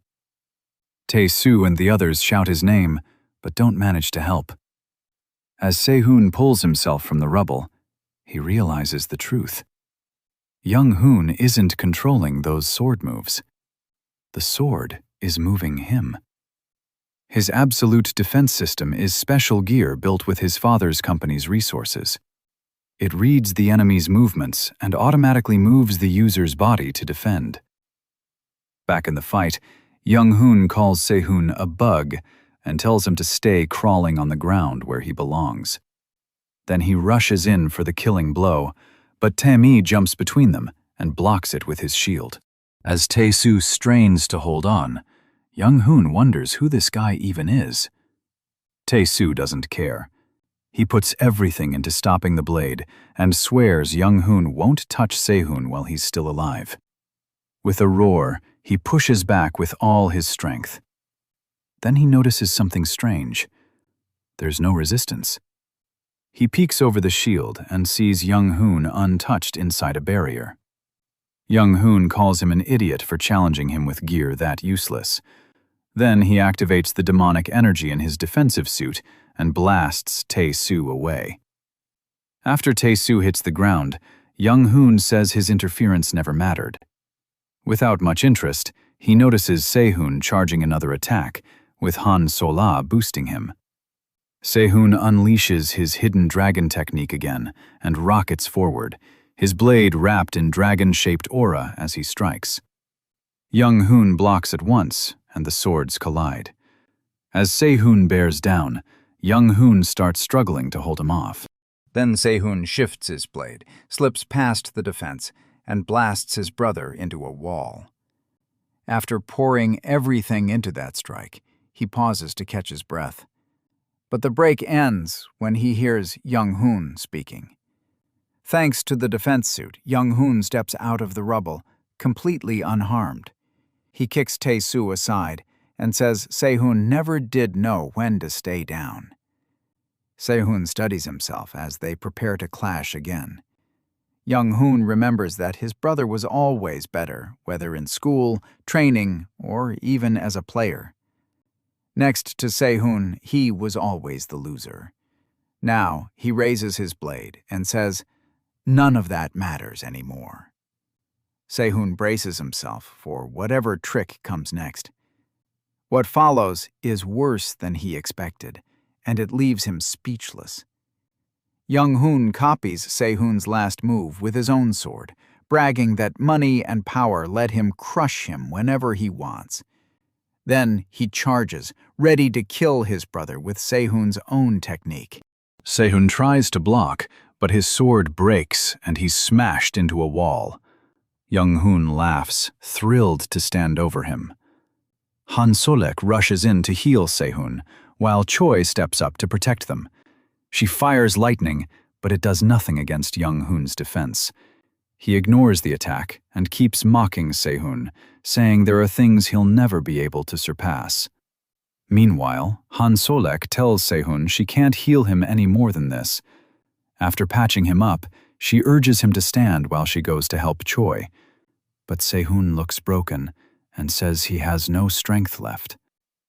Young-hoon slowly walks toward him, brushing off every attack from Choi Yun-bi and Han Solek. The two girls do everything they can, but his defenses are too much. Tae-soo is still down and can't help either. Seeing all this, Sehun curses his own weakness for failing to protect his friends. As despair takes over, he hears a strange voice ask if power is what he wants.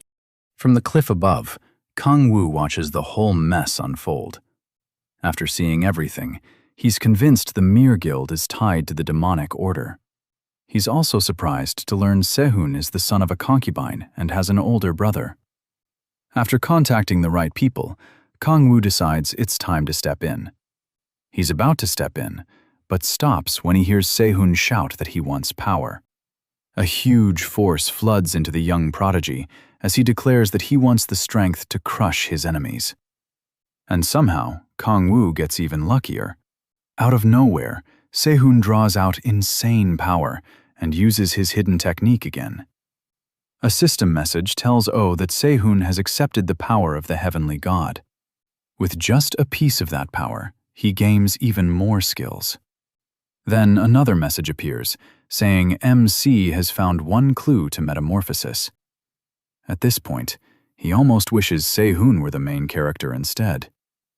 When the brothers clash again, Sehun completely takes over. He throws all his new power into one strike.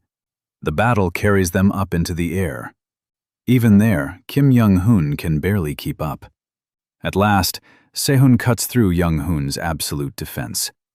Then he falls into a blind killing frenzy. Kim Young-hoon tries to answer with the same technique he stole from his brother, but Sehun slips past it. Fired up like a beast, Sehun activates a new skill and crushes his brother again. Kim Young-hoon can hardly follow him and can't understand how Sehun got this fast and strong so quickly. Even with the gap in power, that fool still thinks he's stronger. Then Sehun breaks his defense again and cuts him. Realizing he can't win, Kim Young-hoon tries to back away. But by the time he brings up absolute defense, it's already too late. Sehun's sword is about to go through him. Then one of Young-hoon's allies jumps in and blocks the hit. The huge man swings his axe and blasts Sehun backward. Young-hoon snaps at him, calling him Chow Young-ju. Young-hoon, whining that he should have shown up sooner. Sehun has taken heavy damage from using that much power and looks close to his limit.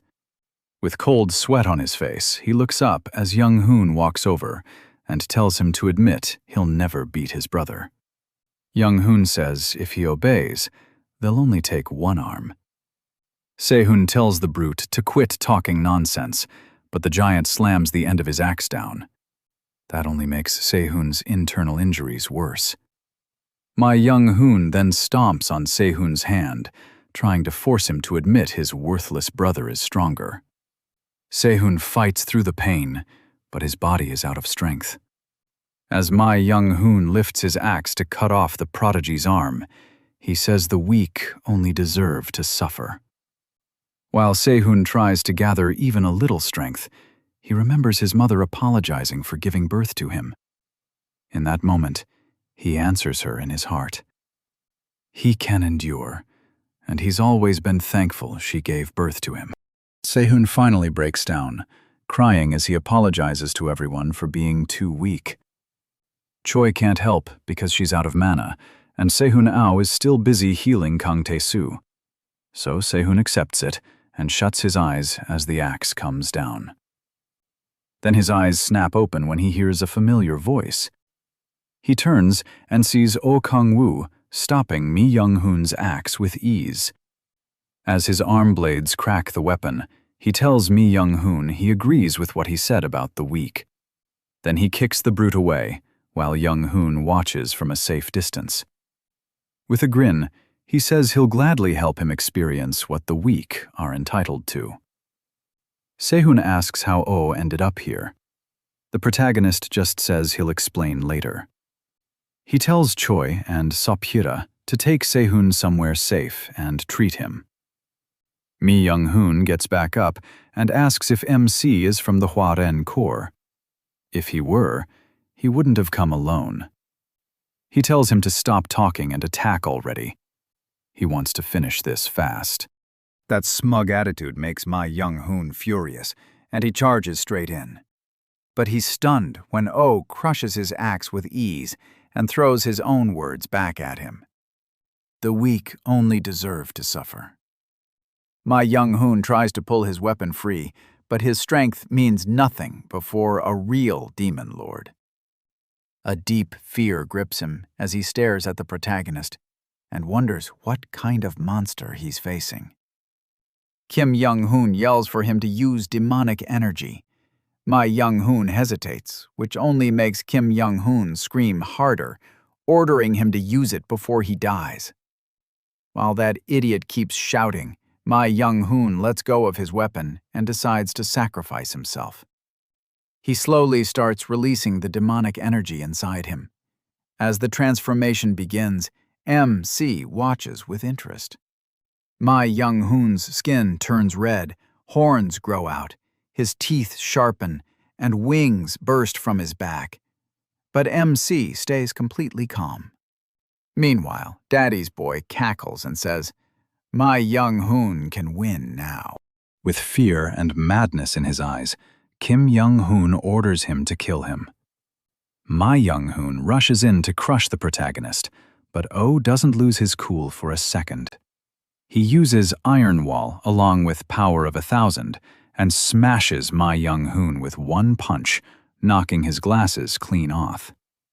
The twisted demon coughs up blood as a hole tears through his chest.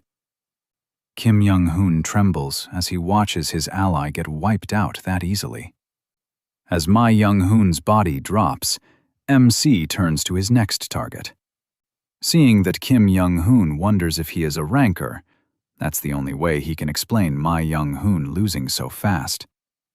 With no good options left, Kim Young-hoon decides to run and call his father.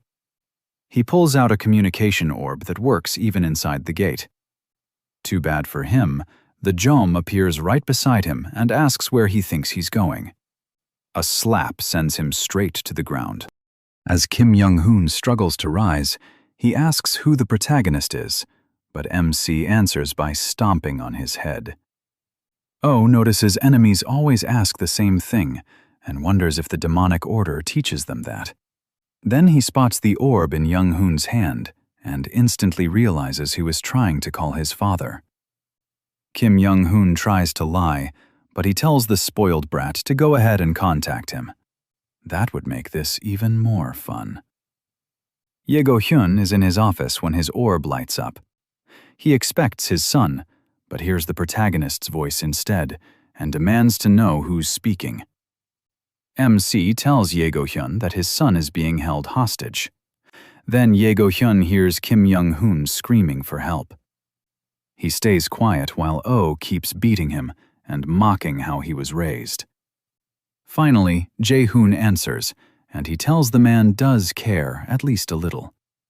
Kim Young-hoon is beaten bloody and bound in chains before Ye Go-hyun asks what he wants.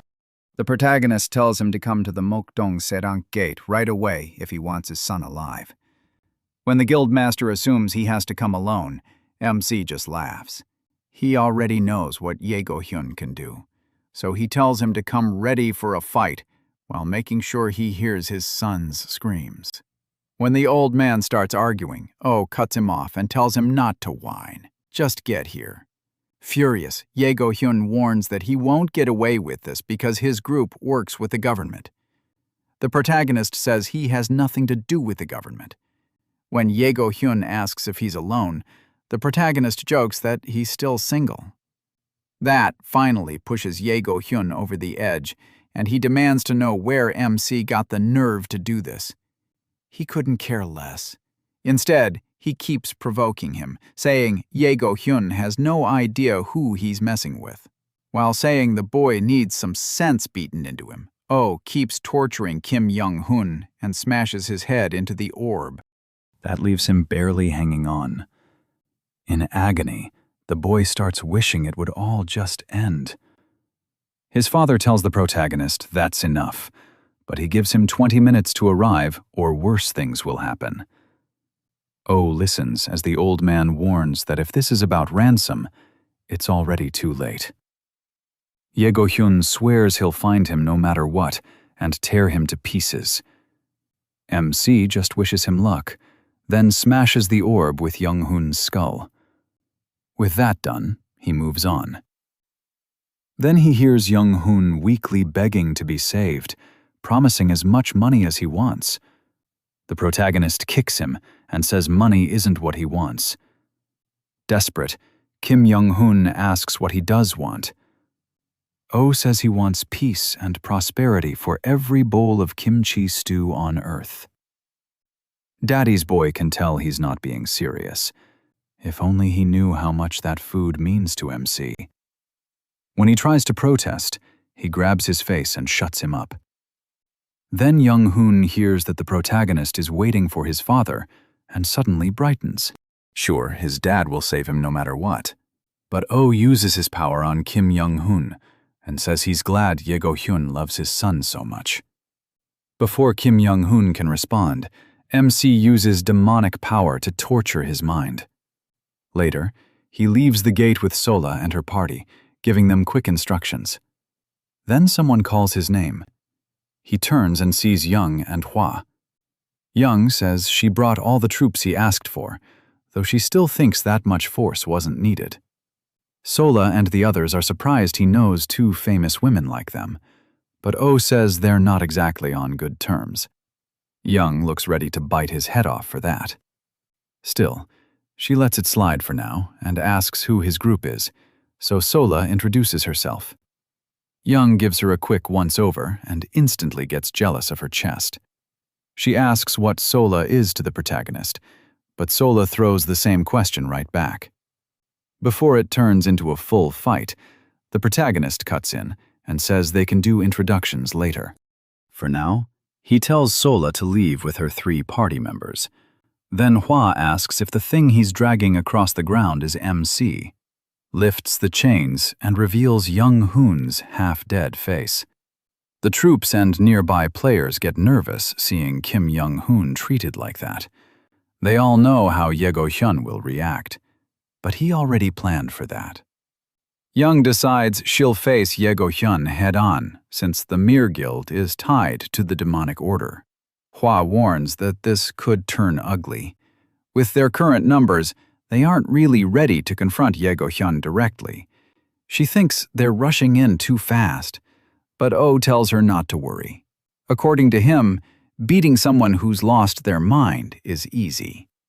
As he kicks Young-hoon's head, he says a father's love for his son has no limit.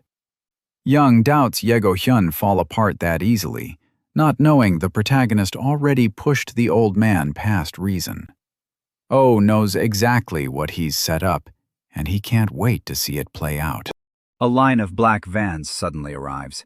Ye Go-hyun steps out slowly and says he knew Young and Hwa were behind this. Both women move in front of MC and prepare to face him. Ye Go-hyun laughs at how few they are and asks if they really thought taking his son hostage would settle anything. A terrifying aura pours off him as he demands to know who talked to him through the orb. His gaze lands on Oh, who walks up with a signal and says Ye Go-hyun looks better in person. Seeing him drag his son around so casually only makes Ye Go-hyun angrier. He thanks the protagonist for not running, and the protagonist answers by tossing his useless son back to him. The guards rush to catch Kim Young-hoon and check his condition. Ye Go-hyun is stunned that MC gave him back so easily. Even Young and Hwa can't figure out why Oh would return their hostage. That only makes Ye Go-hyun more suspicious, and he asks what he is planning. The protagonist keeps acting innocent, saying he only returned Kim Young-hoon because a worried father must be suffering. Now Ye Go-hyun starts to get uneasy as he holds his half-dead son. He calls out to him while MC laughs and enjoys the show. Ye Go-hyun desperately checks if Kim Young-hoon is still okay. He stares down at his son, waiting for any answer. The fear in his eyes keeps growing. And then, Kim Young-hoon finally speaks with a shocking question. He looks at Yego-hyun and asks who he is. That one line shatters Yego-hyun. Kim Young-hoon asks again. Yego-hyun frantically tells him he's his father, but when he shakes him, the boy cries out in pain and begs him to stop. Young-hoon scrambles away from him, and the guards try to calm him down. Watching his own son reject him leaves Yego-hyun speechless. Too many emotions hit at once, and he can't process any of them. Meanwhile, Oh enjoys every second as Young-hoon keeps screaming for his father to let go. Jae's anger finally becomes too much to hold back, and it explodes when he sees what his son has become. Young steps up to protect her people and orders them to fall back at once. Consumed by rage, Jae demands to know what Oh did to his son. In an instant, he charges straight at him, but Young moves to intercept. She powers up too, and the two guildmasters clash. Jae brings out his 9th awakening ability, while Young uses her bloodthirsty chain to lock him down. Both of them shout in fury as their powers collide. Jae tells Young to get out of the way, and an explosion erupts when his fists come down. Luckily, she dodges and swings her chains into a trap. They wrap around Jae and pin him in place. He fights to break free, but the chains only tighten more. Then, to Young's surprise, the old man still tears himself loose. He smashes the ground under them, launching Young into the air. As she struggles to avoid him, he snarls at her again. To move, just before another hit lands, Hwa jumps in to help Young. She unleashes her whirlwind power to pin Jae down, and the blast of wind drives him back. It tears up his clothes and leaves cuts across his body, but Jae is nowhere near finished. The two women, on the other hand, are starting to wear down while Oh watches from the rear like he's enjoying a show. Jae only gets madder, fed up with these interruptions. He lifts his fist high and slams the ground once more, throwing Hwa and Young off balance. Rocks burst into the air as they get shoved back, and the old man roars. With Hwa knocked aside, he rushes straight for Young, but she still refuses to step aside. Jae screams at her to move again, and she answers by charging him with her chains. This time, she shapes them into spears, and they stab through Jae's body, adding even more wounds. Even so, the old man ignores her tricks and blasts her away in a flash. Young is stunned that he pushed through those spears without caring. Still, with the chains still stuck in him, she wraps them around his body and yanks to hold him still. Since Jae is still a rancor like her, Young plans to keep piling on damage until he finally drops. But she underestimates how badly Jae wants. Oh, dead. As he strains against the chains, she searches for a way to set up a break. Young's chains are now free, leaving the Red Rose Guildmaster speechless. Once free, he rips the spears from his body and throws them aside. Now he's face to face with Oh, though badly injured. One look at his excited grin pushes Jae even closer to madness. He charges at the demon in blind rage and swings a huge punch at him, but he never notices the blade driven through his body. The hit catches him off guard, and blood pours from his mouth. He slowly turns and sees Hwa is the one who stabbed him. She stays standing, breathing hard, and clearly exhausted. Joel's guards can hardly believe it, even as they keep trying to restrain Young-hoon. Hwa pulls her sword back out of Jae, but he braces himself and refuses to fall.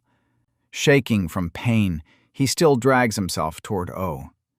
The women watch as he keeps stumbling forward. At last, Jae gets close enough to reach the protagonist's face and lifts his fist for one more punch, but Oh only smiles darkly as that fist barely brushes him. Then, Jae's body gives out, and he drops to his knees. MC grabs him by the hair and mocks him for saying he would kill him.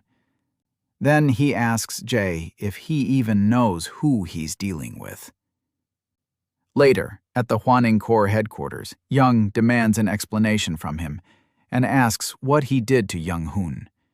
She's shocked when she learns he can alter a person's memories. Oh smugly brags that he's talented at everything and basically the best there is. Young stares at him and tells him to quit the nonsense. She wants to know what he really is, but the protagonist says she doesn't need to know everything. What matters is that she's helping him, and he's helping her. Young clenches her fist in anger when Oh asks if wiping out the demonic order isn't enough for her.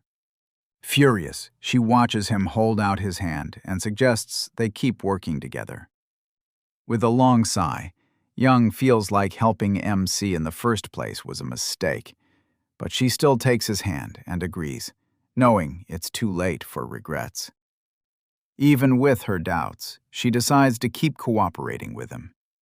Later, Jay is held in a dark room, restrained and covered with seals. Hwan walks in to question him, starting with when he began working with the demonic order.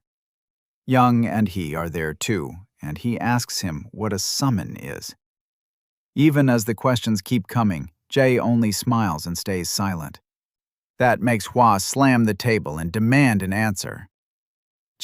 Hwan's smile fades when Hwa Young tells him he's not the mere guildmaster or a company's CEO anymore. He's just a criminal who helped a mad cult. He snaps back, asking if she really thinks he'll answer anything. To him, the Hwa Young Corps are just the government's dogs. Hwa Young isn't amused at all. Then he threatens them, saying their lives are in his hand. Before he can keep going, Young Ju strikes him with her spear and shuts him up. Since he's already restrained, Young Ju takes over the questioning. Jae Hwan groans in pain. Young Ju stomps on him and demands answers. Hwa Young quickly stops her, warning that Jae Hwan can't die before they get the truth. Even then, Jae Hwan only laughs. He says they'll lose in the end because they have no clue what the demonic order is planning. That only makes Yeon Ju angrier. Kang Woo cuts in and tells them to step back.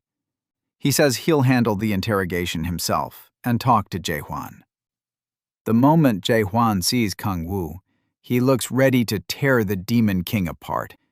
He says Kang Woo stepping in won't change anything, but Kang Woo is sure he can make him talk. Jae Hwan clearly doesn't buy it. But his attitude shifts fast when Kang Woo says he can restore Yoon Hoon and make him normal again. Using the old man's love for his son, Kang Woo tells him to answer every question. Chai Hwan looks up at him and sees someone truly wicked.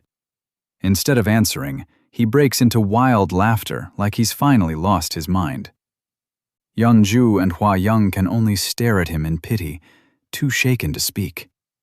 Still laughing, Chai Hwan swears Kang Woo will fall into the depths of hell. He has no idea he's saying that to the king of hell himself, and Kang Woo doesn't take it seriously. In the end, Chai Hwan starts talking.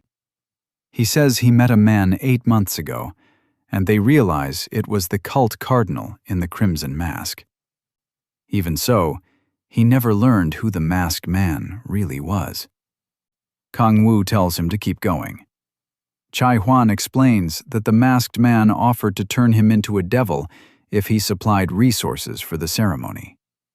Yeon Ju thinks he was insane to accept that deal. But Jae Hwan says she knows nothing about devils.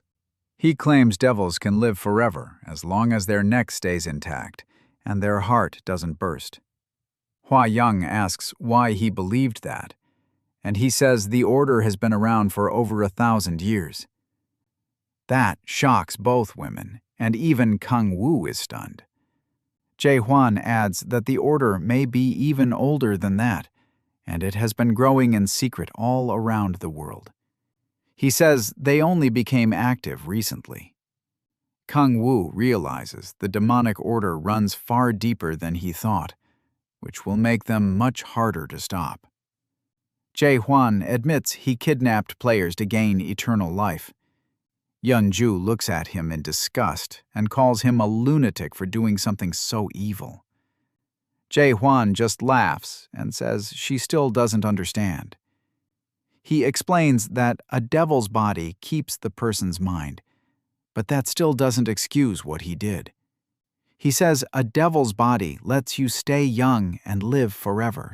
Yeon-ju still refuses to believe something that absurd could be real. Jae Hwan insists it is, saying he never risked everything on a lie. That only pushes Yeon-ju closer to losing her temper. But hearing how sure Jae Hwan sounds, Kang-woo starts to understand how the demonic order keeps pulling people in. The idea of endless desire takes him back to his time in hell, when he survived by feeding on demon corpses.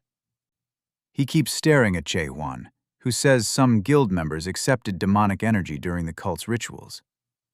Ba Yeon asks if demonic energy is like mana, and Jae Hwan says it's similar, but not the same. When they learn he has no demonic energy himself, Yeon-ju asks why he never took it. He says the masked man told him more prep was needed to make him a full devil. If someone takes demonic energy too soon, they can become a mindless monster. Asked why he let his guild members take it, he coldly says they were useful as disposable pawns. Hwa-yeon then asks what the demonic order is trying to summon. They're shocked to hear it's a demon, and even Kang-woo starts trembling. Jae Hwan doesn't know where or how they'll do it, but the order told him the dimensional wall blocking the summon has started to weaken. That makes Kang-woo even more uneasy. Yeon-ju asks what the dimensional wall is and when it began weakening. The old man says it started about a month ago, and cold sweat runs down Kang-woo's bless. In that moment, he realizes this chaos is his fault. The demonic order became more active because he broke the Gaia system when he came back to Earth. Kang-woo tries to stay calm, though Yeon-ju notices something is off. He hopes the system will fix itself, but that hope dies when Jae Hwan says the dimensional wall is still weakening. At this rate, everyone in hell, even the people from Eleanor, could cross into Earth. Kang-woo's mind is spinning, but he keeps a calm face and decides to focus on the demonic order first. Then he asks where the demonic headquarters is. Jae Hwan says the place he knows may not matter anymore. The order could already be done preparing the summon. Yeon-ju asks why they tried to capture City since they assumed he was meant to be an offering, but Jae Hwan says he knows nothing about that. That doesn't add up to Yeon-ju. If his guild is supplying offerings, how can he not know whether the cult has enough? He answers that his guild works on performance. Hearing that, Kang-woo realizes the situation is even worse. Jae Hwan says the Mere Guild isn't the only group working with the demonic order. Their fight is far from over. Elsewhere, at what seems to be the demonic order's base, the crimson masked man tells his followers Jae Hwan has been captured. He's disappointed. Jae Hwan fell so easily, but one follower says their plan won't be delayed because other guilds already provided offerings. Even so, the masked leader can't figure out why Jae Hwan got involved himself. As he looks into the orb, he spots Kang-woo and recognizes him right away. He asks his followers for updates on support from the order. They say it has arrived, and they've also received a crystal filled with sealed demonic energy. With it, the cardinal can boost his power and complete the plan. They add that no new orders have come from above. The cardinal takes that to mean the order wants them to handle it on their own. So he says the plan will go ahead as scheduled, starting with Al-Kero. Later, outside Hwarangkor headquarters, Yeon-ju is upset that they're back at square one, and Hwa-yeon tries to lift her mood. Then Hwa-yeon tells Kang-woo the government plans to give him extra rewards. It's their way of thanking him for exposing the Mere Guild's ties and helping capture Jae Hwan so easily. Kang-woo hopes it's something useful, not junk like plaques or trophies. Hwa-yeon says she'll contact him later about it. The way she builds it up makes Kang-woo think it might be something he'll actually want. After a long while, Kang-woo finally gets home to Solo and Echidna. The second they see him, they shout his name. Echidna tears up at once, crying. She asks where her master has been all this time. He apologizes for being gone and says he had things to handle. Echidna worries he left because she did something wrong, and she begs him not to abandon her. She promises to be better and leaves with him to stay. Kang-woo gently comforts her and tells her none of this was her fault. He tells her not to worry and promises he'll never leave her. Feeling guilty for being gone all week, he holds her close and tells Solo everything is settled. He also says sorry for not explaining things better before. Solo says it's fine. She knows how much he cares, and she trusts he'll tell them everything when the time is right.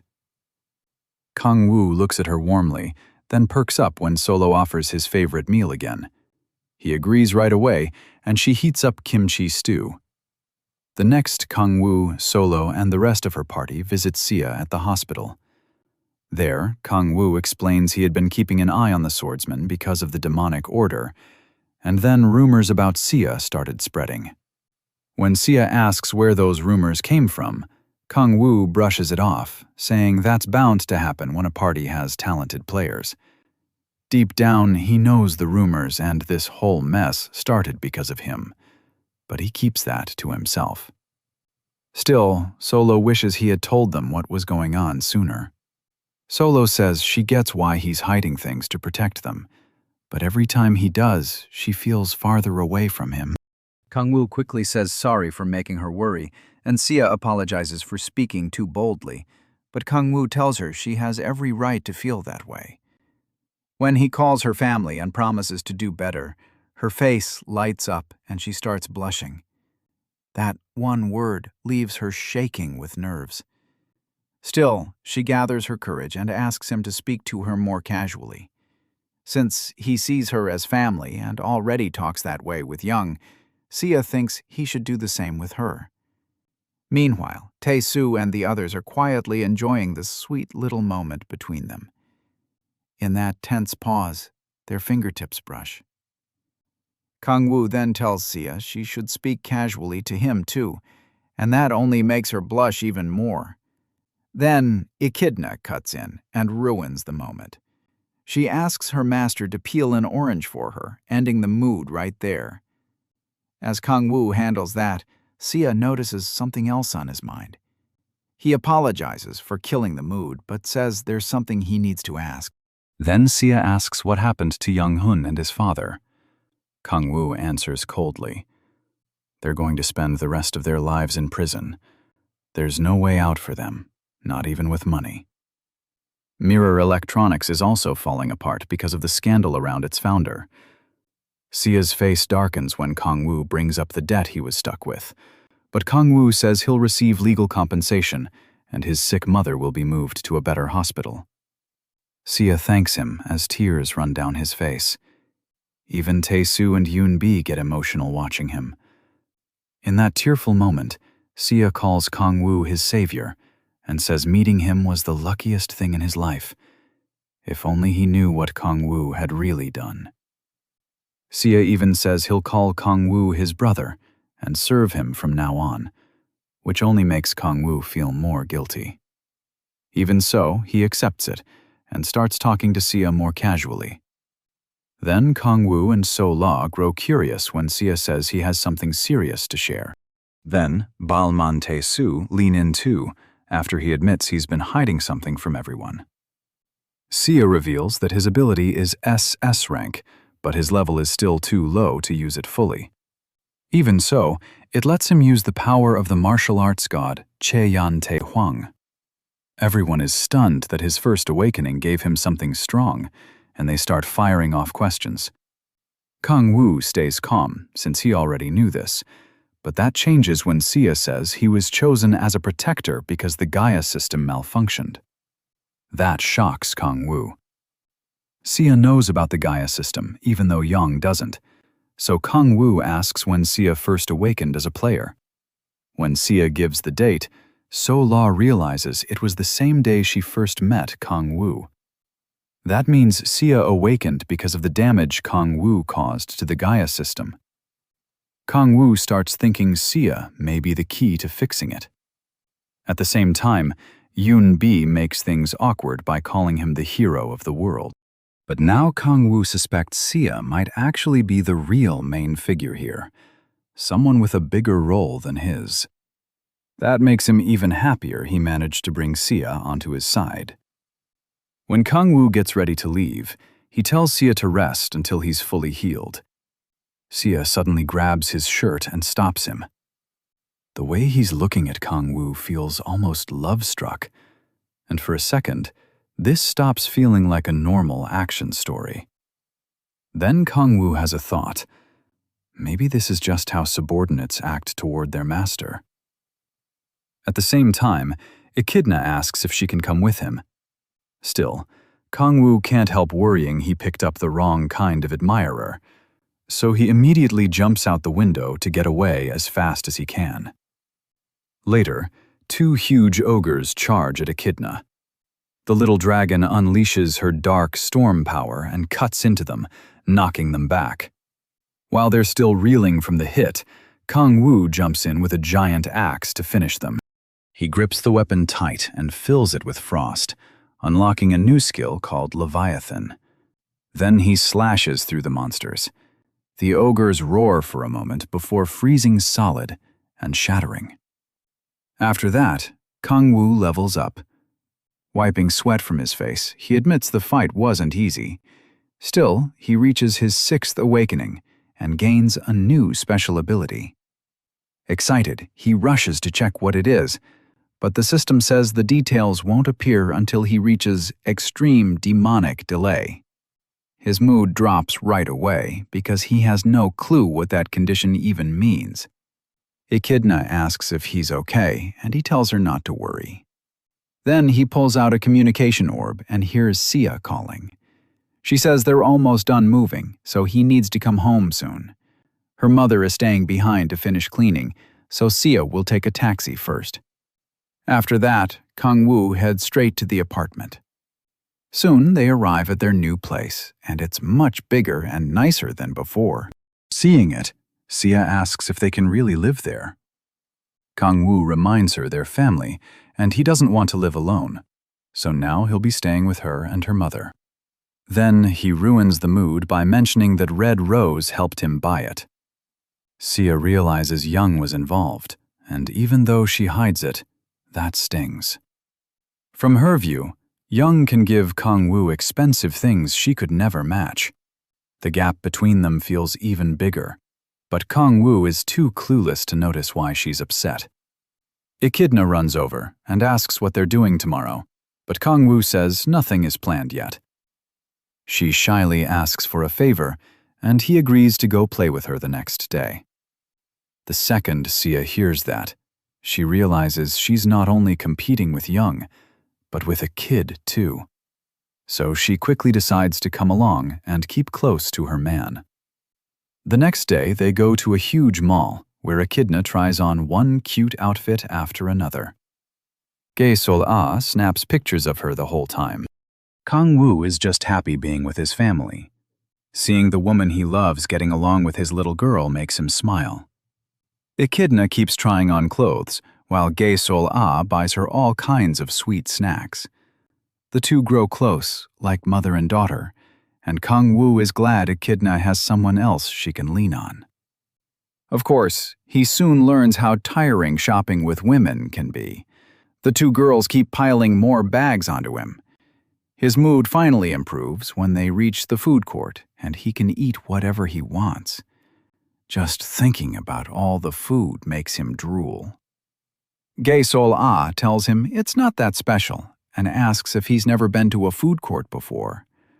For Kang Woo, all those different dishes feel like heaven. Or maybe hell. In his case, after suffering through awful meals for so long, he wants to order everything he sees, but Gae-sol-ah tells him to calm down.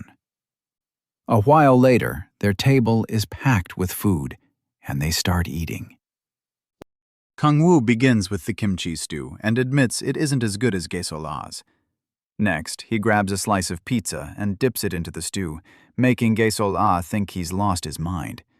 But he actually likes it, so he starts mixing all kinds of food together.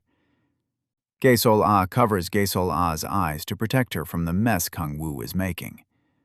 While Kang-woo happily keeps eating, Gae-sol-a tells Gae-sol-a to never copy those horrible food combos. After the meal, Kang-woo notices someone approaching. Cold sweat runs down his face the second he recognizes him. It's Kang-yoon. The Hanul guildmaster says it's been a while since they last met. Kang-woo asks what he's doing there, but Kang-yoon tells him to drop the formal. He says he has good news, so they can talk casually. Then he brings up Kang-woo working with Red Rose, and Kang-woo says he's only cooperating with them, hearing that Kang-yoon grabs his shoulder and tries to recruit him, offering 5 billion won, a car, a house, and more. Gae-sol-a is shocked. Someone can offer that much so easily? Kang-yoon also promises him an executive spot in Hanul, but Kang-woo says the offer is too small. Kang-yoon can hardly believe what he just heard. He calls Kang-woo funny for saying that, but Kang-woo isn't joking. He makes it clear he has no intention of working under anyone right now. So Kang-yoon raises the stakes, and Kang-woo pays close attention. The easygoing guildmaster says he'll throw in one legendary item for free if Kang-woo joins. Legendary gear is incredibly rare and can't just be bought with money. It's usually crafted from parts taken from S-rank gates or even higher. Legendary gear also links itself to its wearer, and if the user doesn't meet the right conditions, it can reject them. That definitely gets Kang-woo's attention. Even so, he still turns Kang-yoon down. Kang-yoon accepts the answer and backs off. Before leaving, he hands over his card in case Kang-woo changes his mind. Then, he drops something extra into Kang-woo's kimchi stew, saying it'll make it taste better. Ejina notices, but Sola quickly covers her eyes again. After that, Kang-yoon says goodbye and leaves. Kang-woo lifts a spoonful to try it, but now he looks totally put off. Later, he meets Young-ju. She asks why he refused such a huge offer, and he says he doesn't want to work under anyone right now. Young-ju just calls him weird. Still, Kang-woo believes that even without joining Hanwoo Guild, he can get legendary gear from the rewards he earns by protecting other players.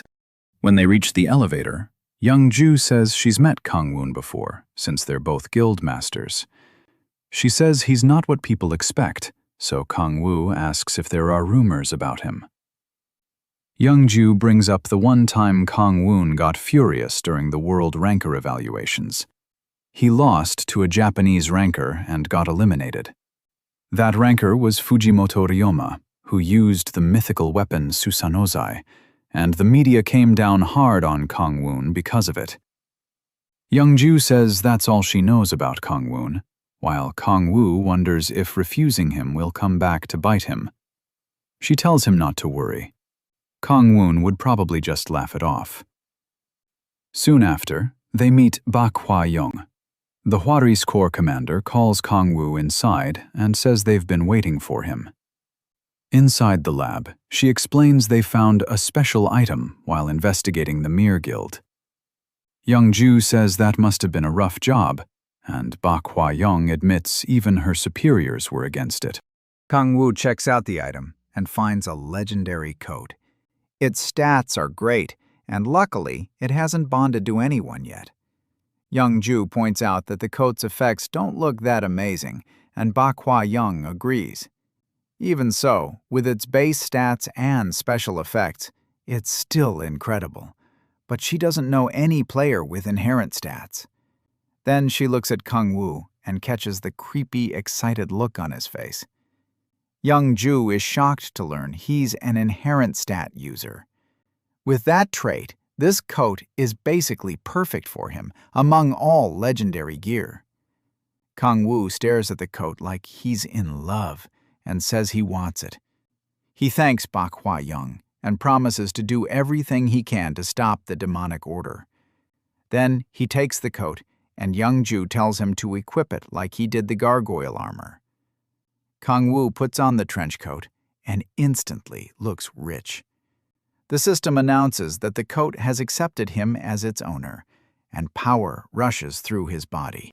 It reads his inherent stats and raises his demonic energy by 5. With that, the coat fully bonds to him. Young-ju asks how the new gear feels, and Kang-woo immediately asks for 10 more. Bak Hwa-young tells him 5 is the limit, no matter the class. Any gear after the 5th won't work. So Kang-woo says 5 is still more than enough for him. He starts admiring himself and goes on about how amazing legendary gear is. Then Young-ju tells him to test how much stronger he got. He looks at her, and she asks for a fight. They move to the combat room, where Bak Hwa-young says they don't need to hold back too much. As Kang-woo gets ready, Young-ju wonders how much stronger he really is. She remembers how easily he crushed Young-ko, and knows his raw stats played a huge part. This is her chance to learn what makes Kang-woo so unusual. At the same time, Kang-woo also wants to test his new strength, and he sees her as the best person for it. Bak Hwa-young steps in as referee while they prepare. The moment she starts the match, Kang-woo moves in an instant. He lunges straight at Young-ju, but she slips past his punch. She spins into a counterattack, and Kang-woo dodges that too. She keeps pressing him, but he blocks the follow-up blows. Once he realizes she's opening with hand-to-hand combat, he starts getting annoyed. He knocks her hand aside and fires back, but she avoids it. Kang-woo suddenly snatches her hat and says she's looking down on him. Using it to cover her view, he throws a punch, but she tears right through it with her special chains. Glad she's finally getting serious, Kang-woo asks if she's trying to kill him. She keeps attacking and says he's clearly not a normal player. Kang-woo dodges the chains, which smash into the walls behind him. Before he can reset, she rushes in and drops another attack on him. He barely escapes by using his wings, then activates his coat skill, Kraken's Wrath, boosting his stats and adding 5 more demonic energy. Even with his power spiking, Young-ju doesn't flinch. She keeps up the assault while Kang-woo flies around to avoid it. Bak Hwa-young starts worrying about how far Young-ju might take this. Still, Kang-woo keeps slipping past the chains. When they finally get close enough, he smacks them aside and flies straight at Young-ju. Trapped in a bad spot, she sends the chains at him again, but he blocks them and keeps charging. Once the spear-like chains are close enough, Kang-woo uses explosion to blow them apart and blast Young-ju backward. She fights against a shockwave, and when she looks up, Kang-woo is already in range. He instantly uses the power of sound, sending harsh shockwaves through the room. The girls cover their ears to block the screaming noise. Using that opening, Kang-woo closes the distance and slams the ground with the power of 1,000 and the power of destruction. Knowing she can't block at all, Young-ju is forced into a corner. With no better option, she wraps herself in a chain barrier. But against Kang-woo's power, it isn't enough. He breaks through her defense and smashes the wall right in front of her face. Bak Hwa-young sees it and can't believe how strong he is. Young-ju drops to the floor, laughing at herself while her body shakes with fear. Kang-woo is blasted a massive hole through the wall, and she calls him a monster. Just then, Kraken's Wrath runs out, and the system says it won't be ready again for 2 hours. Kang-woo looks down at her, impressed by how much power the legendary coat gave him. As Young-ju laughs, she slowly draws her chains back into her gauntlet. Kang-woo offers a hand to help her up, while she struggles to catch her breath. He says the boost came from his new gear, but she reminds him that she has legendary items too. With a dark grin, Kang-woo listens as she asks if he's even human. He tells her at least he's not her enemy, but she still doesn't trust him. Then both of them look toward Bai Huayang, who explodes at them for wrecking a room that cost billions to build. Kang Wu and Young Ju both apologize for going too far, but Bai Huayang is still furious that she's stuck dealing with two lunatics who don't know when to stop. While they argue over the damage, she orders the training room closed until repairs are done.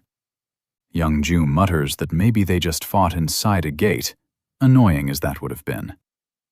Meanwhile, Kang Wu wonders if he should pay for it with giant ogre magic stones, but decides that would be a waste. When he asks, Young Ju confirms that high-ranked boss monsters can drop materials for legendary gear, so Kang Wu suggests they go hunt El Cuero. Bai Huayang asks if he means the monster in the S-ranked gate, and he says yes. They explain that no one has beaten it because of where it lives. It stays underwater, making close-range attacks useless, and when it's attacked, it hides underwater again, so long-range attacks don't work well either. Young Ju adds that even if they kill it, there's no promise it'll drop legendary gear. Kang Wu says it still might if they're lucky. He thinks this could help break his level cap now that he's unlocked his 6th awakening. Players usually hit two walls as they level up: the end of your efforts at level 59 and the end of your talent at level 89. The only way past them is to defeat a powerful monster. Since she's already at the end of her talent, Young Ju thinks this could be her chance too. Then it hits her that she just lost to someone way below her level, which makes her feel pathetic. After thinking it over, she decides to help Kang Wu. She warns him the fight will be too much for just the two of them, but Kang Wu says he already has a plan and gives Bai Huayang a devilish look. He says they'll need someone strong in close combat. Hearing that, Bai Huayang says she'll join the plan too. She wants to make up for the damage to the training room since she allowed them to use it. Young Ju respects how serious Bai Huayang is, especially compared to Kang Wu, who keeps getting on her nerves. Bai Huayang is also interested in how Kang Wu plans to hunt. The protagonist, Kang Wu, says it won't just be the three of them. Echidna is coming too. He also wants one more fighter who's strong in close combat, so he starts thinking about who fits. Bai Huayang gets his attention and says she knows someone perfect for that role. Later, they arrive at the S-rank gate. There, Kang Wu and a Kredner are busy taking down a giant ogre. When he finishes it off, his level rises to 59. Then the system locks his level and says any extra X will be saved until the restriction is removed. That proves the level cap applies to Young. Ju thinks he's burning through too much strength, but he tells her it barely cost him anything. Then he spots Bai Kui, Young with the new recruit. She introduces him as Ku Hyun Mo, commander of Hwarang's 2nd Corps. Without the title, he just seems like a clueless idiot. Kang Wu greets him and notices right away that he fights with twin blades. Young Ju calls him a rookie and asks why he's out hunting ogres. He also can't figure out why there's a kid with him. So MC explains that Echidna is his familiar. That only leaves young Mo even more confused. Bai Huayang cuts in and says he can learn the details later. Young Mo is stunned when she says Kang Wu is as strong as Young Ju. He can't believe someone who's only been a player for 2 months could match a national ranker. Meanwhile, he tells Bai Huayang that Young Mo seems solid, and she's happy to hear that. While they're talking, Young Mo quickly pulls the protagonist aside for something private. Then he asks the Demon King what exactly is going on between him and Bai Huayang. The guy is clearly checking if he has AM. C tells him there's nothing between him and the 3rd Corps commander. Bai Huayang shuts the talk down, saying they don't have time, and both MC and Young Ju instantly realize Young Mo is crazy about her. After that, O Kong Wu says they'll start right where they are instead of moving somewhere else. Young Ju wonders why he chose the stone giant area. He explains that the giants are part of the plan against El Cuero and are the key to bringing it down. After a quick rundown, they get to work. Once they gather several chains, young Mo says everything is ready. With that, O Kong Wu steps into the water and starts building up power. He uses the power of sound to send a huge shock deep into the sea. The water goes still for a second. Then a massive rumble begins. Realizing the creature is coming, he gets ready. As El Cuero rushes in, he signals the others to move. The sea starts to rise, and El Cuero bursts out with a roar. It spreads its wings and lifts into the air over the ocean. Then, poison needles shoot from its fins at O Kong Wu and the others. Seeing that, he tells Echidna it's her. The little girl throws up a demonic barrier, but the attack is hard to handle. The protagonist, Kong Wu, tells her to hang on just a little longer. At the same time, Hyun Mo and Baek Hwa Young move in with the chains.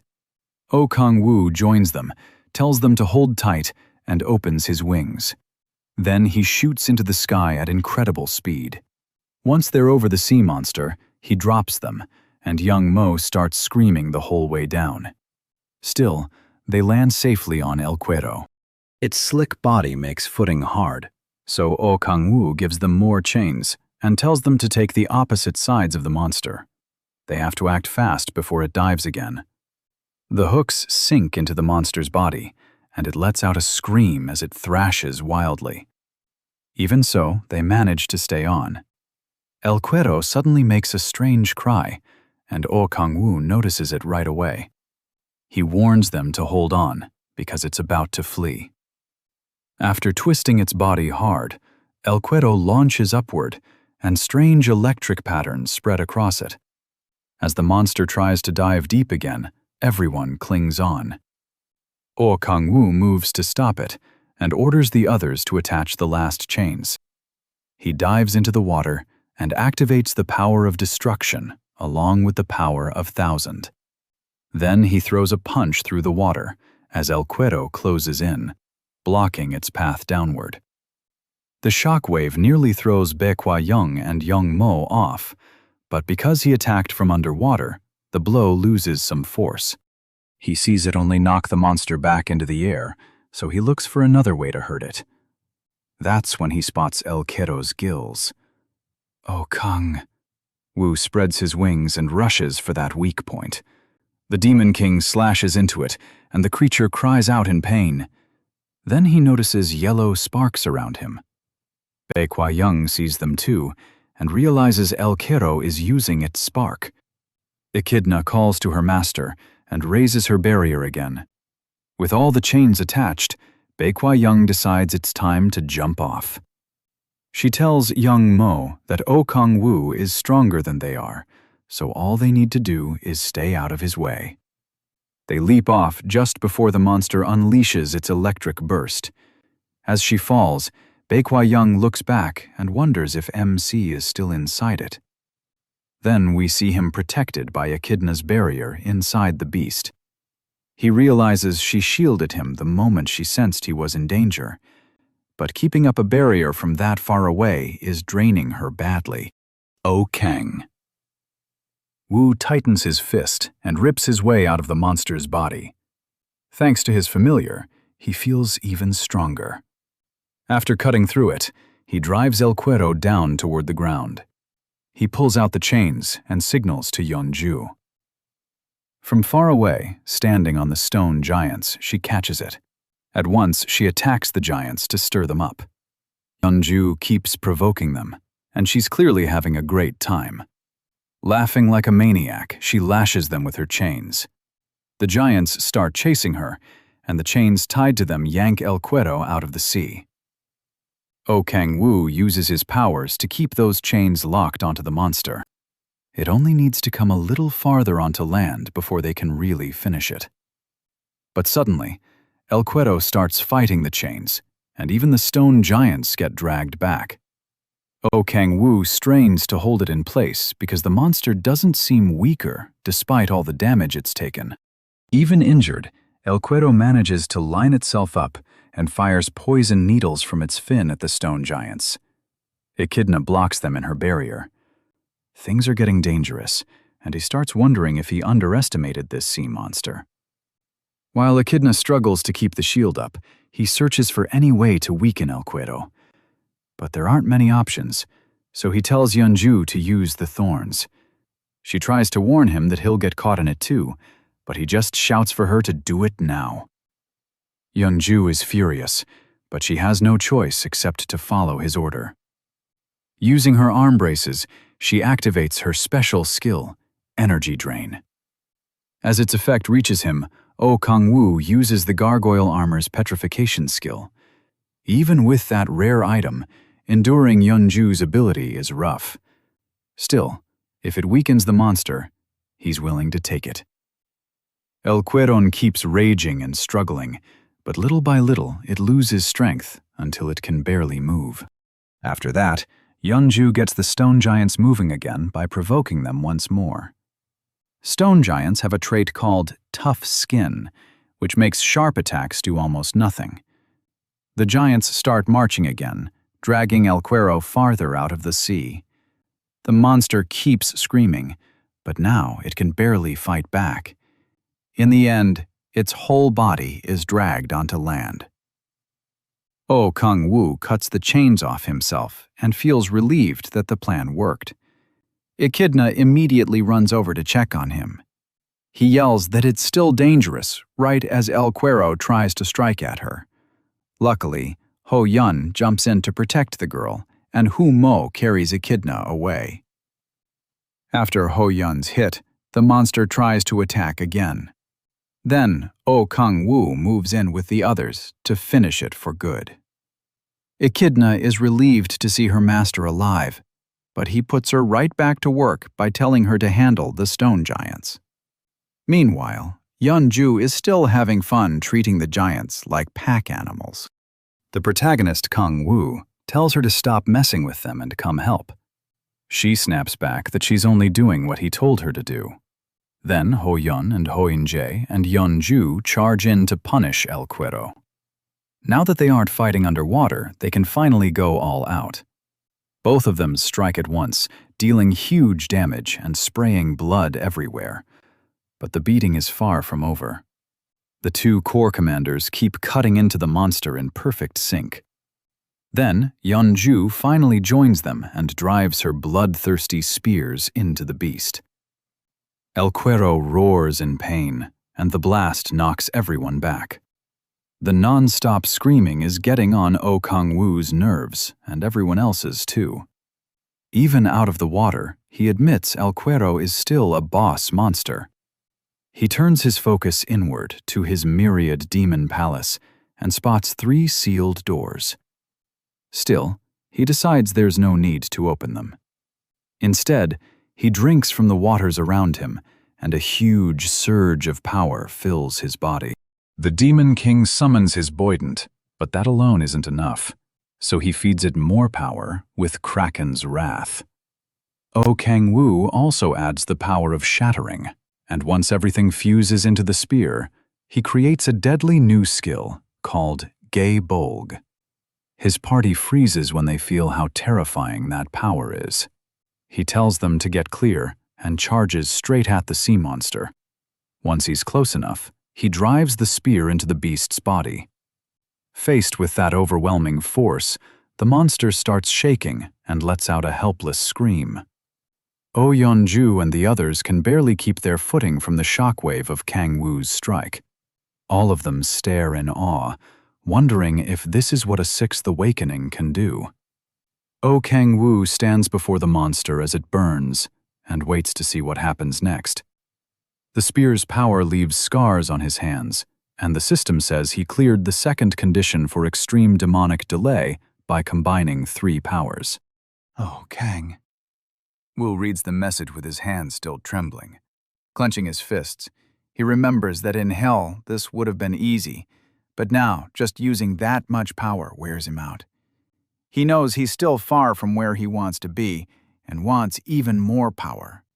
Before that craving swallows him, his teammates snap him back. They say it was his first time trying it. When he shows Yeonju his shaking hands, she just sees another chance to beat him someday. Echidna returns to say she's done with the stone giants, then throws her arms around him as he praises her. That's when he notices something strange. The system never announced El Caro's defeat. The monster is still alive, refusing to die. He quickly tells his teammates to stay ready, because the fight isn't over yet. They check the status window and confirm it. The monster hasn't been defeated. Things start looking bad, and Oh Kang-woo can't understand how El Caro survived. In hell, Gable could kill a demon from the seventh hell, so a gate monster surviving makes no sense. Even so, the team holds position as the monster shrieks again. Then MC notices something strange coming out of El Cuero. Looking closer, he realizes it's demonic energy. Long, nasty tentacles start growing from the monster's wounds. Using those new limbs, it begins crawling back toward the sea. Bakhwa Young and the others spot it too, so Yeonju throws out her chains to hold El Cuero down. But she's too drained to stop it, and the beast starts dragging her with it. Her teammates tell her to throw the chain back to them too. Once she does, they grab hold, and it turns into a full tug-of-war with El Cuero. Even with everyone pulling, they still can't keep it from reaching the water. Oh Kang-woo has almost no demonic energy left after mixing 3 powers, and it feels like they might still lose. At that desperate moment, Echidna turns into a full dragon and tells her master to leave it to her. Yeonju and the others panic at the sight of a dragon, but he quickly explains it's Echidna. The dragon dives in and pins the monster down with her claws. Those claws pierce El Cuero with ease. Trying to keep it from escaping, Echidna tears into El Cuero even more. Yeonju and the rest can hardly believe what they're seeing, as Echidna lifts the monster up and slams it back down.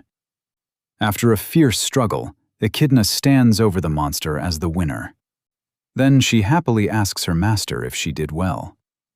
El Cuero is finally dead, and Oh Kang-woo gets most of the experience, since he did the most damage. But his level limit is still active, so he doesn't level up. Echidna changes back into her human form and runs to him.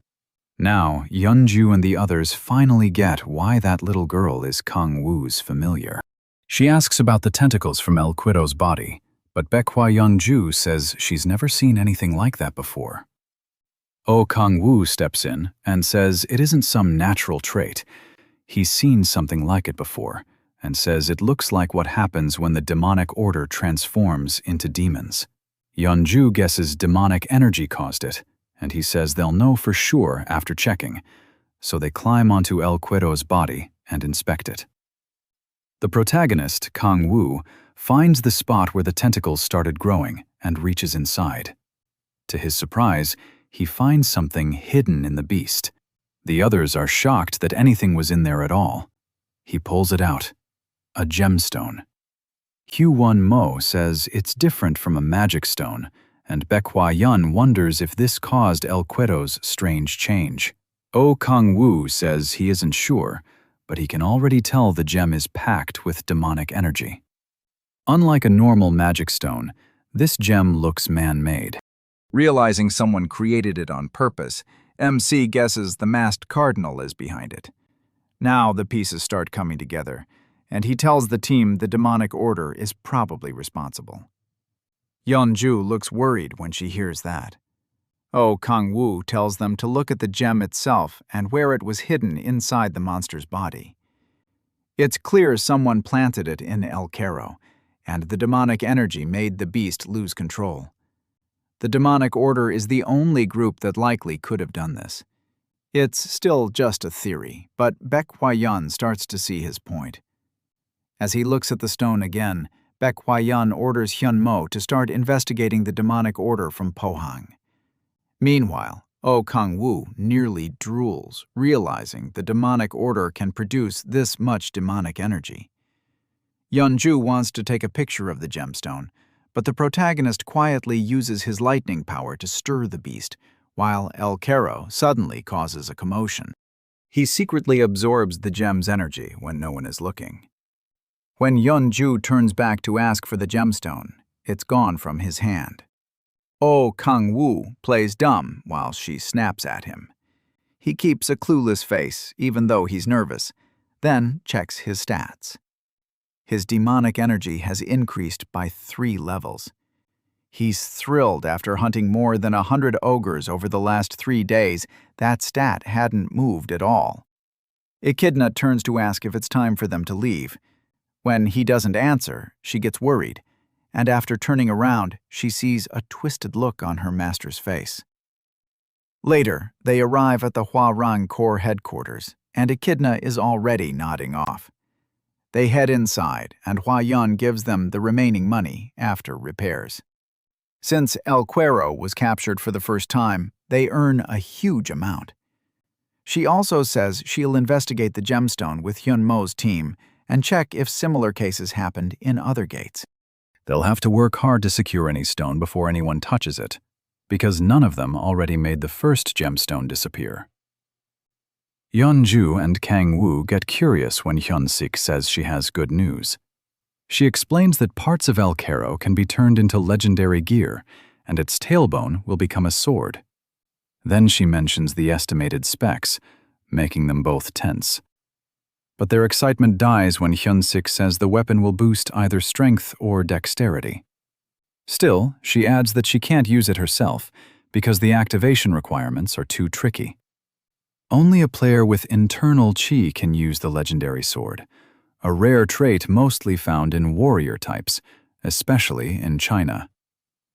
Yeonju suggests selling it to China, but Kang-woo says he'll keep the weapon. If it needs someone with internal chi, he already knows the right person. The story then shifts to C and his party, who are exploring deep inside a B-rank gate. Even in the maze-like dungeon, they manage to find a new path. Kang asks Sivrik if he senses anything, and the swordsman says he just has a bad feeling. A second later, Sivrik picks up on something and tells everyone to get ready to fight. Then, a wounded minotaur suddenly comes running out from the dark passage ahead. Another minotaur, even more dangerous, catches it at once. Sivrik and his party stare in shock as that monster gets ripped to pieces right in front of them. Kang rushes up with his shield to take the next hit, but Silas yanks him away just before the beast smashes him into the ground. He warns the big guy not to rush in so carelessly. Looking closer, they realize this creature doesn't look like a normal minotaur. Silas tells Kang to make an opening once Silas gets buffed. Choi tries to distract the monster so their tank has time to prepare. She blasts it with lightning magic, but the beast recovers right away without a scratch. Choi moves in to draw its attention, and the minotaur locks onto him with a deadly stare. Sayola buffs Kang, and he gets into place. Kang charges in, taunting the monster and making it rush straight at him. Sayola keeps the buffs coming, and he thanks her for the great support. The minotaur lifts both arms to crush the tank, but Sayo rushes in from its blind side before it notices. Focused on his opening, he uses his skill and cleanly cuts off the monster's head. Once it drops, the whole party starts praising Sayo for pulling it off so fast. Then they check the body, and Si-hun says this savage minotaur isn't listed in any player guide. A closer look makes him freeze. Something red is glowing from the severed neck, and he starts wondering if it's what he thinks it is. The next day, Oh Kang-woo arrives at the Hwarang Corps headquarters. He's there to pick up the legendary sword made from El Cuero's tailbone. The blade's stats are amazing, and it even lets its user walk on water. MC looks it over and says he'd use it himself if he could. Ba Kwa-yong explains that the hardest part of is getting the materials. After that, forging it is quick. Yong worries about the price, but Bak Hwa-young tells her not to. She says Young and Oh Kang-woo are already bringing better results than the Hwarang Corps expected. Young enjoys the praise, while he is more interested in absorbing demonic energy. Then Bak Hwa-young says there's one more thing she wants to mention. Expecting bad news, he's caught off guard when she asks if he can start speaking to her more casually. Since he's already casual with Young, she says it feels strange for them to stay formal, especially now that they're still in the Hwarang Corps. She says it's time to get back to the Hwarang Corps. She says she has one more reason to be jealous. When Oh Kang-woo asks about the gemstone research, she says nothing useful has come up yet. Even Young's guild found nothing solid. That bothers him because he doubts the demonic side only hid gemstones in El Quero. Elsewhere, the masked cardinal hears that El Quero was defeated. His followers say they found battle marks, but still don't know how it happened. When they add that the demonic crystal is missing too, he crushes the table in rage. The masked cardinal smashes what is left and demands news on the other monsters. They tell him most are still fine and their enemies probably haven't figured out the plan yet. Even so, El Quero's defeat clearly shakes him. They also report that the whole operation has been pushed back because of this. The cardinal suggests using another method, but his followers warn that it's too dangerous. They say it would let the plan move forward right away, but the risk is far too high. On top of that, the world rankers wouldn't just sit back if they did something so bold. That only makes the masked cardinal angrier, and he asks about the world rankers again. Right now, he doesn't care what they might do. His demonic aura pours out as he reminds them he isn't afraid of the world rankers. The followers quickly apologize while struggling under his killing intent. After a moment, the cardinal settles down and asks if they still have demonic crystals.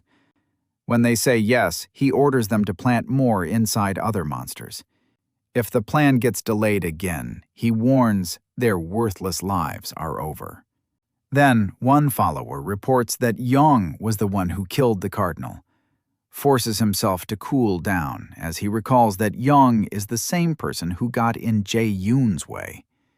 Seeing her as a major threat, he tells them to prepare the shadows to deal with her. His men warn that Young is too strong and the shadows alone may not be enough, but he says Young isn't the real target. They're going after Oh Kang-woo. His plan is to capture the protagonist and use him as a hostage. Meanwhile, the Demon King enjoys a peaceful ride in his car. Later, Kim Si-hoon and his party come out of the B-rank gate, thanking him for carrying the run. As they leave, Oh Kang-woo waves them over. He shows up looking stylish as usual. The group is happy to see him after so long, and he notes that their hunting has been going well. Then he tells Kim Si-hoon he brought a surprise gift for him. At first, everyone thinks it's meant for Si, but then he tells Kim Si-hoon to take it. He hands the sword to the young swordsman, while Si quietly adds another name to her list. The party is stunned when Oh Kang-woo says it's a legendary weapon. Kang Tae-soo can't help wishing the gift had gone to him instead. Kim Si-hoon says he doesn't deserve something that, but MC tells him he'll decide that. He adds that Kim Si-hoon is going to get much stronger soon, strong enough to stand against rankers. Those words hit hard, and Kim Si-hoon starts tearing up. He thanks Oh Kang-woo with all his heart. Then he gets uneasy when Kim Si-hoon says he felt strong resistance the first time they met. Things get even stranger when he says it feels like their souls are connected. A second later, Kim Si-hoon grabs his hands and drops to one knee like he's proposing. He swears to serve him for the rest of his life, and Si is about ready to explode. Oh Kang-woo gently tells him to let go, but Kim Si-hoon says he has something to give him too. He reaches into his pocket and pulls out the gemstone he got from killing that monster, saying the protagonist Kang-woo might know what it is. MC quickly grabs his hands again and stares at him with sudden excitement. Now, he really wants to keep this guy close. He immediately asks where the gem came from. Kim Si-hoon explains that while hunting in the gate, he felt something strange. Oh Kang-woo's surprised because it sounds just like the resistance Kim Si-hoon felt from him before. Kim Si-hoon says he followed that feeling to the savage minotaur and found the gemstone after killing it. He starts wondering if this prodigy can sense demonic energy, so he asks whether Kim Si-hoon felt anything from the kidna at the hospital. Kim Si-hoon thinks back, but says he didn't sense that same resistance from her. Oh Kang-woo studies the gemstone, trying to figure out what he and that minotaur have in common. Then it hits him. It all goes back to the Gaia system's crack. Since Kim Si-hoon is the protector, he can sense beings tied to that crack. After realizing that, he grabs Si-hoon's shoulder and says, a little too eagerly, that they should work together. Later, Kang Tae-soo and Yoon-bi are half asleep on a bus while Kim Si-hoon stares out the window. At the same time, Oh Kang-woo walks with Si and tells her she'll have to keep hunting with Yoon-bi and Kang Tae-soo because he and Kim Si-hoon will start searching gates together. He thinks the other three have leveled up enough to manage without the swordsman. Sai stays quiet for a moment, trying to find the right words. Then she calls out to him and asks if she and the others can come tomorrow. She says they'd level up faster that way and might even be able to help. But Oh Kang-woo tells her they're heading into A-rank gates. The monsters there are far stronger than the minotaurs she fought before. He asks if she's sure she won't just hold them back, and Sai ends up apologizing for bringing it up. He also warns that the demonic order will be after them, making things even more dangerous. That hits her hard, but she tenses when Oh Kang-woo suddenly puts an arm out in front of her. He has spotted followers of the demonic order looking for trouble. The protagonist asks if they're with the order, but they refuse to answer and simply tell him to obey. He laughs and tells them to stop acting tough and get away from his car. The idiots rush him at once, saying he's not as special as he thinks. Oh Kang-woo steps forward to shield sides as they close in. He doesn't waste time talking. Instead, he spreads his wings and takes off with her in his arms. After landing somewhere safer, he tells her to get far away while he handles the attackers. Flustered, but trying to help, she casts a buff on him. Oh Kang-woo notices how useful her skill is. She tells him not to get hurt. He assures her he'll be fine. Before C can even move, the cultists are already on them, threatening to tear MC apart. He jumps straight into the fight and tells them he has no intention of running from people like them. He slips past their weapons with ease, but they swing back in from behind. Oh Kang-woo tracks their movements while dodging the chains flying at him. Even with all those chains whipping around, none of them get tangled, which tells him these guys are well trained. Still, compared to Young, they're nothing to him. Blue energy gathers in his hands, and he fires off a shockwave. The blast knocks the chains away and throws the attackers back too. Realizing they're outmatched, the cult followers decide to report to their cardinal right away. Too bad for them. Oh freezes their legs before they can get away. Ice spreads over their bodies, trapping them in place as he walks over. Meanwhile, Solo watches from a safe spot behind a barricade. The protagonist steps up to the first cultist and decides to ask a few questions. He rips off the man's mask, exposing a terrified, shaking face. Then he uses dread, forcing the man to talk, and asks if the cardinal sent them. The cultist suddenly shifts from fearful screams to crazy laughter. O studies him and starts to wonder if he's resisting the fear. The mad follower praises his cult, then sets off a bomb hidden in his mouth. He bites down, triggering a huge blast. Sola shields herself from the shockwave and quickly looks back to see if MC is safe. Thankfully, he already blocked it with a barrier. Once O lowers the barrier, he vows to drag the cardinal out of whatever hole he's hiding in. Later, the masked cardinal hears a report about the shadows being killed. The follower says Yun is likely the one who took them out. Annoyed at losing good men, the cardinal asks about the crack fragments. The answer 30 have been collected. He sends the follower away. Once he's alone, the masked man tells himself there's no need to hurry. Then he removes his mask, revealing Kong. He's sure he still has time, and everything is going according to plan. Back in the city, Sola rushes over to check on O after the blast. He doesn't answer, and instead calls Sayas. He tells him they need to push harder and gather every infernal crystal they can. He also says to meet at the gate at 6 in the morning. Sola hugs herself, clearly nervous from what he's saying. Then he faces her and repeats his point. Since he has no idea what the Demon Order is planning, he wants her away from the hunt for now. She calls him thoughtful for worrying about her even after all that happened. Sola says she'll repay everything he's done, but first she has to grow stronger. So she smiles, tells him to wait for her, and promises she'll amaze him next time. O gets flustered by Sola's beauty and quickly looks away before she sees him blush, then walks off in the wrong direction. 10 days later, at a gate, the protagonist is holding a few gemstones after hunting with Sidri. The swordsman is wiped out, and MC says they're done for today. Sidge suddenly looks at him like an excited puppy when O tells him how useful he's been. He offers him a ride, but Sidge says he needs to visit his mother at the hospital.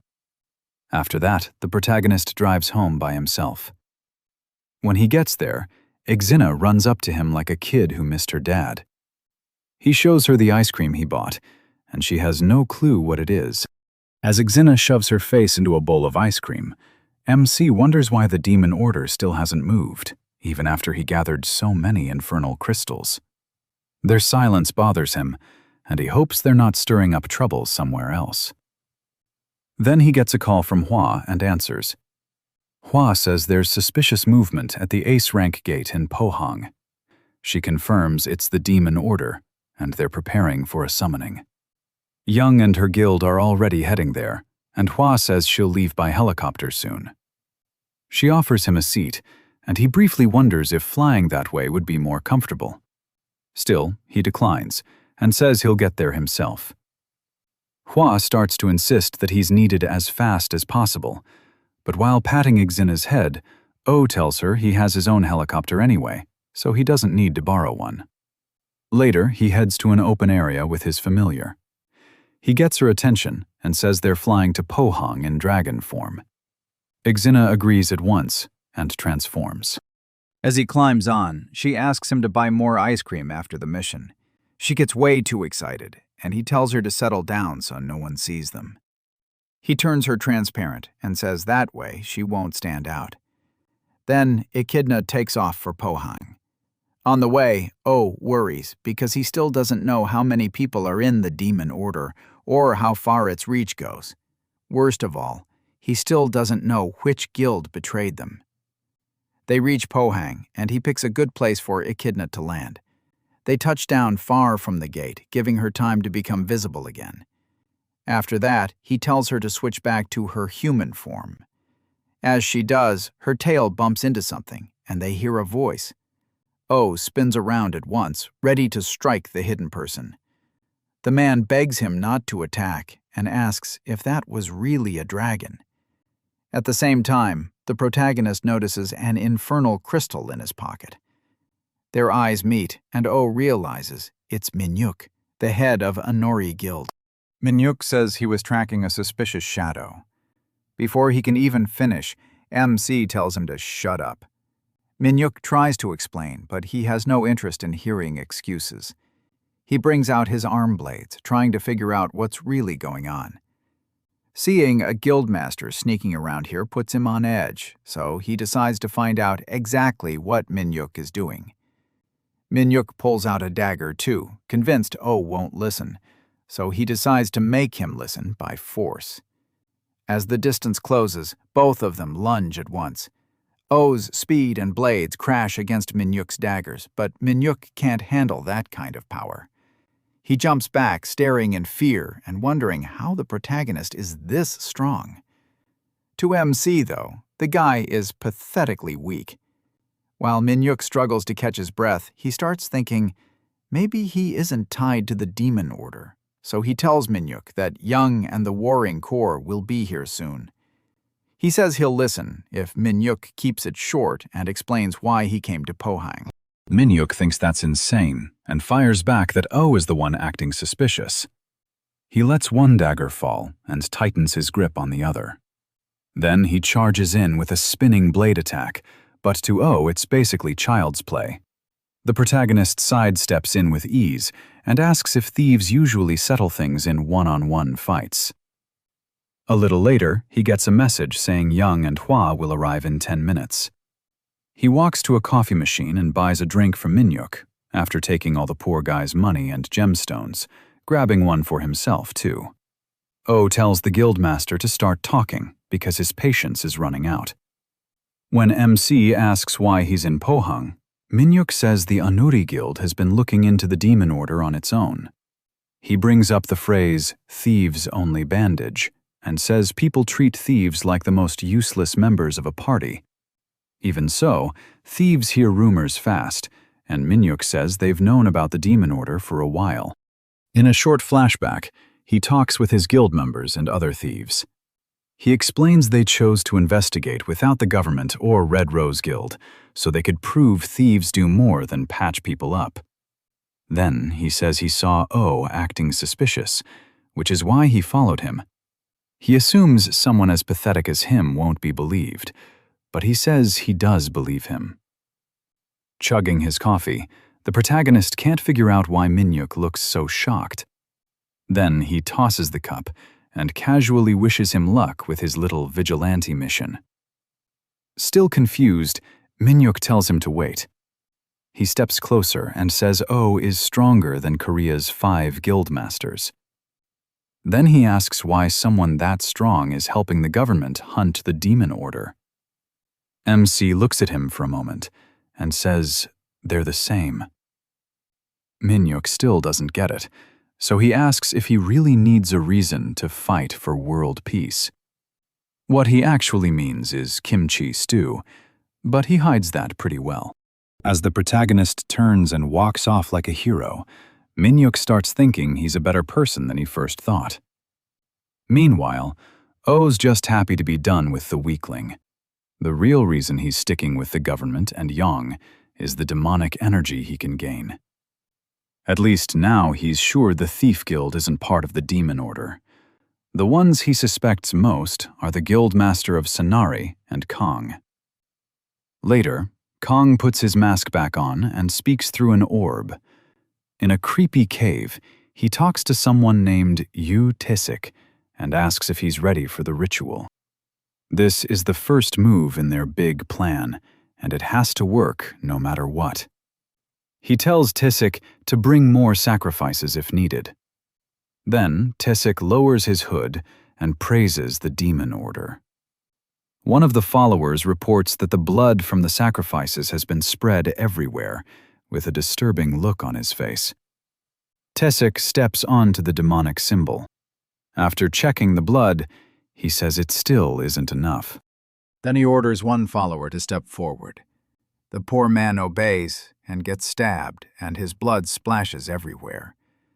The other followers stare at the body in shock and demand to know why Tasik did that. Tasik coldly says there still isn't enough blood, and if they want someone to blame, they should blame themselves for failing to bring more sacrifices. Then he snaps and starts butchering the rest, covering the area in blood. With the bodies piled around him, Tasik praises the demon order again. Once he's sure there's enough blood, he slams both hands onto the symbol and starts chanting a spell. The story then cuts back to Young, who's just arrived in Pohang. O asks her and Hui if they can enter the Su Frank gate yet. Hui tells him the situation inside looks bad. She explains that a Demon Order member is hiding somewhere in the gate, but there are too many caves to pinpoint where. She's also heard that anyone who enters feels something creepy from the gate. Then footsteps approach. It turns out to be, and he looks relieved to see them. He tells Hui they heard a huge explosion from inside the gate earlier. Echidna then tugs on O's coat and, clearly scared, says the gate smells strongly of blood. At the same time, Tazik finishes the ritual and a crack opens in front of him. He looks up at it and begs whatever comes out to show him its power. A massive demon suddenly emerges from the crack. It introduces itself as Auriax from the 7th ring of hell and asks who dared summon him.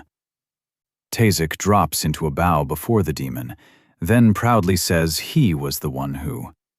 When Auriax asks why, Tazik says he wants humans slaughtered and promises total loyalty. Hidden nearby, a spy watches from the shadows. He quickly pulls out a walkie-talkie and urgently tells Humo to come at once because he found something strange.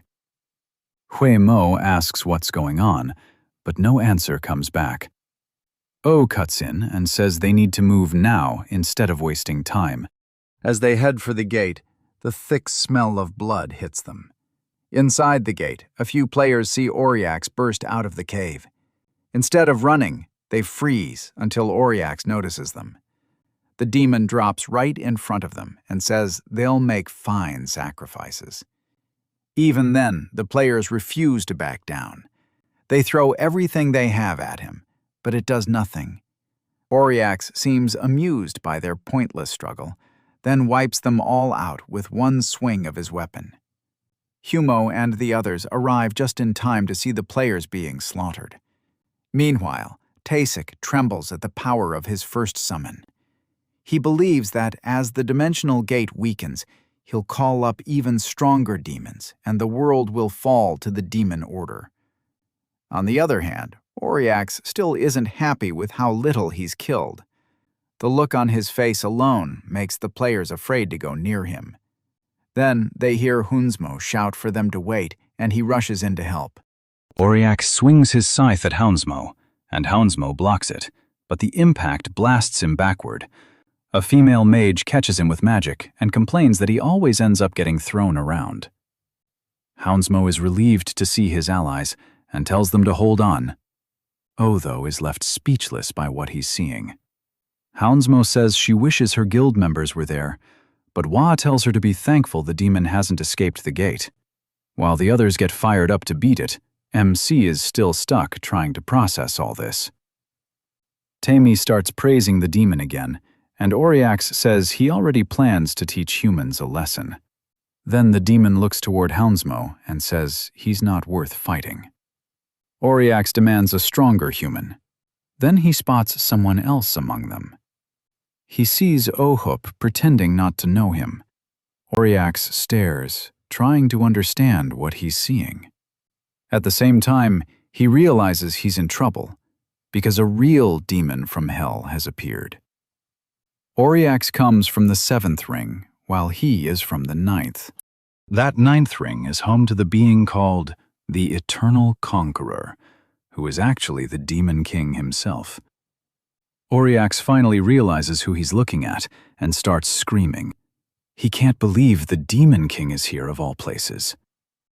Meanwhile, Oa tries to hide his face and stay calm. Out of every demon that could have appeared, it had to be one who knows who he really is. Tammy sees Auriax shaking like a terrified dog and wonders what just happened. The demon quickly turns to him and orders him to cancel the summoning right now. Auriax grabs the idiot and says he doesn't want to fight. Oh, he just wants to go back to hell immediately. Tammy says he can't do that, but insists the protagonist group is nothing but weak humans. Auriax can't believe the nonsense coming out of this moron's mouth. He can't understand how anyone could look at MC and think he's weak, calling Tabisic a fool. He says the man has no idea who he is or what he's done.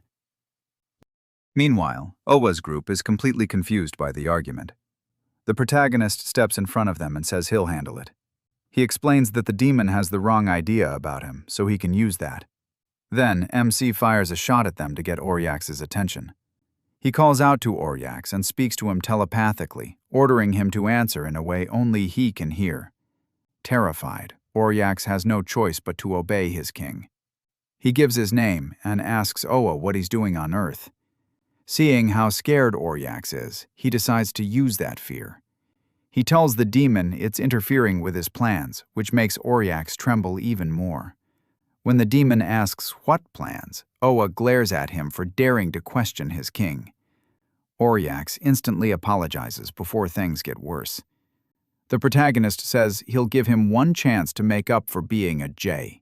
Since Oryax has zero pride left, he quickly agrees to do whatever his king wants. MC takes advantage of that and says if he obeys well, he might make him one of his subjects. Hearing that, Oryax's eyes light up. To him, that means standing alongside Balrog and using a share of the Demon King's power. The moment Oryax agrees, Owa orders him to throw away his weapon and fight the others so he can test his strength. Oryax obeys at once and throws his weapon aside. Still, Young and Hua have no idea why he's acting so weird. Even so, Hua sees it as the perfect chance to bring him down. She activates her skill and aims her blade at the demon. As Oryax moves toward her, she jumps straight in. One slash from her blade makes the demon cry out in pain. Oryax flies into a rage, smashing the ground and hurling insults. That ticks Young off, and she whips out her chains. She drives them into Oryax and swings with all her strength. The chains wrap around him and start ripping into his body. Oryax realizes Young is far stronger than he expected, and even with his weapon, this wouldn't be easy. Still, not wanting to look pathetic in front of his king, he breaks the chains. Then Hua and Hongmo rush in together and slash him so fast he can't even react. Oryax realizes this fight won't be easy, especially since he hasn't fought without his scythe in a long time. He decides this must be part of the test the Demon King gave him. Then he notices O walking toward him while holding his scythe, like an idiot. Oryax assumes he is about to fill it with demonic power and hand it back. Instead, his beloved king turns on him and uses the scythe against him, confused and in pain. Oryax coughs up blood as he stares at the protagonist. Oryax tells him not to hold a grudge, then cuts the demon's body in half. He even mocks Oryax for falling for such an obvious trick. A system message announces Oryax's defeat and gives MC a huge amount of experience, but even that still doesn't remove his level restriction. At the same time, Kangyum watches everything through his magic orb. Back inside the gate, Sutter's annoyed that beating Oryax still didn't break his level cap. Young and the others run over and ask what happened. While he turns and tells them the demon is dead, he secretly uses authority of gluttony on the body. Young notices flames swallowing the corpse. After that, O's demonic energy rises by 3 points. He's not happy it was only 3, but he knows leveling gets much harder at high levels. He also notices the seal on his Myriad Demon Palace has weakened a lot, and that the quality of his magic has improved. As the others come closer, they wonder if demon bodies normally vanish like that after being killed. Hyunmo then drags over the tied-up Tessik and shows him to Hwache, asking if he's the masked cardinal. She says no, he's only a wardenate. Hyunmo wants to deal with the madman, but members of the demon order are hard to capture. He tells Tessik to get ready for a brutal interrogation, but Tessik swears he won't say a thing. Hyunmo glares down at him with killing intent and says a beating won't be enough after what he did to their comrades. But Hwache wants to talk first and make sure the prisoner is moved safely. Hyunmo says they've already prepared cars and helicopters for transport. At the same time, Tessic regrets getting caught, because his plan would have worked if Oriax hadn't acted like a bow. Immediately warns Hyunmo to get away from the prisoner, but the commander still doesn't get it. Tessic coughs up blood, and he explains he's been soaked in too much demonic energy. Right after that, Tessic starts turning into a grotesque monster. Young moves in at once to handle it. She draws out her blood, forms it into chains, and binds the transformed prisoner. Then she hurls him into the air and smashes him back down. Once the dust clears, Tessic is gone. That only makes her more frustrated, and she wonders when they'll finally catch the head of the demonic order. She admits let her anger take over, and wishes she'd only knocked him out so they could question him later. Oh disagrees. He tells her not to blame herself. They'll get another shot. She clearly likes hearing that, even if she doesn't say it. Then the protagonist checks his status window. What he finds shocks him. The system says he's gained the first step toward becoming the demon god. Then it reveals a clue to the final requirement. He has to create a large, infernal crystal. Back at the demonic order's hideout, the followers praise Kang Yoon for the summoning. Because of that, they say, but Kang Yoon is far from happy.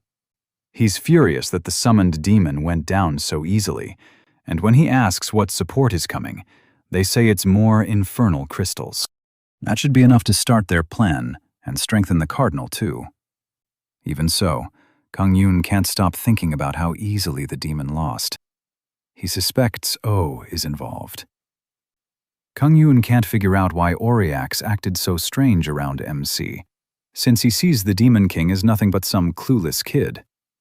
Then one follower cuts in saying there's more news. Kang Yoon's face darkens when he hears that rankers like Fujimoto are starting to work with the Japanese government. He jumps up from his seat and kills the messenger instantly.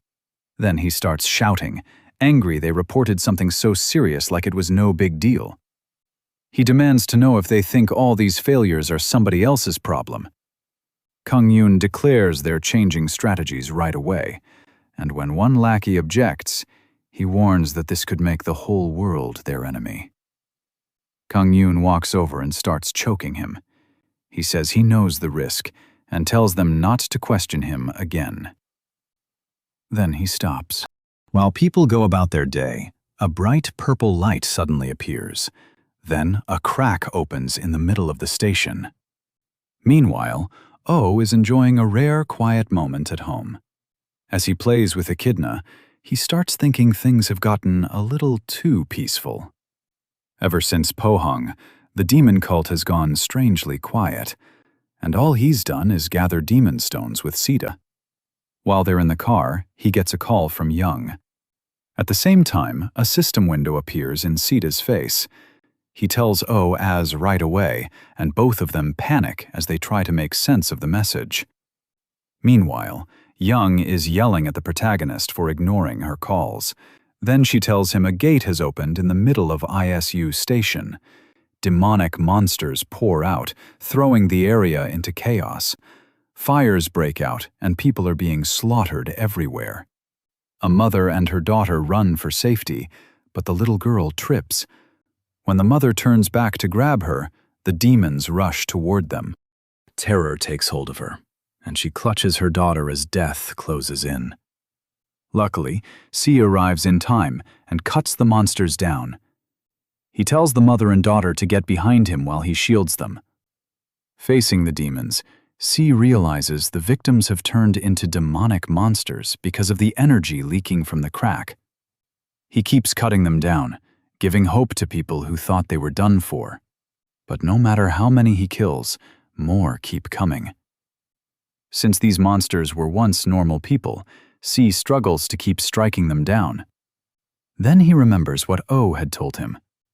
Regular humans die from demonic energy, and once they turn, they can't come back. So MC told him to treat them like mindless zombies. If he wants to save the living, he can't hesitate. After recalling that, C charges straight into the horde. Then the system pops up with a message and gives him a guardian quest. It tells him to kill every demonic monster and the Fisher fragment, and says he'll earn more experience if he does it with a party. It also warns him not to let an even bigger disaster happen. C starts with the monster right in front of him.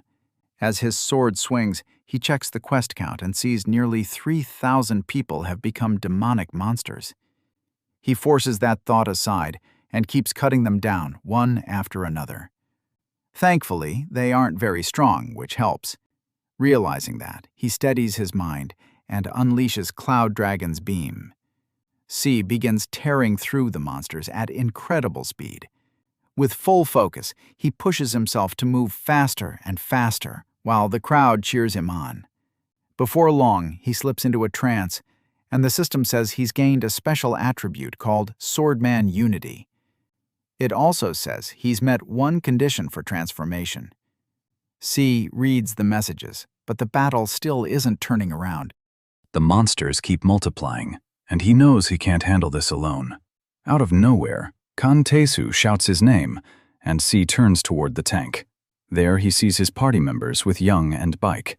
He asks how they got there so fast. Sola tells him Echina brought them. Young walks up and asks where O is. C looks grim as he says he went to the fissure. Beneath the crack, the protagonist looks over the bodies scattered around. Then he suddenly looks up and spots the culprit walking toward him. The man wonders if O already saw the news, then says they've taken heavy human losses. MC says nothing. He just glares back.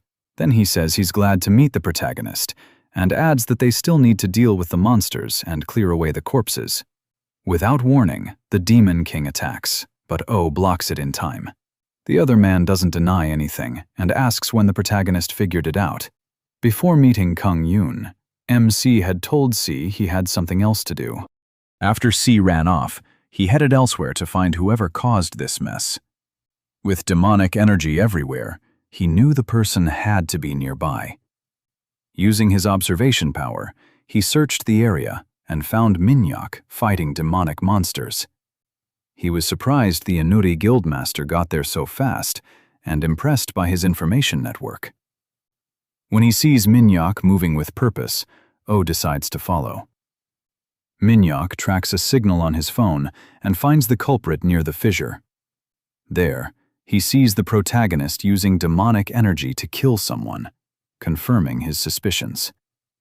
But O notices him right away, and even knows Minhyuk had only been pretending to be his ally. Before Minhyuk can escape, MC grabs him by the neck.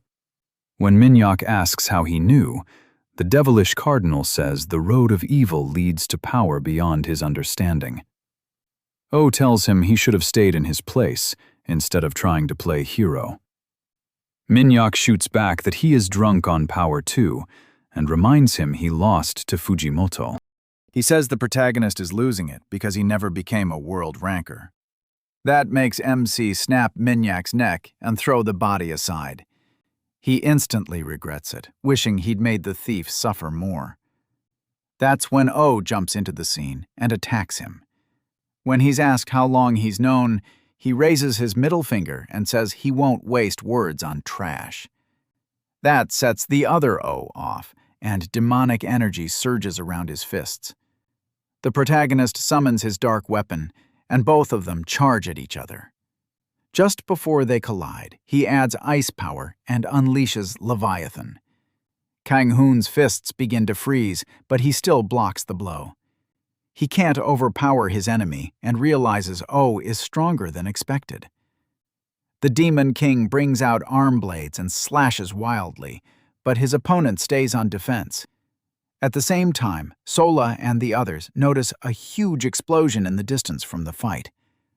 O then picks up a truck and throws it at the Demon King. As it flies straight at MC, he cuts it in half. Just before then he bursts through the split space and calls him a sneaky freak. Kang-hoon jumps up too and starts stacking multiple powers at once. Mixing divine power with destructive void, he drives a punch at Kang. Their attacks collide, and the explosion tears through part of the city. The blast throws Kang Hoon back hard. As Kang Hoon approaches, Kang Hoon finally realizes it wasn't Young ruining his plans. He demands to know who Kang Hoon really is. The Demon King plays dumb and asks what he's talking about. Even though Young is one of South Korea's strongest, Kang Hoon thinks it makes no sense that she could ruin his plans all by herself. So he demands again that Kang Hoon tell him who he really is. Kang Hoon just gives him a wild smile and says he already answered that. He brings his scythe back out and tells Kang Hoon he isn't worth another word. But Kang Hoon has no plan to let him off easy. Kang Hoon charges in, and the brutal fight keeps going. Every hit tears up the area around them. Kang Hoon wins the next clash with his scythe and clips Kang Hoon's shoulder. When Kang Hoon looks at him, he suddenly sees Fujimoto Ryoma, the man who once beat him. Being humiliated again makes him laugh at himself. Then he decides this is perfect. Kang Hoon will be his next test subject. Kang Hoon says nothing as Kang Hoon lifts his hands and starts a summon. Looking at the fissure, he says, "There are enough fragments now." Inside the crack, a gemstone breaks apart, and sinister laughter comes from within. Kang Hoon notices the fissure slowly changing. Then, all the demonic energy in the area begins rushing toward Kang Hoon. By the time Kang Hoon figures it out, he's already too late to stop it. As more demonic energy pours into Kang Hoon, his body starts changing into something else. Wings burst from his back, and a tail follows. Horns rise from his forehead, and he starts looking like a real demon. Kang Hoon is completely stunned. Kang Hoon's actually managed to put a demon inside his body. Even suspects there may be more than one soul in there. A split second later, Kang Hoon's attack barely misses him and blows apart the building behind him. Kang Hoon can only stare at the monster in front of him. Meanwhile, Kang Hoon enjoys the power flooding through his body. His new aura completely dwarfs Kang Hoon, and he's ready to keep fighting. Kang Hoon's fists begin to freeze, but he still blocks the blow. He instantly flies clear, and Kang Hoon's blow slams into the ground. Looking down at the monster, Kang Hoon swears he'll finish. Kang Hoon in under a minute. Using Kraken's rage with divine power, he dives in and attacks. But even after taking the hit, the demon doesn't budge, and Kang Hoon starts wondering why his attacks aren't working. Their deadly fight drags on, with more explosions bursting around them. Kang Hoon pours a huge amount of demonic energy into his next strike, but the monster still shrugs it off. Kang Hoon laughs, mocking how useless it looks. Then he grabs both of Kang Woo's hands, and the Demon King's weapon vanishes at once. Kang Woo feels his demonic energy draining away and wonders what just happened. Kang Hoon keeps taunting him, saying he knew the Demon King would fall for this trick. He boasts that this is what a demon's true power looks like. Still holding Kang Woo, he uses the power of sealing on him. The moment Kang Woo hears that, fear and confusion start creeping in. His player powers are being sealed, and not just those. He can't feel his demonic energy either. He tries to break free, but it's useless. Kang Hoon braces himself and hurls the Demon King into a wall. Kang Woo is in worse shape than ever, and the ceiling leaves him wide open. Kang Hoon mocks how pathetic he looks, and says he knows rude punks like Kang Woo very well. In his eyes, people like Kang Woo think the world belongs to them and have no morals. Looking at him only brings back Ryoma, which makes him even angrier. After ranting for a while, he grabs Kang Woo by the face and says it's time to pay the price. Then he starts crushing his face with all his strength. Suddenly, Echidna rushes in to save her master. Kang Woo is scared for her the second she appears, but right now she's his only chance. She gathers power to blast Kang Hoon away from him, but her magic suddenly cuts out. Since Kang Woo's demonic energy is sealed, she can't use her powers either. Kang Hoon recognizes the little blot and notices how close she is to Kang Woo, so he lets go of Kang Woo and turns toward her instead. He quickly grabs Echidna, wanting to see how Kang Woo will react. At the same time, Kang Woo picks up a blade from the ground and tells the monster to hurry up. Echidna can't believe her beloved master would say that. Then Kang Woo points the blade at Kang Hoon and tells him to stop acting so cringe. With his powers sealed, the demon thinks Kang Woo can't do anything. But to both their surprise, Kang Woo lifts his blade and cuts off his own corrupted arm. As blood pours out, he says he'll finally tell Kang Hoon who he really is. Watching Kang Woo sever his own arm sends a chill down Kang Hoon's spine. He never expected extreme. Once the arm is gone, demonic energy starts tearing through Kang Woo's body again. But after using so much power and losing an arm, he's still at a big disadvantage.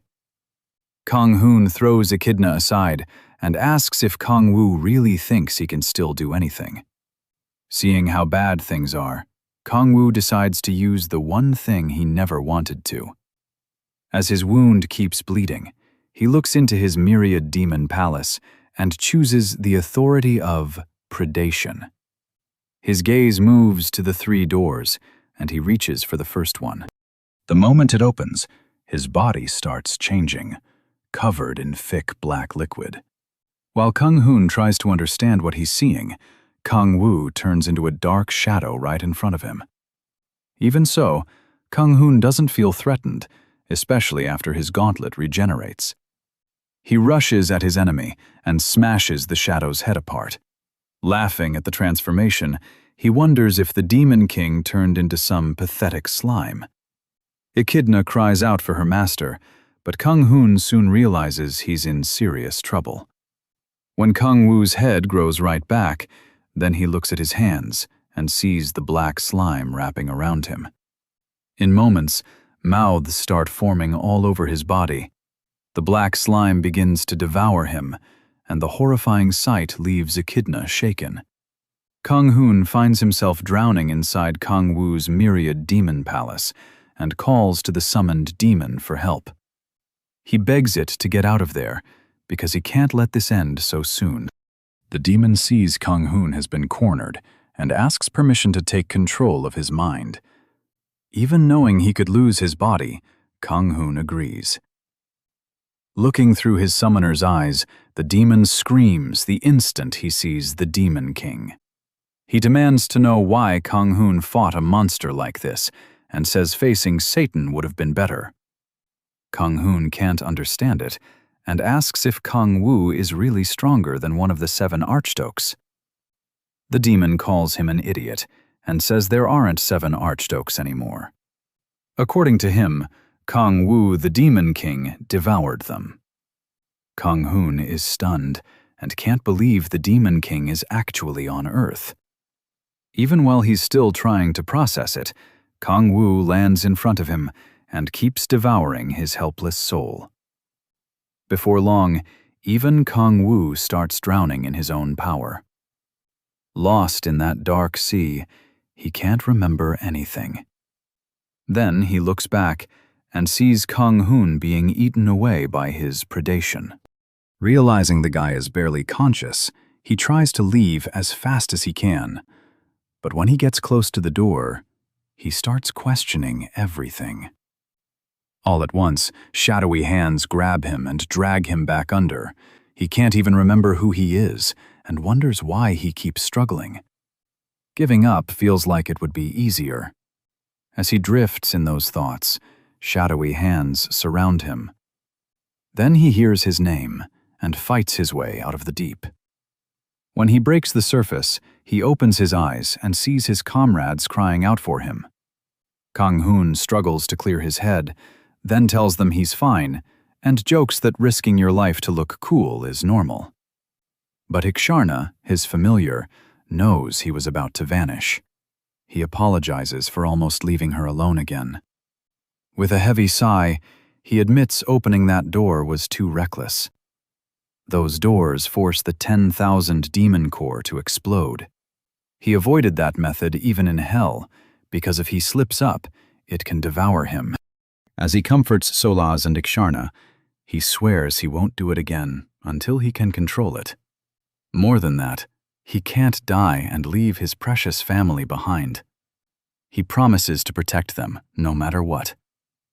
Afterward, the system tells him the demon from the 8th hell has been defeated. His level is still locked, but his demonic energy rises by 5, and he also gains the authority of sealing. Looking at the message, Kang Hoon sees his demonic energy stat has passed 100. That's the minimum needed to be a world ranker. But Echidna still gives him a proper scolding for making her worry so much. Solaz puts her hand on his bandage and heals his wounds with magic. Kang Hoon is amazed by how well it works, and she tells him she's reached her 5th awakening. 3 days after the ISU station incident, Kang Hoon finally gets some well-earned rest. After sleeping for 4 straight days, his body recovers enough. Echidna jumps with joy the moment he walks into the kitchen. Solaz and Young also notice him, and she asks if he's okay. He says the sleep did the job, then asks what Young is doing at their house. Solaz explains that Young has been coming by every day to check on him. Of course, Young quickly tries to act like she doesn't care that much. After that, Solaz tells him he should rest a little longer, but he insists he's fine. Young then tells him the Hanul Guild was disbanded while he was asleep. She adds that they caught the demon cult members, but they turned into demons before she could stop them. Since then, the demon order has stayed quiet. Reports from other countries say most of the cultists have been wiped out. Young also says Korea took heavy damage and repairs are still going on. Bo grabs his phone to check the news. The headlines are all about the demon cult and how Sifu is being praised as a hero. A little later, Young asks if he plans to drop the demon cult matter after what happened. He laughs and says he won't stop until every cult member is buried underground. That answer makes Young glad he's still taking this seriously. Then she warns him not to mess with Sifu, since the genius is now a huge trending topic. She also shares another update. A representative from a World Ranker Guild has come to Korea. They're from a Chinese guild called Thousand Sword Gate, and they're here to recruit Sifu. Bo thinks about how the Gaia system keeps getting weaker, and still has no clue what the demon cult will do next. His mood gets worse when he remembers his level is still capped. Since he can't level up, he starts thinking about the best way to sharpen his skills. Then he thinks of City, and wonders if the martial god's descendant can be useful to him. Later, at the Red Rose Guild headquarters, City is happy to see him. While they talk, a crowd of City's fangirls is losing it over him. City says all the attention is made hunting hard lately, and he doesn't like how things turned out. He says he doesn't deserve to be called a hero, since O was the one who solved the ISU station incident. But the protagonist tells him to enjoy the spotlight, because he has no interest in being the one everyone watches. To him, attention is just a pain if it gets you nothing. After that, the new hero asks why MC called him over. O says he wants Sai to teach him martial arts. They head straight to a training room to start. When Sai asks what weapon he mainly uses, he says he just grabs whatever fits the situation. Then he brings out his arm blades and asks if those will work. Sifu ignores that and hands him a sword instead, since most of his techniques are built around one. Alfie takes the sword. Sika begins by showing the basics of the Sleeping Dragon sword style. He suddenly rushes in and swings his sword, releasing the 8th form of the dragon sword style. The strike explodes and smashes through the training room wall. Once the dust clears, Sika says he used the 8th form first to catch Ope interest. Then, completely serious, he says the technique is actually very easy. After that, he tells the demon to just copy his moves. But the protagonist has no clue how that's supposed to help. Sika still insists that he'll definitely pull it off. Oh thinks this guy is crazy, but he tries the technique anyway. Sika tells him he's putting in too much force and starts fixing his stance. Even so, MC just keeps flailing the sword around. After wearing himself out, he asks if learning this had been easy for Sika. When Sika says yes, O realizes how dumb it was to ask a genius for normal advice. Annoyed, he throws the sword down and gives up on martial arts. Sika grabs him and begs him not to quit, but he can't stand how badly this guy is missing the point. Sika says he isn't good enough, and the protagonist tells him it's actually the opposite. Since the sword style isn't working, the prodigy offers to teach him the psyche style instead, saying it should be easier. Using his all-seeing eyes, O studies Sita's body and decides to give it a shot. He sits down and meditates, drawing up the demonic energy inside him. As he does, he activates Ruler of Demonic Energy and gains finer control over that power. After a while, the system tells him he has learned the Celestial Dragon's Psyche style. During the meditation, he also creates a demonic energy stone and gets a clue about the final condition for the extreme demonic energy body. When O sees that, he turns to see who has no idea why he's suddenly so excited. Overjoyed, MC blurts out that he loves him. C lights up like an excited puppy. The system window then reveals the last clue. He has to make a demonic stone of a certain size. That catches O off guard, and he wonders if it's the same kind of stone the demon cult used. After checking its energy, he finds the power is a little different from the demon order's version. To him, it's like comparing an Americano to an espresso. Similar, but not quite the same. He turns to the test dummies and decides to try out his new power. Walking over, he charges up a punch and slams it into the dummies. The hit blows their heads clean off. Sita's T is stunned and can't understand how O is already using the Psyche style so well. After testing it, he figures out that one attack uses about a third of the demonic energy stone. Sita's rushes over to praise him, and the protagonist says the Psyche style is way easier to learn. He tells Sita's the technique helped him a lot. The time. After that, they leave the training room and head outside. Sita tries to take the train, but the demon tells him to get in the car. While they drive away, O offers to buy Sita a car. Sita politely refuses, saying he already helps with his mother's hospital bills, but he insists, since having a car would make things easier for both of them. Hearing that, Sita gets emotional and stares at the protagonist a little too intensely. Then, MC senses a strange power outside. He spots two big men standing near a building. He quickly gets out with Sita, and the swordsman asks who they are. The man with the scarred eye introduces himself as Nam Gongjin from Thousand Sword Gate. He says the Sword King wants to see Sito and orders him to come along. Sita's shocked and asks if he means chain on Mujin. The moment Gongjin hears the Sword King's name, he warns Sito not to say it so casually. Then he tells the genius to be quiet and follow him. He adds that a plane is already waiting. O immediately stops him and steps in front of the bald brute. He asks Gongjin where he learned Korean. The big man instantly gets irritated by his attitude, but the protagonist calmly warns him not to talk so casually. Fuming, Gongjin demands to know who he is. O says he's Sito's brother. The brute assumes he means Yang, but MC says some bonds are stronger than blood. That hits Sito right in the heart.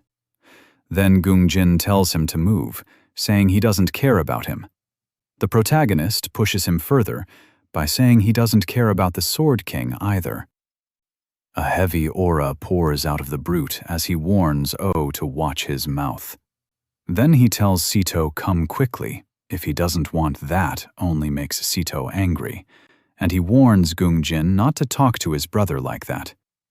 Seeing both of them refuse to budge, Gongjin decides to teach them a lesson. But before he can draw his sword, Oh stops him and warns him not to try it.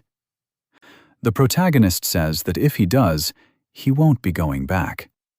Still, Gung Jin only gets angrier when he feels himself being pushed around. Well, as he steps back, the man yanks out his sword in rage. He mocks Oh as just a player from a small country, but he's about to regret that. The protagonist instantly rushes in and crushes the man's hands. As Gung Jin screams, he realizes even he can shake with fear. MC, meanwhile, makes a note of the Thousand Sword Gate name. Then he asks Seo if there's a good place nearby for kimchi stew.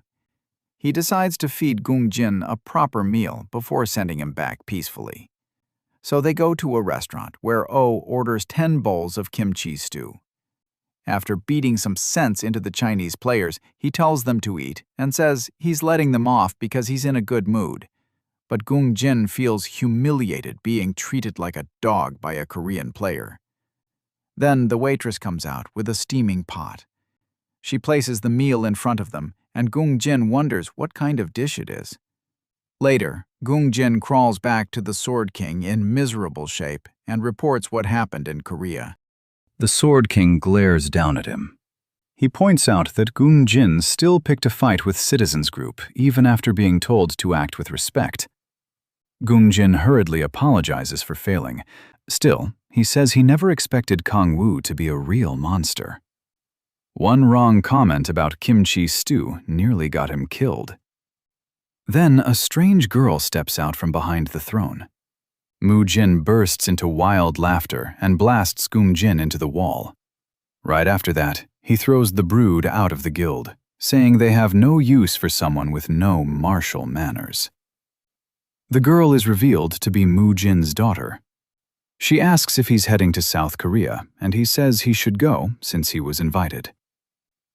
Back in Korea, Kang Woo is hunting with Si-hun and the others. After some time off, Si-hun is excited to start hunting again. Yoon-bi, though, wants a little more rest. Ik-shina jumps on to Kang Woo, begging for his attention. She tells him not to push himself too hard and says she's ready to help however she can. Kang Woo smiles at her and says they'll move once they find a target. He searches for a monster separated from the pack and spots one standing alone. With a quick signal, he sends Echidna to lure it. He waits instead of rushing in, not wanting to draw the whole group. Using his power, he muffles her footsteps completely. Echidna slips in behind the monster and strikes with her power, cutting into its body. When the ogre's blood hits the ground, the nearby monsters catch the scent. As the ogre charges to attack, Kang Woo signals the party to move. Tae-soo leaps forward and catches the ogre's punch with his shield, while Echidna fishes for praise from her master. At the same time, Sola starts buffing Yoon-bi. The small mage begins her chant and fires off a lightning spell. Boosted by Sola's support, the hit stuns the ogre in place. Then Si-hun jumps in and finishes it with the 5th form of his dragon sword style. Once it's over, the group is shocked by how hard that fight was. Still, Sola and the others celebrate taking down an S-rank monster. Kang Woo thinks the team needs real battle experience, not just levels.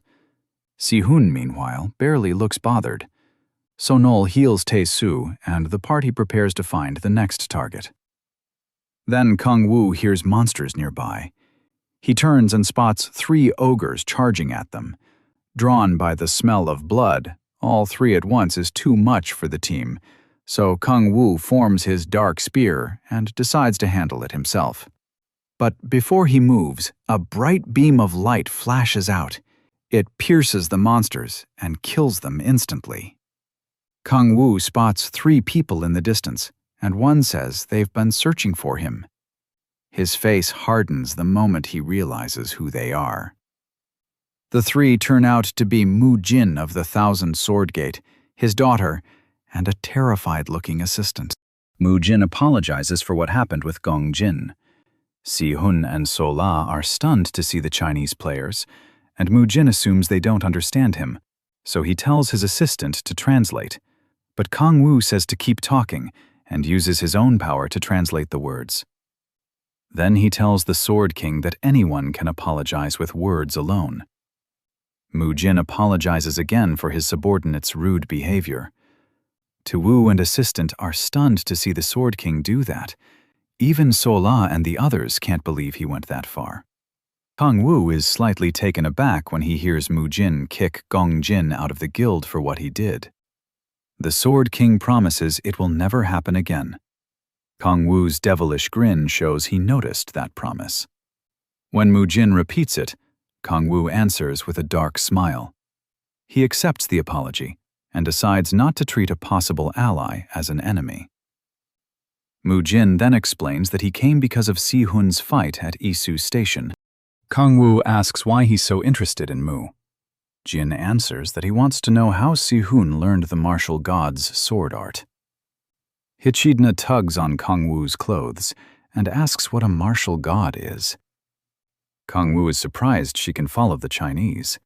She explains that she's using magic to understand it, just like she does with Korean. She also says the spell can work on other people too. So Si Hun asks her to use it on everyone. After that, Mu Jin can understand Si Hun and the others. Hichidna explains that her magic removes the language barrier. Mu Jin jokes that his translator is completely useless now. Since everyone can understand each other, he asks the question again. Si Hun is shaken by the mention of the martial god, and Kang Wu also wonders how Mu Jin recognized it. Mu Jin reveals that he is a descendant of the martial god, Chun Taehuan. Hearing that, Kang Wu wonders if Taehuan once lived on Earth. He also learns that Mu Jin knew martial arts even before becoming a player. To Kang Wu, that's similar to how the demon cult existed before players appeared. Then he asks what Mu Jin plans to do after Shi Hun explains how he learned the technique. He suspects the sword might try to kill Shi Hun to protect the art. Mu Jin laughs that off and says Kang Wu has read too many martial arts stories. Kang Wu, of course, thinks the guy looks exactly like someone from one of those stories. Mu Jin steps forward and offers a deal. Many martial arts have been lost over the generations. If Dragon Sword Shi Hun helps restore the Cloud Dragon sword style, Mu Jin will personally teach him martial arts. Kang Wu turns to Shi Hun and asks what he thinks. Shi Hun wants to get stronger, so another disaster like Isu Station never happens again. Kang Wu reads the look on his face and tells him to go talk with the Sword King. He already knows Si Hun wants more strength and wants to meet his expectations. The two end up staring at each other like long-lost lovers, which makes Si Hun look ready to set the whole place on fire. After that, Mu Jin heads home with his daughter. He's pleased the deal worked out. Si Hun agreed, and Kang Wu said the training and restoration of the style would happen in South Korea. Since he'll be staying there for a while, Mu Jin asks his daughter So Yun if she's okay with it. She says yes. She already wanted to go the country. He immediately loses his composure when she says a man there caught her eye. So Yun used to say she had no interest in anyone weaker than her father, but now some guy has her licking her lips. Mu Jin assumes she means Si Hun and says he's a good man. With the martial god's soul inside Dragon Sword, Mu Jin is amazed at how perfectly Si Hun uses the Cloud Dragon Sword style. He even thinks Si Hun may be something called the Sacrum. So he offers to arrange a date between Si Hun and Si Hun, but the man she means is Kang Wu. At this rate, Seul is going to need demonic stones to keep everyone away from her man. Mu Jin is stunned by that answer. She says seeing Kang Wu force her father to apologize awakens something inside her. Unfortunately, Mu Jin thinks this ruins his plans. He believes Si Hun will surpass Kang Wu in a few years, and by then, Si Hin may lose her chance to get close to Dragon Sword. That worries him a lot, because he wants to see his daughter married before he dies.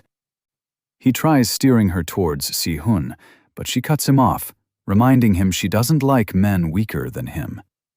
In the end, he gives in and decides to see how strong Kang-woo really is. The next day, at the Red Rose Guild, Kang-woo and Si-hun have their training interrupted. Mu-jin and Sol-yeon walk in, and the old man says he wants to spar with the Demon King.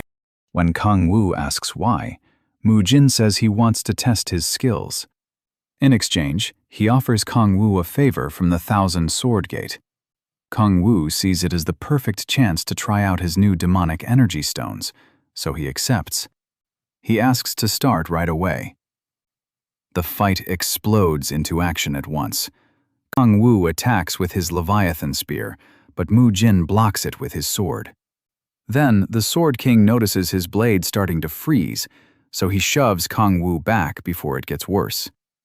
As Kang-woo is thrown backward, Mu-jin instantly closes the distance. Kang-woo is caught off guard by that speed, but he still dodges the thrust. When Mu-jin swings again, Kang-woo grins and summons another spear between them. Mu-jin barely slips away before the spear can skewer him. The impact blasts the floor apart, sending chunks of stone across the room. Kang-woo says that almost got dangerous, but the demonic energy stone is working great. Holding the bident, he notices he can use his authorities much faster now. Kang-woo tightens his grip on the spear and braces himself before throwing it like a javelin. He also realizes his body adjusts better now, even without body-strengthening powers. Then he fires the spear straight at Mu-jin, but Mu-jin calmly lifts his sword and uses a blue dragon move. The technique stops the spear in midair and crushes it apart. But Kang-woo snaps his fingers, making the broken pieces of the spear blow up around Mu-jin. That shows just how much his destructive power has grown. Sia and Sila panic and shout for the Sword King after the explosion. Mu-jin immediately tells them to stay back, then lets out an even heavier aura. Kang-woo feels the old man's killing intent, and it sends a chill through him. Now he finally sees what a true world ranker can do, while Mu-jin says he's done holding back. That only fires Kang-woo up more. He pulls out his blades and ignites hellfire. Then he adds the authority of slaughter, creating a massive sword called Gram. The air trembles as both of them power up, and Mu-jin asks who Kang-woo really is.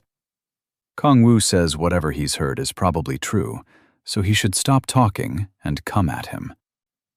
Right when they're about to clash again, Kang-woo's phone rings. He stops when he sees it's Young-ju calling. The second he answers, Young-ju starts yelling, asking why he didn't wait at the guild entrance and why he's still inside. Still annoyed, she says Captain J just got back from Japan and needs him to take her to the Hue Squad's base.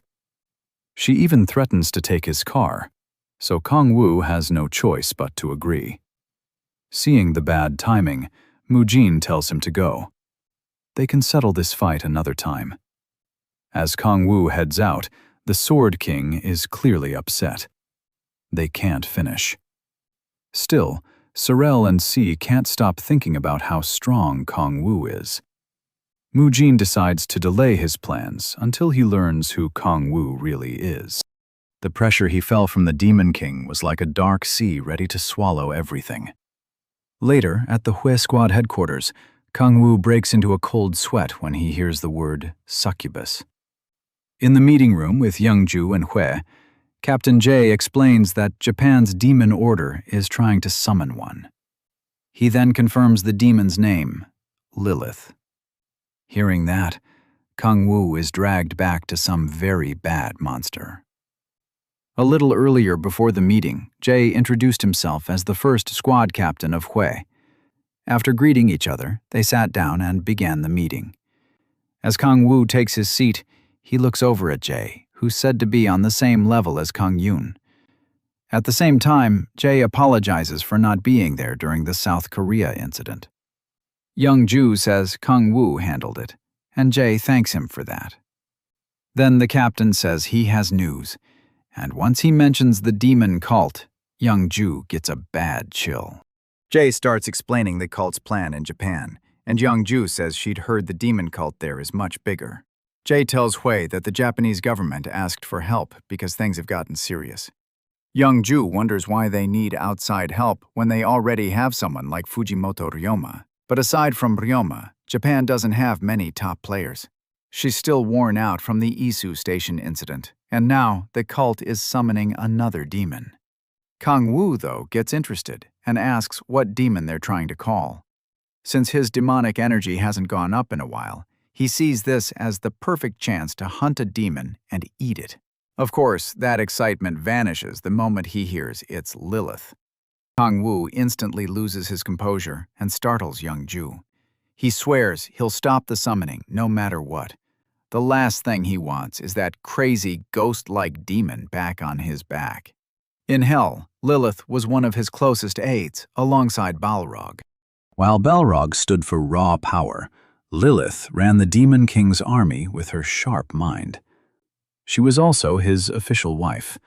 After his faction was crushed fighting an archduke, Lilith helped him survive the mess, and he ended up marrying her. After that, she kept chasing him every night for tentacle fun, and he had to run from her non-stop. Kang Woo swears he's never going through that again. So he tells everyone they must stop the summoning at all costs, leaving Young Ju confused by how weird he's acting. Then the Demon King asks Jay to explain Japan's situation in detail. Jay warns them to keep this secret, then reveals that a girl named Kurosaki Yuri was kidnapped by the demon cult. The girls are stunned and immediately ask if that's really true. Kang Woo, meanwhile, quietly asks Young Ju who Kurosaki Yuri is. She explains that 5 years ago, the day of the cataclysm, an SS rank gate opened at Sapporo Station. Monsters poured out and killed countless people, nearly bringing Japan down. Then Kurosaki Yuri, the Maiden of the Skies and granddaughter of the Japanese emperor, appeared to help. She boosted Japan's players enough for them to push the monsters back to Hokkaido. Hokkaido is still cut off, but that feat made her Japan's symbol of hope. Young Ju adds that Kurosaki Yuri has a special power. She can let Japanese gods descend into her body, and that's how Ryomasu's no eyes were made. Kang Woo figures the cult must have a very important reason for taking someone like her. He remembers that the 7 archdukes are tied to the 7 deadly sins. If he's right, then Yuri's power may be about bringing in a being from another dimension. That would mean the demon cult wants Lilith for her illusion and control abilities. Jay then says they can only send 7 people since Japan wants the kidnapping kept secret. With Hyun Mo included, they already have 5, so only 2 more can join. Jay also says a plane is waiting at the airport to take them, but Kang Woo suggests using a echidna instead. Jay has no idea who that is. Later, a echidna tears through the clouds at incredible speed. A purple barrier covers her back, and Kang Woo's group rides safely inside it. Young Ju taps the barrier and asks when he made something like this. Kang Woo says he came up with it so everyone could ride together. Meanwhile, Hyun Mo looks sick from the flight and struggles not to throw up. If Kidna warns that if he vomits on her back, she's tossing him off. So Ah, who came with them, gets Kang Woo's attention and asks if it's really okay for her to come instead of Si or Sue. He says she'll be more useful than either of them, and she starts blushing hard. His plan is to use her buffs to raise his demonic energy trait. After a while, Echidna tells her master they've arrived. So Ah goes pale with fear when she sees what happened to Sapporo Station. The whole area has been wrecked, and all sorts of demonic monsters are wandering through it. At the center stands the SS rank gate that still hasn't been cleared. Kang Woo scans the area and senses demonic energy spread all over the station. He asks Jay if the government believes. Since time is short, Kang-woo decides they should meet up with the Japanese team below. At the Sapporo base, soldiers are guarding a helicopter landing zone. An older man and a younger one look up as Kang-woo and the others land on the pad. The soldiers panic and aim their guns, demanding answers. But the older man quickly recognizes Captain Jay. Jay calls in Prime Minister Yamada and says it's only natural for them to come to Japan's help. Kang-woo then tells Echidna to cast translation magic on everyone.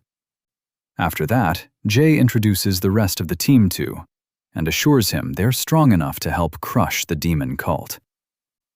The younger man then steps forward and asks if he may greet the captain too. He offers a handshake and introduces himself as Ryoma. As he talks with Jay, Kang-woo wonders if this really is Ryoma. He quickly notices Ryoma's Suzan-o eye. After that, the ranker comes over to greet him, but Kang-woo skips the small talk and asks about the plan, since they still don't know where the summoning will happen. A virtual map appears behind Ryoma, and he starts laying out the strategy. A little later, a swarm of demonic beasts starts tearing through the area. Echidna charges her magic and strikes the monsters, dropping them one by one as they gasp for air. Kang-woo and Sol-ah stand off to the side, watching the others fight. Among the beasts, he spots a demon golem from the second hell and a Kerberos from the third. As the battle goes on, he wonders how the cult is controlling them. Young Ju then calls out, asking why he's making everyone else do the hard work. At his request, Sol-ah uses her buff magic on him, and his stats jump hard. Kang-woo was right. The buff worked really well. He quickly mixed 2 authorities to try it out. Then he fired a massive blast of flames at the monsters, almost roasting his own teammates too. As the creature burns alive, Hanju throws up a guard against the shockwave from Kang-woo's attack. But instead of relief, she just stares at the couple and asks if they've both gone crazy. Kang-woo ignores that and tells Sol-ah she's perfect for this. She agrees if he keeps hitting this hard, wiping out the monsters should be easy. Even so, something still feels off to him. He thinks back to Ryoma's plan. The team was supposed to split in 2 to handle the demonic beasts, and with the Korean players there to confuse the demon cult, they planned to use that opening to sneak one person into the ritual site. When Hyunju asked if that person would go alone, Ryoma said yes and made it clear he wouldn't send the captain into that kind of danger. He said he'd do it himself. That made Kang-woo feel like Ryoma was trying too hard to play hero. He was so caught up in that thought, he missed Sol-ah warning him that Hyunju was coming over. Then, an explosion erupts from a nearby rooftop. Hyunju panics at once, and Kang-woo blames Ryoma for making such a flashy entrance. The Demon King uses his observation power to find Ryoma. Once he spots him, Kang-woo wonders if that's where the ritual is happening. As Ryoma keeps moving around and cutting down monsters, Kang-woo starts finding it odd that none of the demon cult members have shown up in all this chaos. Then it clicks. He figures out where the summoning is really happening. Hyunju and Sol-ah immediately ask what he means. Kang-woo merges 2 of his authorities and slams the ground. Hyunju snaps and yells, asking what that lunatic is doing. As they look down, 2 shadows appear beneath the cracked ground. Their masks make it obvious they're from the demon cult. They draw their weapons and demand to know how Kang-woo found them.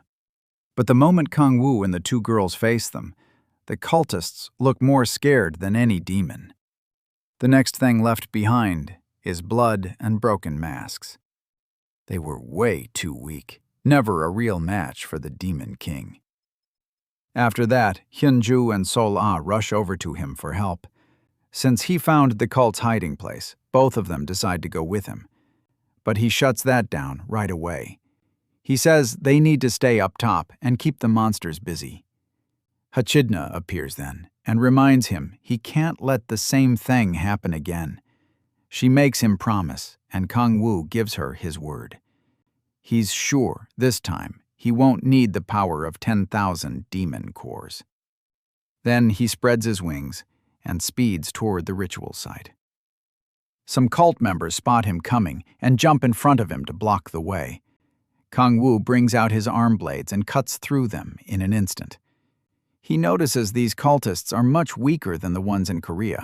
Seeing how desperately they're trying to stop him, he starts wondering why. As he moves through the area, he hears loud chanting coming from a hole in the wall. Inside, the cult's obsession with Lilith is on full display. Their leader is using Yuri's body for the ritual and tells the others that the time to serve their god has come.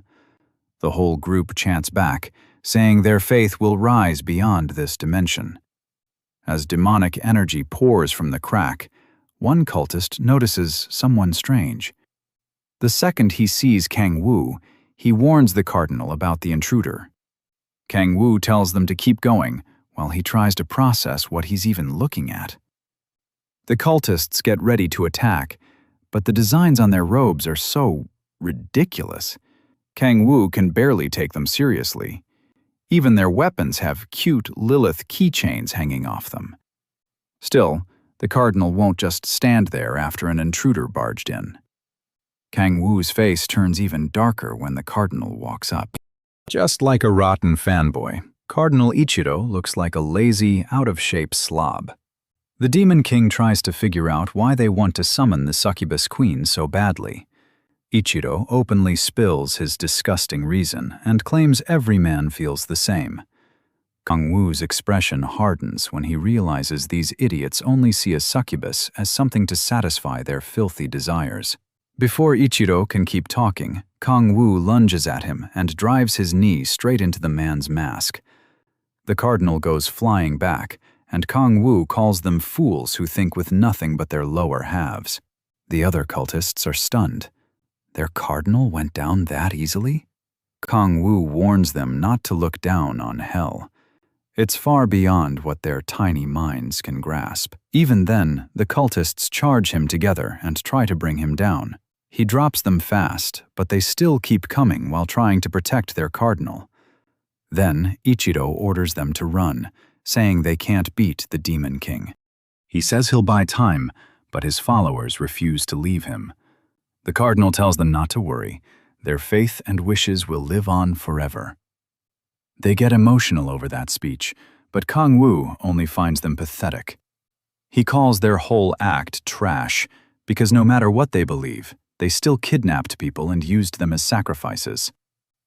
Ichiro shouts back, telling him not to mock their faith. As Kang Wu summons his grand sword, he tells Ichiro that if those beliefs matter so much, then he can die for them. The Demon King hurls the sword straight at the fissure, and Ichiro jumps in to stop it. Instead, the blade pierces the cardinal. That makes him cough up blood. Some followers rush to check on Ichiro, while another tries to stall Kang Wu so the rest can escape. Kang Wu answers with a killing glare that scares them off. As the losers flee, he steps toward the fissure. He'd rather kill every last one of them. But stopping Lilith from appearing matters more, so he combines the Demon Stone with the authority of divine power to seal the crack. He grabs the fissure and starts forcing it together to close the gap. Everything is going fine until a tentacle suddenly slides out of the crack and grabs his arm. It locks onto him tight, and Kang Wu knows that feeling right away. More tentacles push out, and Lilith says she's coming to see him. Terrified, Kang Wu begs her not to come near him. As he struggles against the tentacles, the demonic stone starts draining fast. He considers using the demonic energy sea, but remembers the promise he made to Echidna. He really doesn't want to meet Lilith again, but it's not worth dying over. Still, he needs a drastic move. Kang Wu activates the authority of predation to absorb the fissure's demonic energy and make another demonic energy stone. Luckily, he also meets the final requirement. The stone has reached the needed size. That gives him all three conditions for the extreme demonic energy body, and the system announces that his body is beginning to transform. Kang Wu is not happy about it, but he decides to use it to his advantage. He focuses the overflowing power from the energy stone and uses it to shut the crack. Once he succeeds, the backlash slams him into the ground. The Demon King lies there gasping after the brutal struggle. When the change finishes, the system says all his stats went up by 5 points, but Kang Wu doesn't notice any major change in his body. Then another system message appears telling him he unlocked his 6th awakening trait. That gets him excited because now he can finally check what this 6th trait does. His status window shows an SS rank skill that lets him create gear using the power of an authority. But to make myth rank equipment, he needs material of the same rank. Right now, though, the best thing he has is only legendary rank. Then he looks back at Kurosaki Yuriti and starts thinking about a myth rank item. Walking to the table, he wonders if her possession ability could make one. He remembers she created Ryoma Sasano's eyes, so for now he decides to save her and think about the rest later. Suddenly, the ceiling explodes and Ryoma drops down through it. He asks Kang Wu what happened and why he's there, since that area wasn't assigned to the Korean team. Holding Kurosaki, Ryoma takes that as Kang Wu leaving his post without permission. But Kang Wu says this is exactly the kind of chaos Ryoma wanted him to create. Ryoma doesn't like his attitude and says he should have been told before Kang Wu acted on his own. Kang Wu brushes that off. He wasn't going to call Ryoma over a hunch. Then he turns and heads back to the surface. As he leaves, Ryoma hears him wondering how many myth rank items he can demand as payment. Kang Wu suddenly stops when Ryoma starts shouting that this is an emergency. He sees Ryoma speaking through an orb, telling his men that Kang Wu is part of the demon cult. Ryoma even claims Kang Wu is kidnapping the maiden and gives away their location. The Demon King is caught off guard by the sudden betrayal. Not long after, Kang Wu ends up locked in a Tokyo prison with a magic restraint on his hands. Ryoma tells him he'll stay bound until the trial tomorrow. Kang Wu is being charged with trying to kidnap the maiden and belonging to the demon cult. Ryoma says he can hire any lawyer he wants, but he doubts anyone will defend him. Right before leaving, Kang Wu calls Ryoma back. He says Ryoma made 5 big mistakes. Ryoma just gets annoyed. He thinks Kang Wu is bluffing and says he's only talking trash because he's cornered. Then Ryoma walks out, eager to see how long Kang Wu can keep the lie going in court. Left alone, Kang Wu knows he needs a plan fast. Before he was taken away, Sula and Young were stunned to hear him called a demon cultist. His teammates argued that it was impossible, but Ryoma claimed Kang Wu tried to kidnap Kurosaki Yuri. Even Yamada backed up the lie, but Kang Wu stayed calm, furious.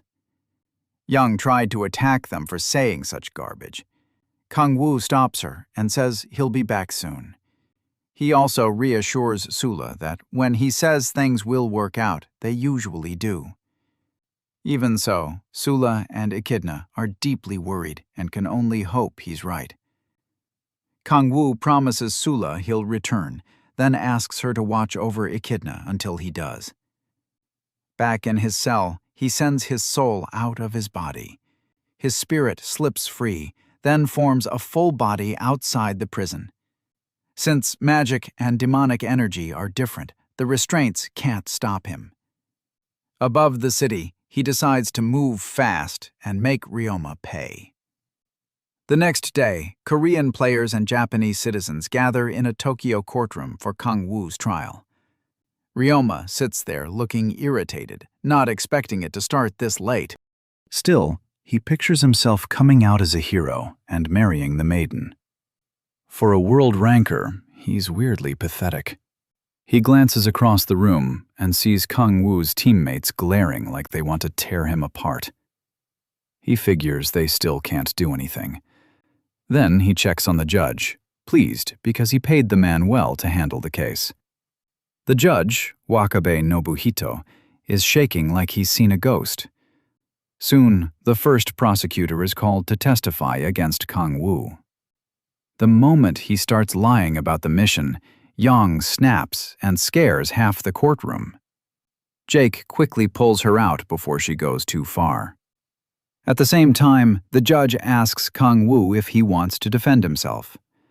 Smiling brightly, Kang Woo simply says he is not part of the demon cult. Ryoma can barely hold back his laughter. As more witnesses are called, Ryoma smirks, sure he's already won. After what happened underground, he's certain they'll all support his story. The first witness is Prime Minister Yamada, but he's trembling like his life depends on this. Ryoma brushes it off, thinking both Yamada and the judge are just acting weak because they're old. Then Yamada says he's been hiding the truth, and everything flips. He tells the court that Ryoma has been threatening him. The whole room explodes into chaos. Hearing that, Ryoma slams the table and demands to know what Yamada thinks he's saying. Yamada answers by calling Ryoma a demon cultist. The courtroom goes wild with questions, but Yamada keeps going. He says he stayed quiet because Ryoma threatened to sacrifice his family to demons. He also reveals that Kang Woo is the one who actually saved the maiden. Ryoma cuts in at once, shouting that Yamada has no proof.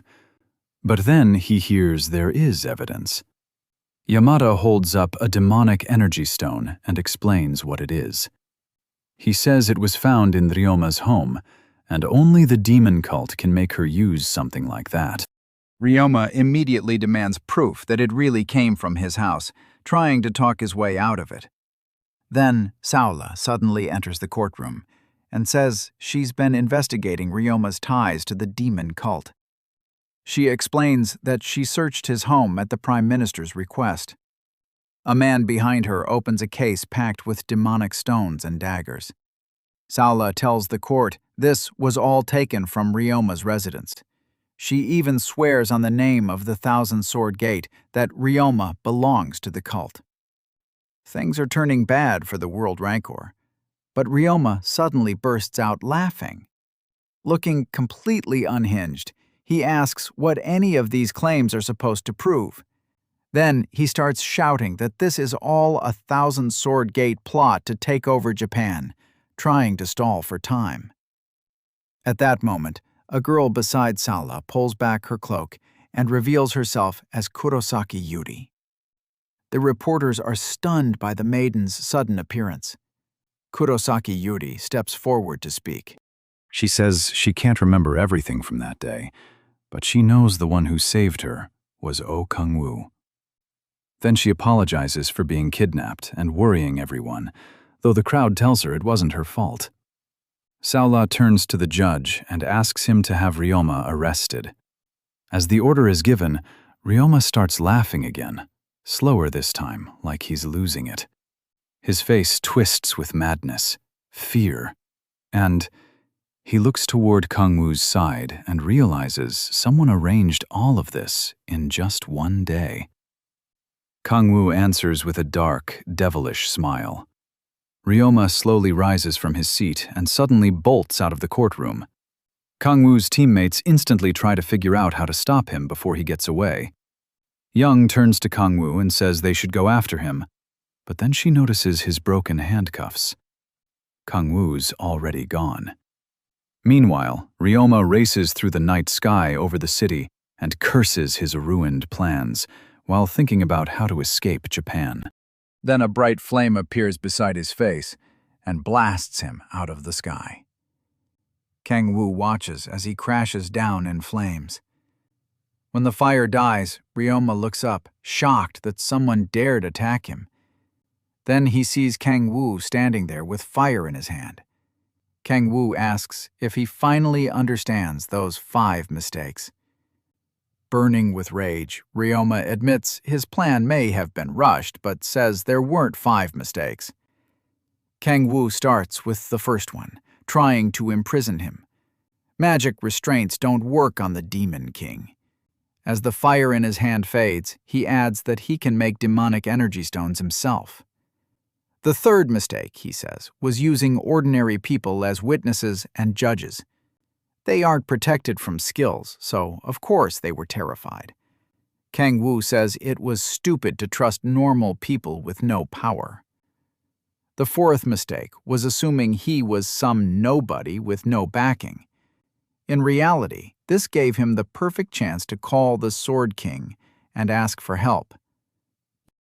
Then he gets to the fifth mistake. Ryoma never understood the gap between a dog and a demon. Enraged, Ryoma rises into the air and sends wind blades at Kang-woo. He swears he'll tear the Demon King apart. Kang-woo doesn't even flinch at Ryoma's little tornado tricks. The attack lands with a huge blast over the city. Ryoma thinks he's won and says he should have done that from the start. But his face suddenly changes when he sees Kang-woo standing there without a scratch. Kang-woo blocked it with his defense skill and says he's disappointed in Ryoma. Confused, Ryoma asks what he means, and Kang-woo tells him he's the type who acts nice in public while controlling people from the shadows. He says Ryoma's fake mask came off way too easily, and his methods were cheap. While Kang-woo keeps explaining this, Ryoma charges up another attack. He pours in more power as Kang-woo mocks him for being slow-witted. Ryoma throws down another tornado and yells at Kang-woo not to judge him. After using that much power, he's clearly worn out. But Kang-woo appears behind him and points out how easy he is to read. Ryoma ignores him and rushes in blindly. Kang-woo charges too, and they collide in a massive explosion. They keep trading blows, shooting through the air at insane speed. The fight looks straight out of an anime battle. They keep circling a tower as they clash, climbing all the way to the top, not taking it seriously at all. Kang-woo casually asks if the city has any good sushi spots. Ryoma is furious at being mocked and can't believe Kang-woo's making this much of a joke out of him. He summons a storm of tornadoes and sends every one of them at Kang-woo, swearing he'll give him the most painful death possible. Kang-woo dodges them all with ease and laughs. He even admits Ryoma is stronger than the enemies he's fought so far.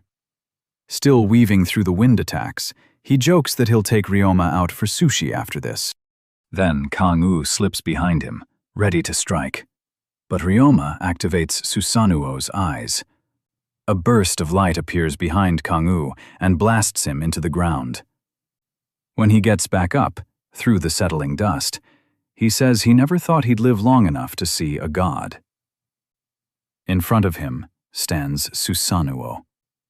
Ryoma can only keep this power up for 1 minute, so he has to finish Kang-woo fast. He orders Susanuo to kill the Demon King. But as Susanuo looks down at Kang-woo, he senses the power inside him and recognizes him as the being someone once spoke of. Kang-woo can't understand what the god is saying and wonders if he should use his translation power. Then Susanuo lifts both hands and summons a giant spear from the sky. He wants to test the demonic sea inside the Demon King. Seeing that, Kang-woo starts making his own weapon. He quickly realizes even Gabe Bold won't be enough, so he pours in more power to forge something stronger. But Ryoma traps him inside a whirlwind and laughs at him for all that mocking earlier. He vows Kang-woo dies today, then suddenly notices the storm around Kang-woo growing even wilder. Kang-woo mixes that storm power with the other forces he's already using. By combining them all, he creates the mighty spear Gungnir. Susanoo is impressed by Kang-woo's power and attacks with his divine spear. Kang-woo charges straight at the god, and their weapons slam together. The clash sets off a huge blast and a light that spreads across the whole city. Kang-woo's girls reach the area and spot the bright glow in the sky. At the same time, Kang-woo is barely holding on against a god's strength, and each second leaves him more injured. As his blood spills out, he notices that makes him wonder if his demonic energy fused with his blood when he got his extreme demonic energy body. Since the energy is packed so tightly, he decides to blow it up. That move lets him push back the god and crack the divine spear. Susanoo feels fear and says the prophecy was true. Then the Demon King pierces the god and defeats him. After that, Ryoma drops to the ground and cries for help. He suddenly looks like an old man, and his body slowly fades because Susanoo drained his life in magic power. While he hopes Kurosaki Uri can restore him, Kang-woo floats above. He reminds Ryoma that calling down a god comes with a huge price, then mocks him as he lies there helpless. When Ryoma keeps insulting him, Kang-woo burns off his hand. Then he tells him none of this would have happened if he hadn't tried to kill an innocent person. With that, Kang-woo decides to take Ryoma's myth-ranked item. Ryoma begs to live and promises to have Kurosaki Uri give Kang-woo a myth item instead. As Kang-woo's hand moves toward his eye, Ryoma swears he'll never stand before the Demon King again if he's spared. Kang-woo ignores the plea and takes the eye. After that, the ranker's body slowly crumbles into dust, and in his final moments, he still calls out the Demon King for mocking him. A system window appears and tells Kang-woo he can't use Susanoo's eye. He thinks about the god and wonders if more will show up as Gaia's system keeps weakening. While he considers how to deal with future gods, another system message appears. It shows 2 unknown conditions and says they're the second step to becoming a demon god. That makes Kang-woo wonder if he has to become a god to fight gods. As he leaps off the tower, he leaves the cleanup to Mujin and Soya. The Sword King starts wondering if Kang-woo held back the last time they fought. After seeing the Demon King's skill, he even offers to set up a marriage between Soyeon and Kang-woo. But she shuts it down and says she's going back to China. When her father asks why, she says she wants to train. She wants to cover the part Kang-woo lacks, martial arts talent. Watching the man she loves float down, she admits sneaking in to see him will be much harder now.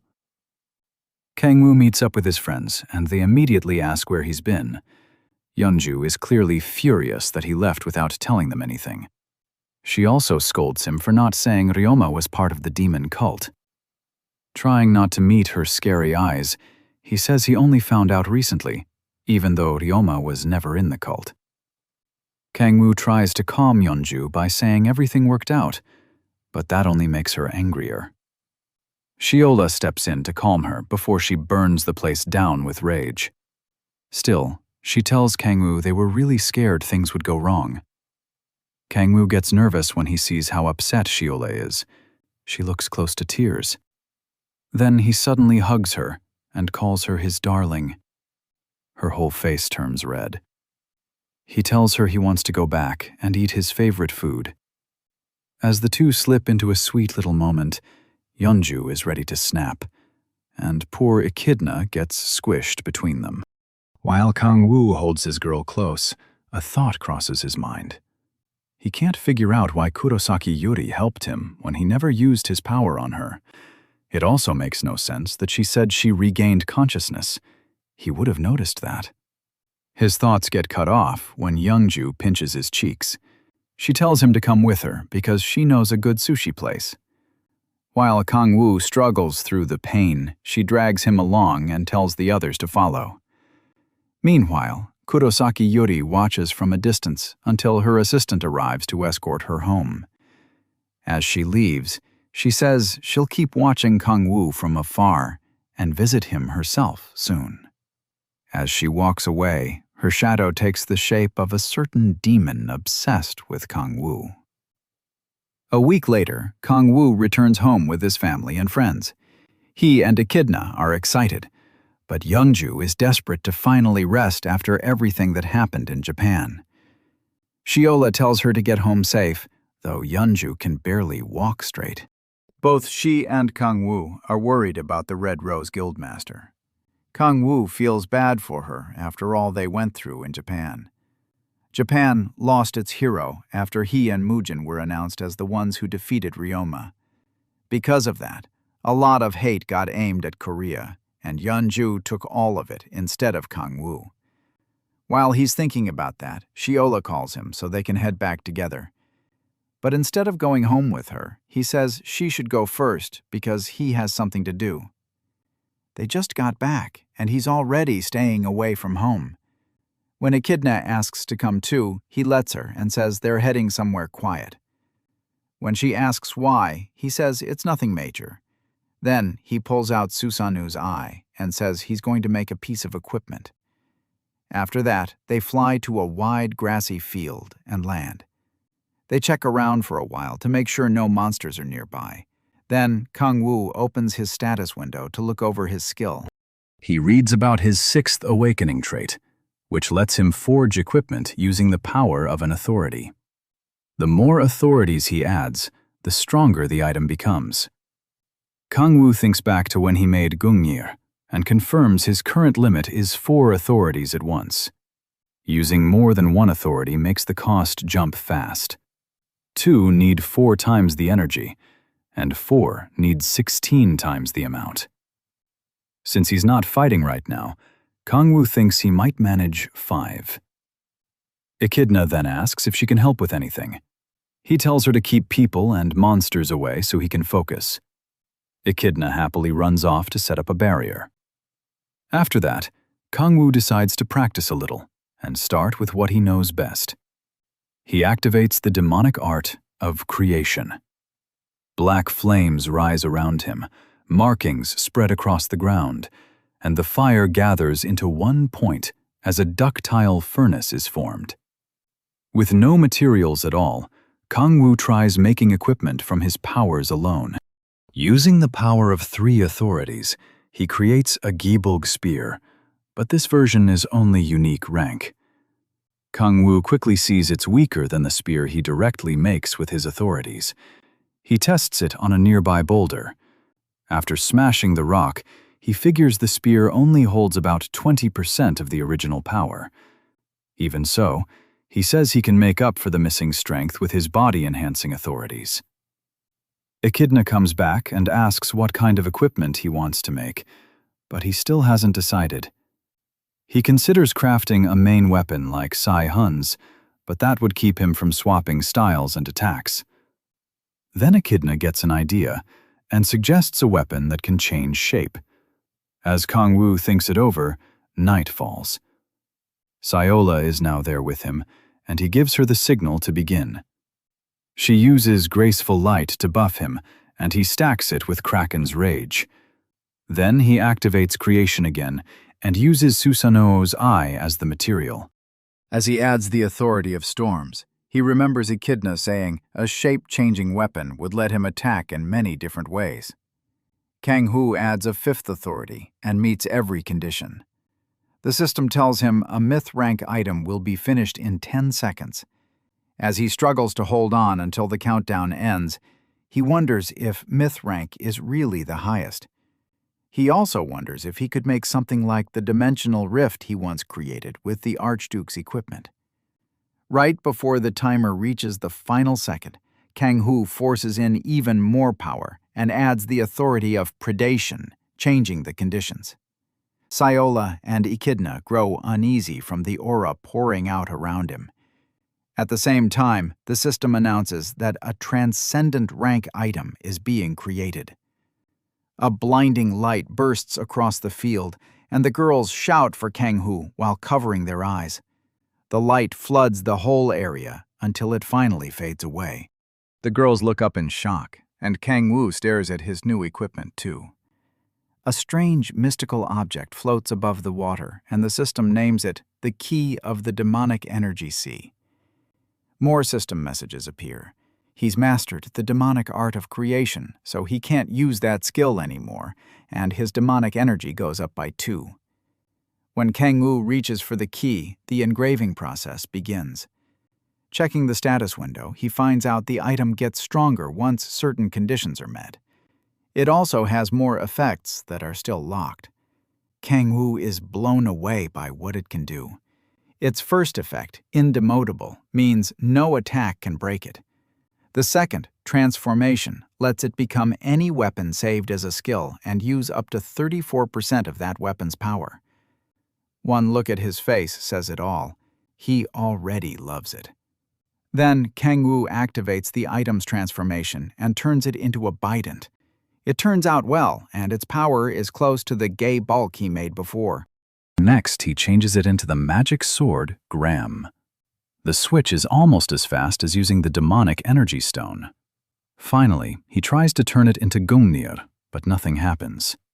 The system explains that the key can only copy weapons made with 4 authorities or less.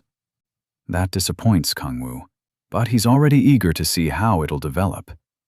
After that, Seola gets his attention and asks if the weapon came out right. He says it did, then changes the key into a ring so she can see it. He figures that'll make it easier to carry. Seola, though, looks ready to kill him over the ring. Once everything is done, they go home. A week later, back at the apartment, Kang-woo is still stuck because of his level cap. Even after getting the key of the demonic energy sea, the restriction hasn't gone away. He sighs in frustration. Staring at the ring, he wonders how he's supposed to level up and gain another trait to weaken the seal on the demonic energy sea. He thinks it over and starts asking if he should just give up and find another way to grow stronger.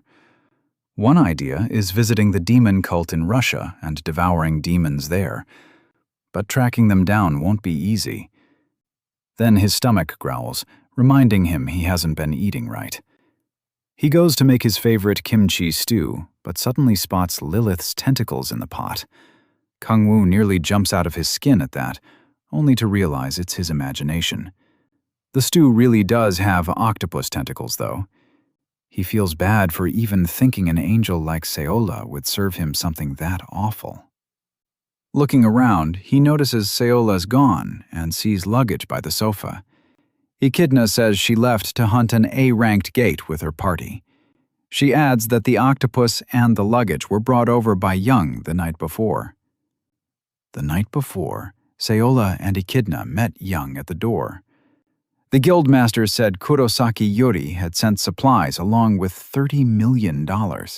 According to Yuri, it was an apology for what happened in Japan, and she wanted to help Kang-woo however she could. Young is surprised the maiden likes him, but Seola's reaction shocks her even more. Even Echidna is stunned by the scary look on Seola's face. Kang-woo, meanwhile, thinks that much money is way too much for simply saving the maiden. Even so, the octopus is still bothering him and making his skin crawl. Then a news report catches his eye. World ranker Alec Osborne, the Sword of Justice, is visiting South Korea.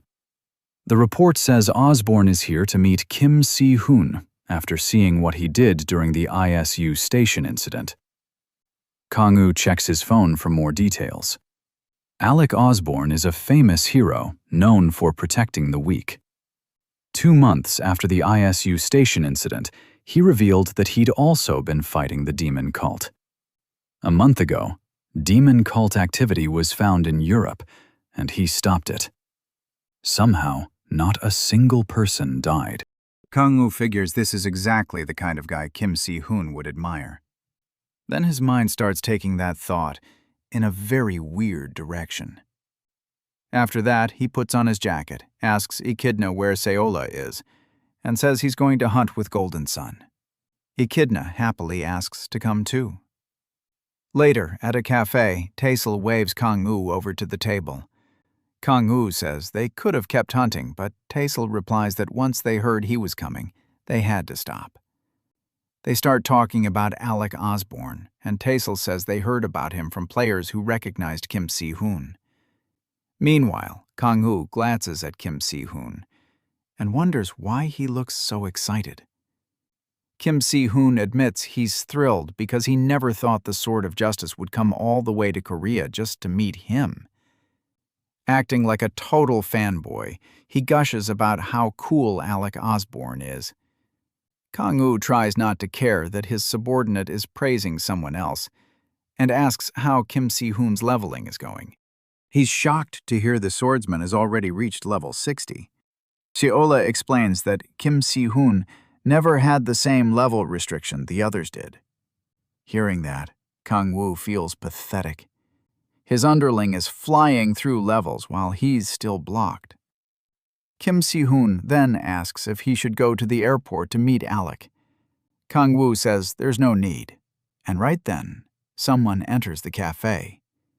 Kim Si-hoon instantly recognizes him as the Sword of Justice.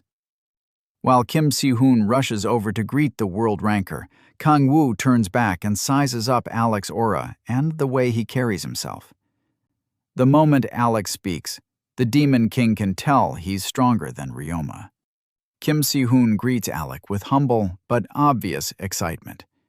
At the same time, Kang-woo feels a little bitter because Kim Si-hoon was never this happy when they first met.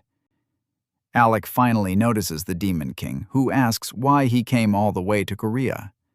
Kim Si-hoon quickly steps in and introduces Kang-woo as his brother.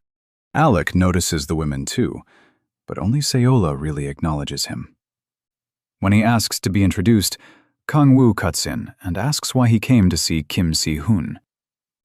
Alec pulls his attention back and says Kang-woo has every right to be cautious since he hasn't explained himself yet. Then he turns to Kim Si-hoon and asks if he knows about beings called guardians. That word instantly grabs both Kang-woo and Kim Si-hoon. Kang-woo remembers Kim Si-hoon saying the Gaia system chose him as a guardian. Alec then reveals that he's one too, meaning Kim Si-hoon isn't the only one. Kang-woo asks if Alec came to recruit Kim Si-hoon to save the world with the other guardians. Alec admits that's exactly why he's here. He wants Kim Si-hoon to join an organization called Guardians. They may not be well known, he says, but they are humanity's best hope. He promises Kim Si-hoon that if he joins them, he won't have to feel that same despair again. He means what happened at ISU Station. Since those demonic monsters used to be human, Kim Si-hoon felt helpless and crushed while fighting them. Alec believes that if they become stronger, they can save everyone. He says they'll reach a point where they can subdue people without harming them. When Kim Si-hoon asks how that's possible, Alec explains that guardians can boost the power of other guardians. At that point, Kang-woo finally understands how Alec stopped the demon cult in Europe without killing anyone.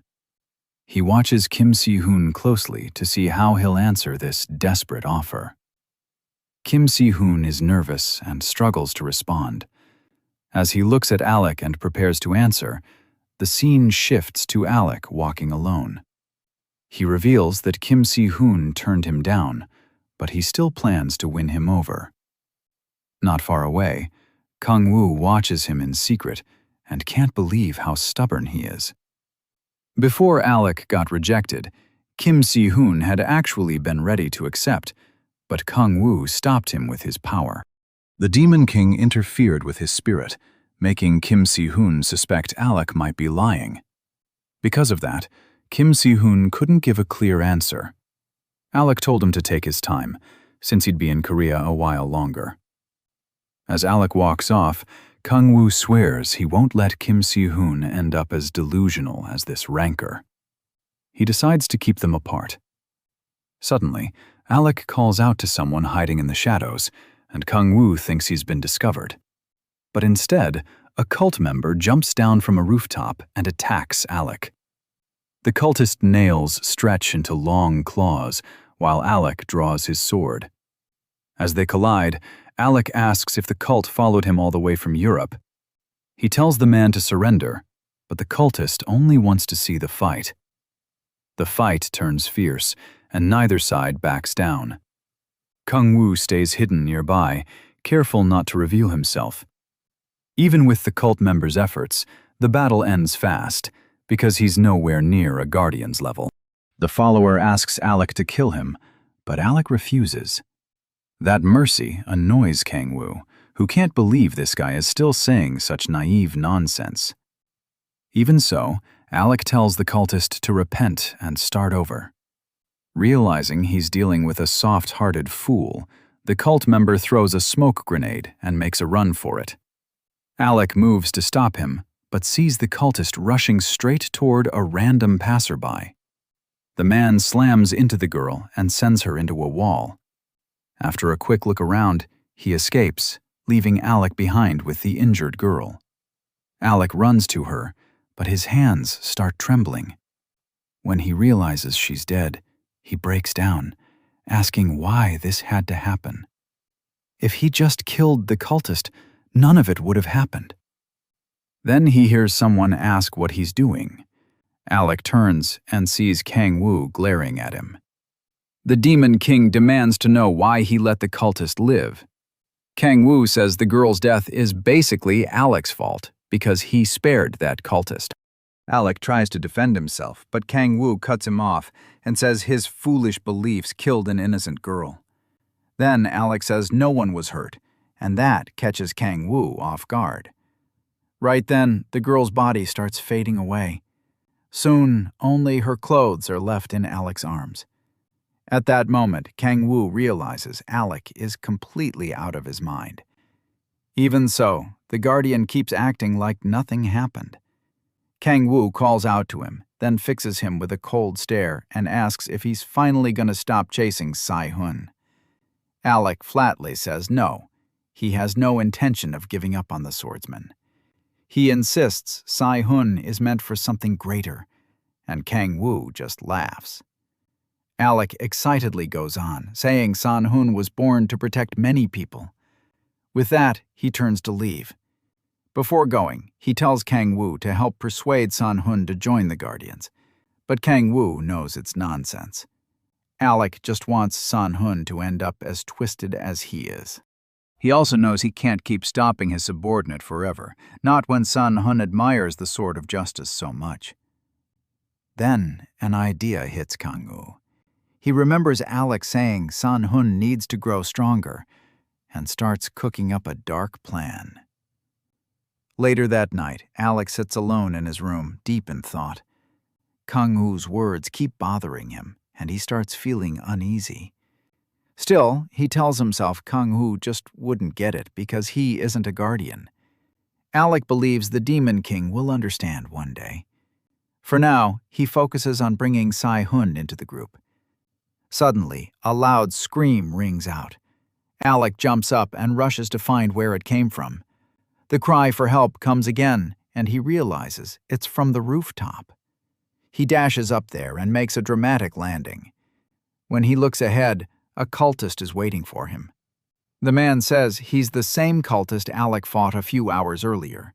When Alec asks about the voice he heard, the cultist admits he was the one screaming. Alec realizes he was lured into a trap. Then the cultist brings up the woman he killed while escaping earlier. That memory makes Alec's face turn dark. Still, he acts like no one died. The cultist laughs and mocks the so-called Sword of Justice for ignoring an innocent person's death. As the taunting continues, Alec draws his sword and says he'll make the cultist repent for the rest of his life. But the follower notices Alec still never says he'll kill him. To Alec, the cultist could never understand why he refuses to take a life. He truly believes saving everyone is the right path. Then Alec rushes in to strike. The cultist only points at his own neck, telling Alec to go ahead. In the end, Alec can't bring himself to kill him and slams into the wall instead. While trying to redirect his blow, he injures his arm. The cultist pretends Alec simply missed, then cocks back a heavy punch. The hit buries itself in Alec's stomach and sends him flying, for being so naive. Before he can even hit the ground, more fireballs slam into him too. The whole rooftop erupts in flames, but Alec somehow survives. As he wonders how this enemy got so much stronger in less than a day, the cultist comes down at him with an axe. Alec raises his sword to block, but the weapon suddenly vanishes. Before Alec can adjust, the enemy smashes him across the face. Alec goes tumbling across the roof, clutching his bruised face. He starts to think this may not be the same cultist. Maybe it's someone else. Then he remembers that cultists can suddenly grow much stronger and guesses his foe is actually a demon.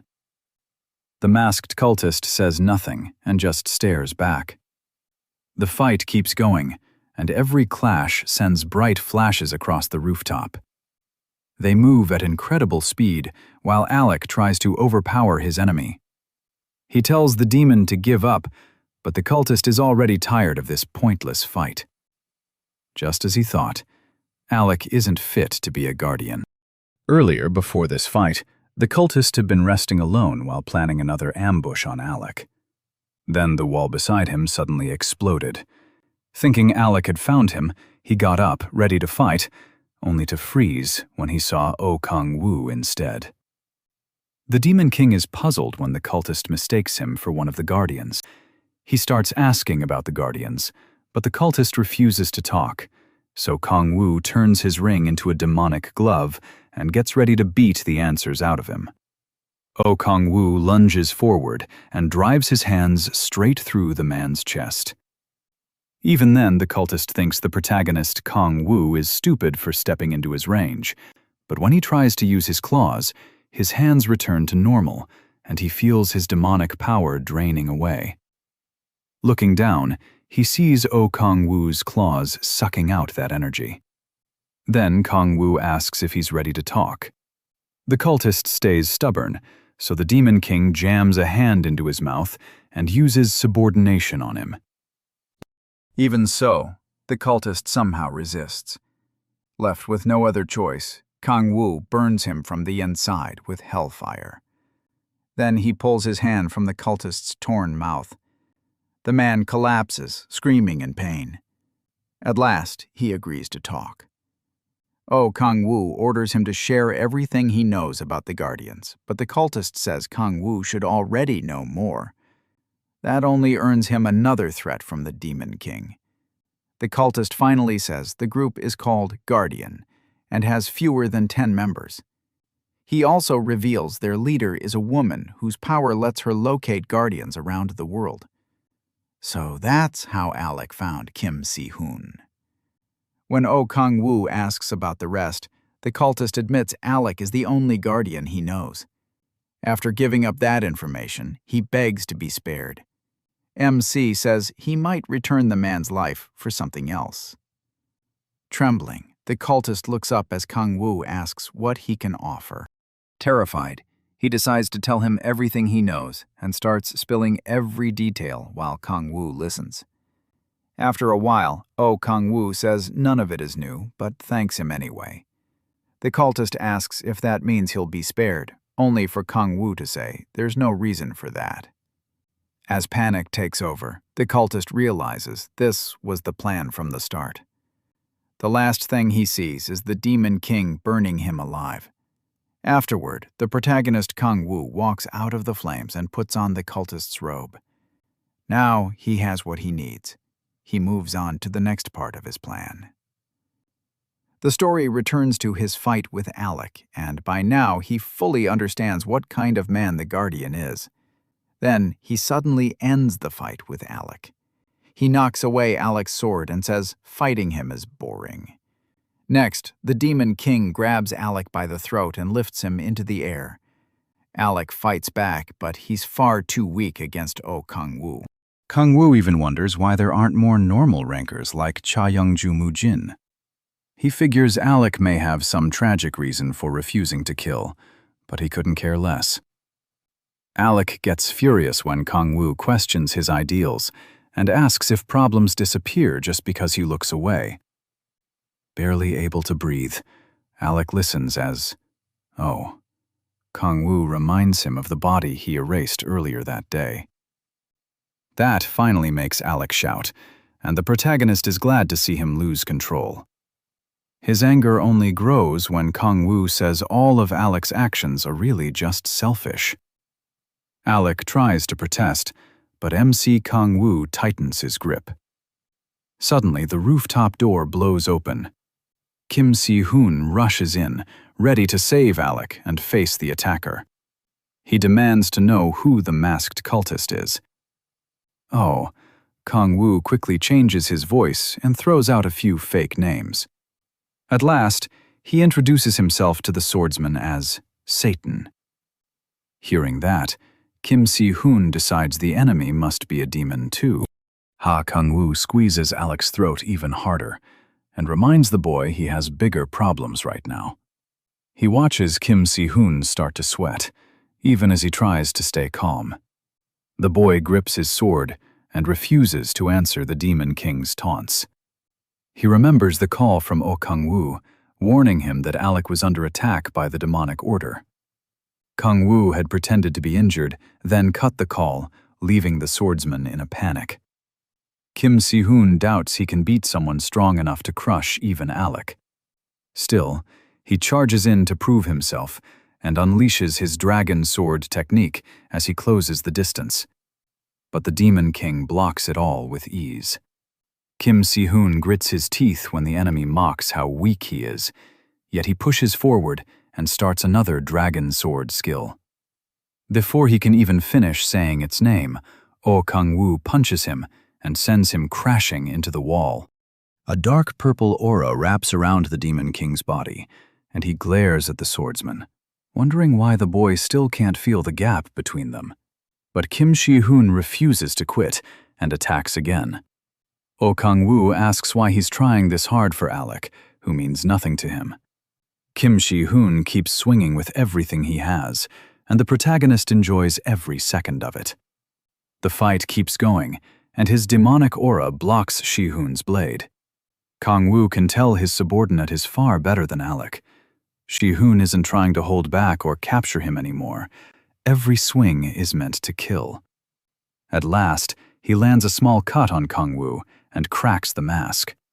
Kang-woo uses the purple power under his feet to shove Si-hoon away. Then he strikes back at the swordsman, but Si-hoon dodges right before the spears can hit him. The gifted boy aims for Kang-woo's blind spot, but the Demon King blocks it with ease. He keeps circling and attacking again and again, but Kang-woo stops everything. As he defends, he thinks about what Sim-hoon still lacks. Sim-hoon steps in for another blow, and the Demon King crushes him without trouble.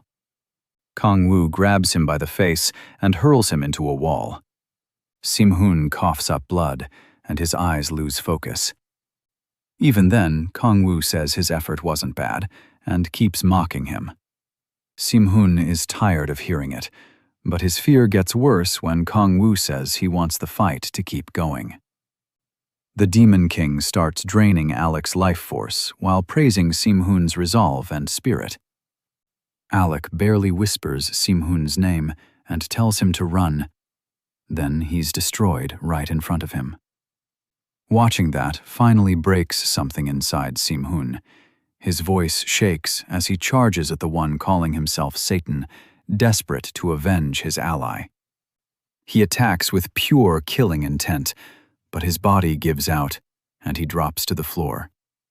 All he can do is grit his teeth and glare, while Kang-woo tells him to keep struggling and remember him. As Sim-hoon slips out of consciousness, Kang-woo tells him to use that anger and hatred to grow stronger. Once Sim-hoon passes out, he removes the mask. Then he nearly throws up from how embarrassing his whole Satan act was. Still, he hopes this pushes Sim-hoon past his limits and helps him grow. Ever since Young and Jae went to jail, Sim-hoon hasn't had much driving him. At the same time, Kang-woo still doesn't know if the Guardians are friends or enemies. If the others are like Alec, he may have to kill them himself. While thinking about getting stronger, a system message appears. Because he killed a guardian, his level cap is lifted and reset to 69. His level also jumps by 10, bringing him to his 7th awakening. Kang-woo realizes killing a guardian is the key to removing the restriction, but the new cap at 69 shocks him. Normally, the next one shouldn't come until level 89.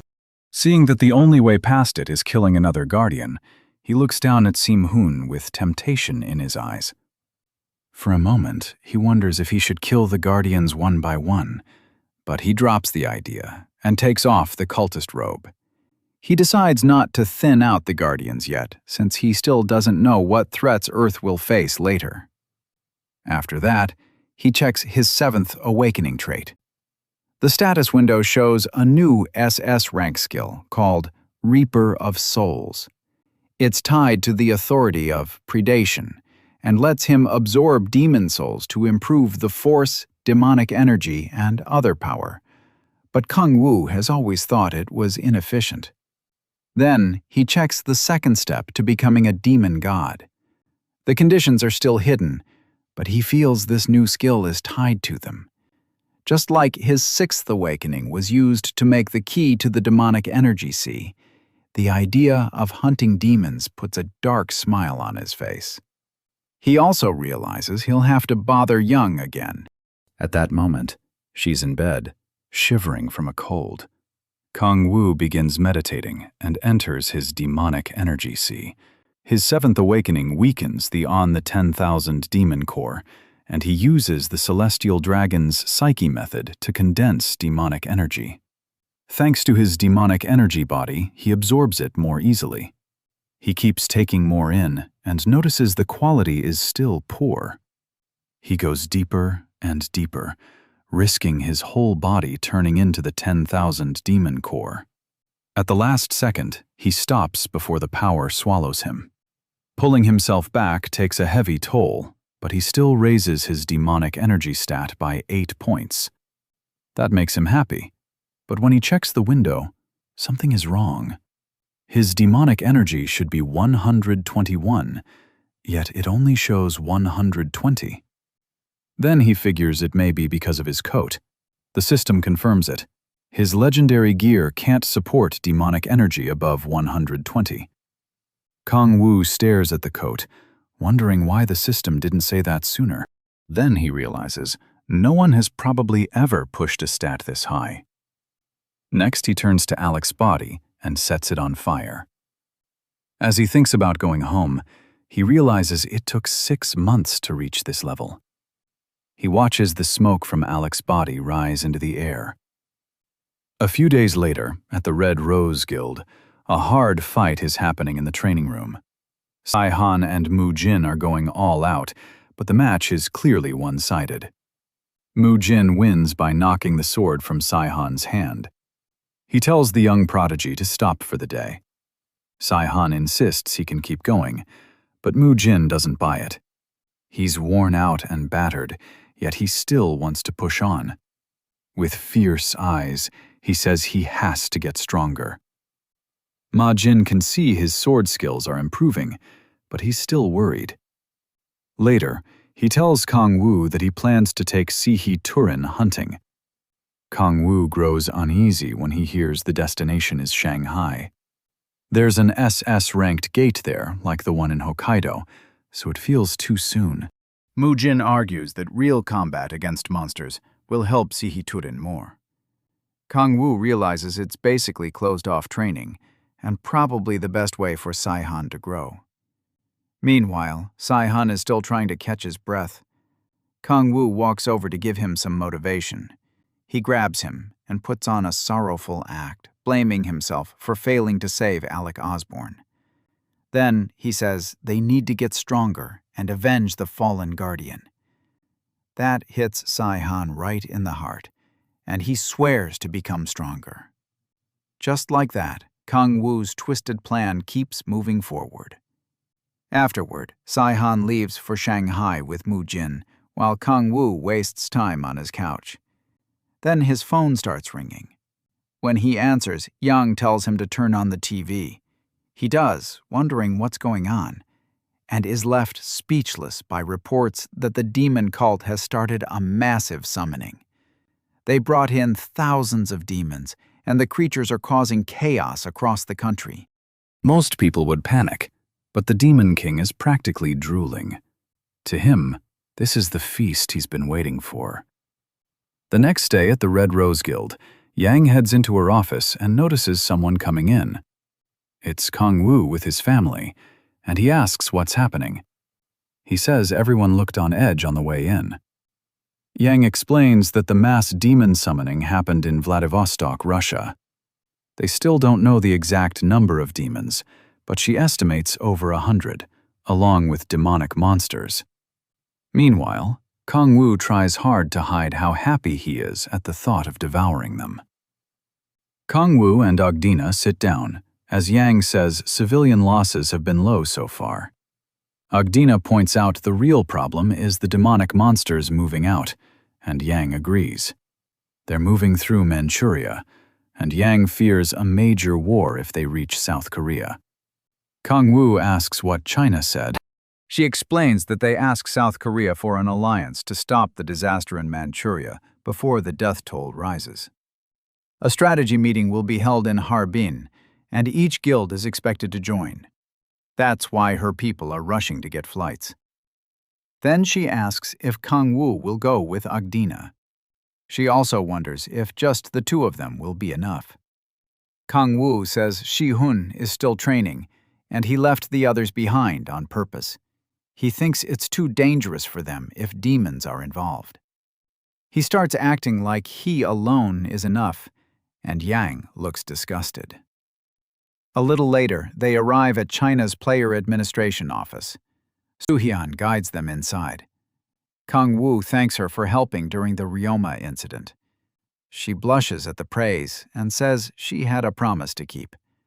With her father away doing private training, she's been stuck handling all his work. Still, she says she's worried about her uncle.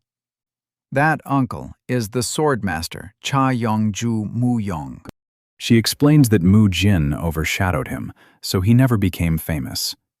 Even so, Mu Yong is the vice leader of the Thousand Sword Gate, and sadly, he doesn't think well of South Korea.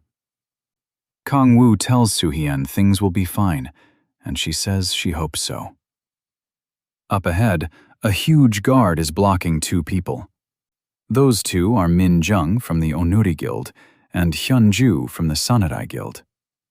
Hyun Ju is surprised to spot Yun Ju, who asks why they still haven't gone in. The second she hears they were barred from the meeting, Yun Ju snaps. She orders the guard to step aside, but he says they'll hear the results later. Then he warns that if they ignore Mu Yong's orders, the China-Korea alliance could be called off. Yun Ju is ready to blow the door open, but Suhyun quickly tells her to calm down. Then Suhyun steps forward and tells the guard to move. He refuses, saying her uncle's orders come first while her father is away. While they argue, Kong Wu quietly walks up to deal with it himself. He politely asks to be let in, but the guard gives him the same answer. Kong Wu says he'll enter anyway, and the guard swings at him. A moment later, the meeting room door explodes. Everyone inside jolts in panic. Kong Wu strolls in with a smile while the guard is left crumpled on the floor. One guild leader jumps up and attacks him for barging in. Kong Wu catches him and slams the bald man's head into the ground. The other leaders are stunned by how easily he gets dropped. Kong Wu jokes that the guy should have stayed seated, especially after already losing all his hair. Then he sits on the unconscious man and casually tells everyone to keep the meeting going. Across from him, Mu Pyun hints that Korea isn't needed here, and Kong Wu fires right back. He even calls the vice leader a cocky little brat. Already fed up, Kong Wu decides to expose exactly what kind of man Mu Pyun is. He talks about a jealous younger brother who can never outshine his gifted older brother. Now that monsters are invading and the older brother is absent, that younger brother wants to prove himself. As he says it, Kong Wu flicks a pen into the mat behind Mu Pyun, barely cutting his cheek. Then he adds that this little brother is pushing other forces to the back so they can't earn any credit. Kang Woo calls Mu Pyun a fool, trying to escape his brother's shadow. That hits Mu Pyun right where it hurts. He insists Kang Woo knows nothing, but Kang Woo says he had him figured out the moment he opened his mouth, and people like him are boring. By then, it's obvious the vice leader is furious and barely holding himself back. Kang Woo tells him to continue the meeting and stop wasting everyone's time. A little later, troops are gathered outside. Yeon-ju is about to speak to them, and Kang Woo wonders why she's so tense. She snaps that it's all because of him. Earlier, after he provoked Mu Pyun, the vice leader lunged at him, swearing to shut him up for good. He tried to kill Kang Woo, but before his sword landed, Kang Woo threw a pen into his face and sent him crashing across the table. Since working together was clearly impossible, Kang Woo said both sides should fight separately and go their own way. Mu Pyun ended up unconscious on the floor, unable to argue back. Young-ju complains because she thinks he should have finished what he started. Now she's stuck leading a huge force and doesn't know how to handle it.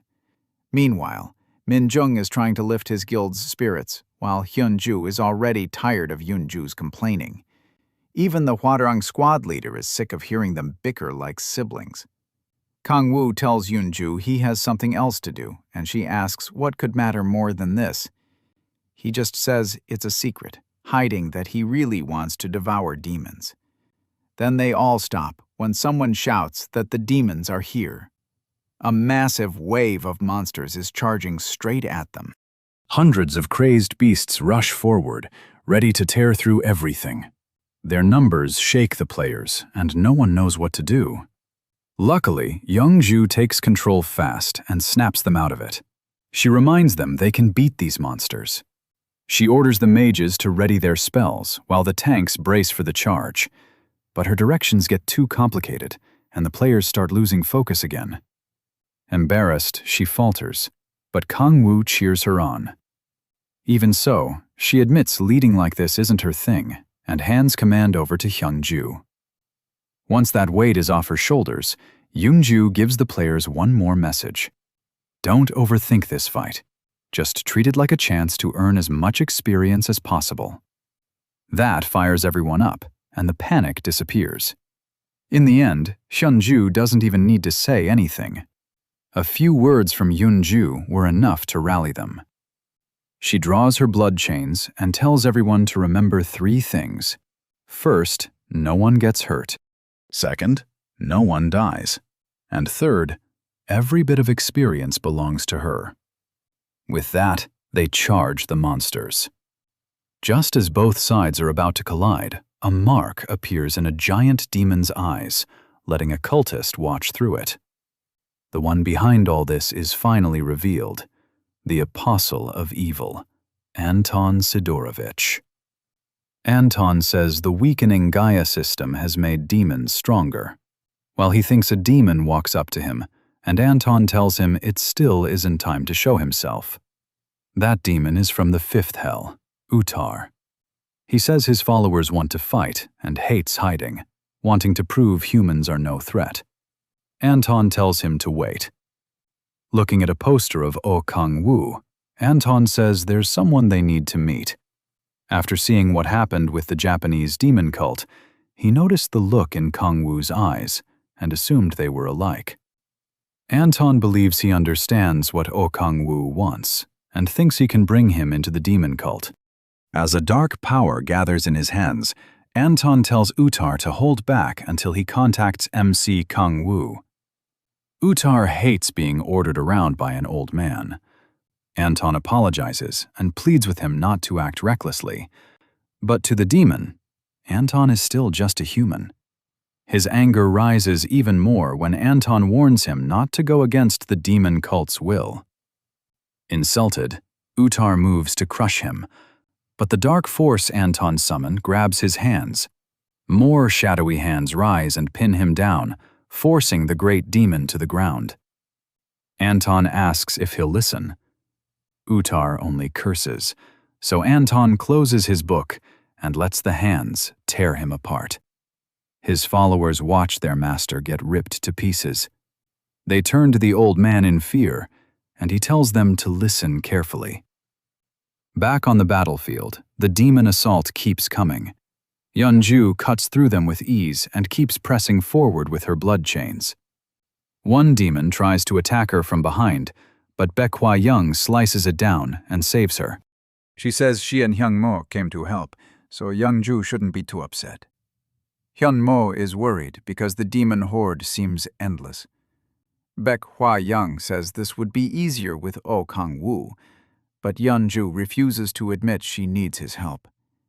Still, he is already there, just invisible to everyone else. He can tell the players are holding up well. Sigola and the Samurai Guild are giving solid support, and the others are managing the demonic monsters well enough. Kang-woo thinks they'll win at this rate, but one thing bothers him. The hundreds of demons they reported still haven't shown up. He wonders what they're after and why they're still hiding. Then something catches his eye. He calls Echidna and tells her to guard Sigola with the Samurai Guild. The little girl promises no one will touch her master's babe. Kang-woo says his plans have changed when a burst of demonic energy erupts from the ground. A hand rises up and writes a message. Someone wants to speak with Oh Kang-woo. That excites him. He thinks his feast invitation has finally arrived. Anton confirms that the protagonist saw the message and tells the demon beside him not to worry. They'll likely meet him after the battle. The demon gets angry, not wanting to sit around and wait. Anton glares at him and makes it clear who's in charge. The frightened demon hurriedly apologizes. Anton forgives him, then asks if any other demon wants to step up. None of them do. With the demons under control, Anton thinks about the best way to draw Oh Kang-woo out. He decides kidnapping Skyola would work best if only he knew how badly that choice would backfire. For now, he decides to end things here, but then he notices something troubling. Looking into the distance, he sees Oh Kang-woo coming straight toward him. When the Demon King lands, Anton thinks he can kill him if he rejects the offer. Brushing off the dust, Anton asks if MC speaks Russian. Kang-woo has no trouble understanding him, but first he looks over the lower-ranked demons. Most are from the 5th hell, while the stronger ones are from the 6th. After confirming none of them recognize him, he asks Anton what he wants. Anton starts talking about the privileges of being a demon. That talk about demon perks catches O's attention. Anton says humans die, but demons don't. The old man keeps pushing, saying demons don't need food or water and aren't limited by age. He tells him to stop dragging it out and get to the point. Anton finally says the demon cult can turn humans into demons, and he offers the protagonist eternal life. Like a fool. He tries tempting the Demon King with immortality, saying he'd never have to decay like a human. Then he holds out his hand and asks O to join the cult. Anton says he understands people like MC and claims he's the only one who can. That's when he finally loses it. He bursts out laughing at the old man and his pathetic offer. The other demons are stunned as the protagonist openly insults Anton and mocks everything he said. Anton is left speechless when he sees O laughing at him. Once he's had his fun, MC's face turns cold. He tells Anton not to pretend he knows him because he has no idea who he's dealing with. Then he releases his power, and the ground beneath him starts breaking apart. The demons try to flee as the earth splits open, but they only end up dropping into the cracks below. As huge pillars rise from the ground, terror spreads through the demons, and Anton too. Shaken, the old man can't understand what's happening. Young and the others feel the battlefield quake hard, and they're shocked too when she notices the eerie structure O made. Her frustration only grows. Even so, she's worried about the protagonist and hopes he's safe. Anton watches MC turn the area into something like hell, then stares in disbelief and asks if this is really the power of a mere human.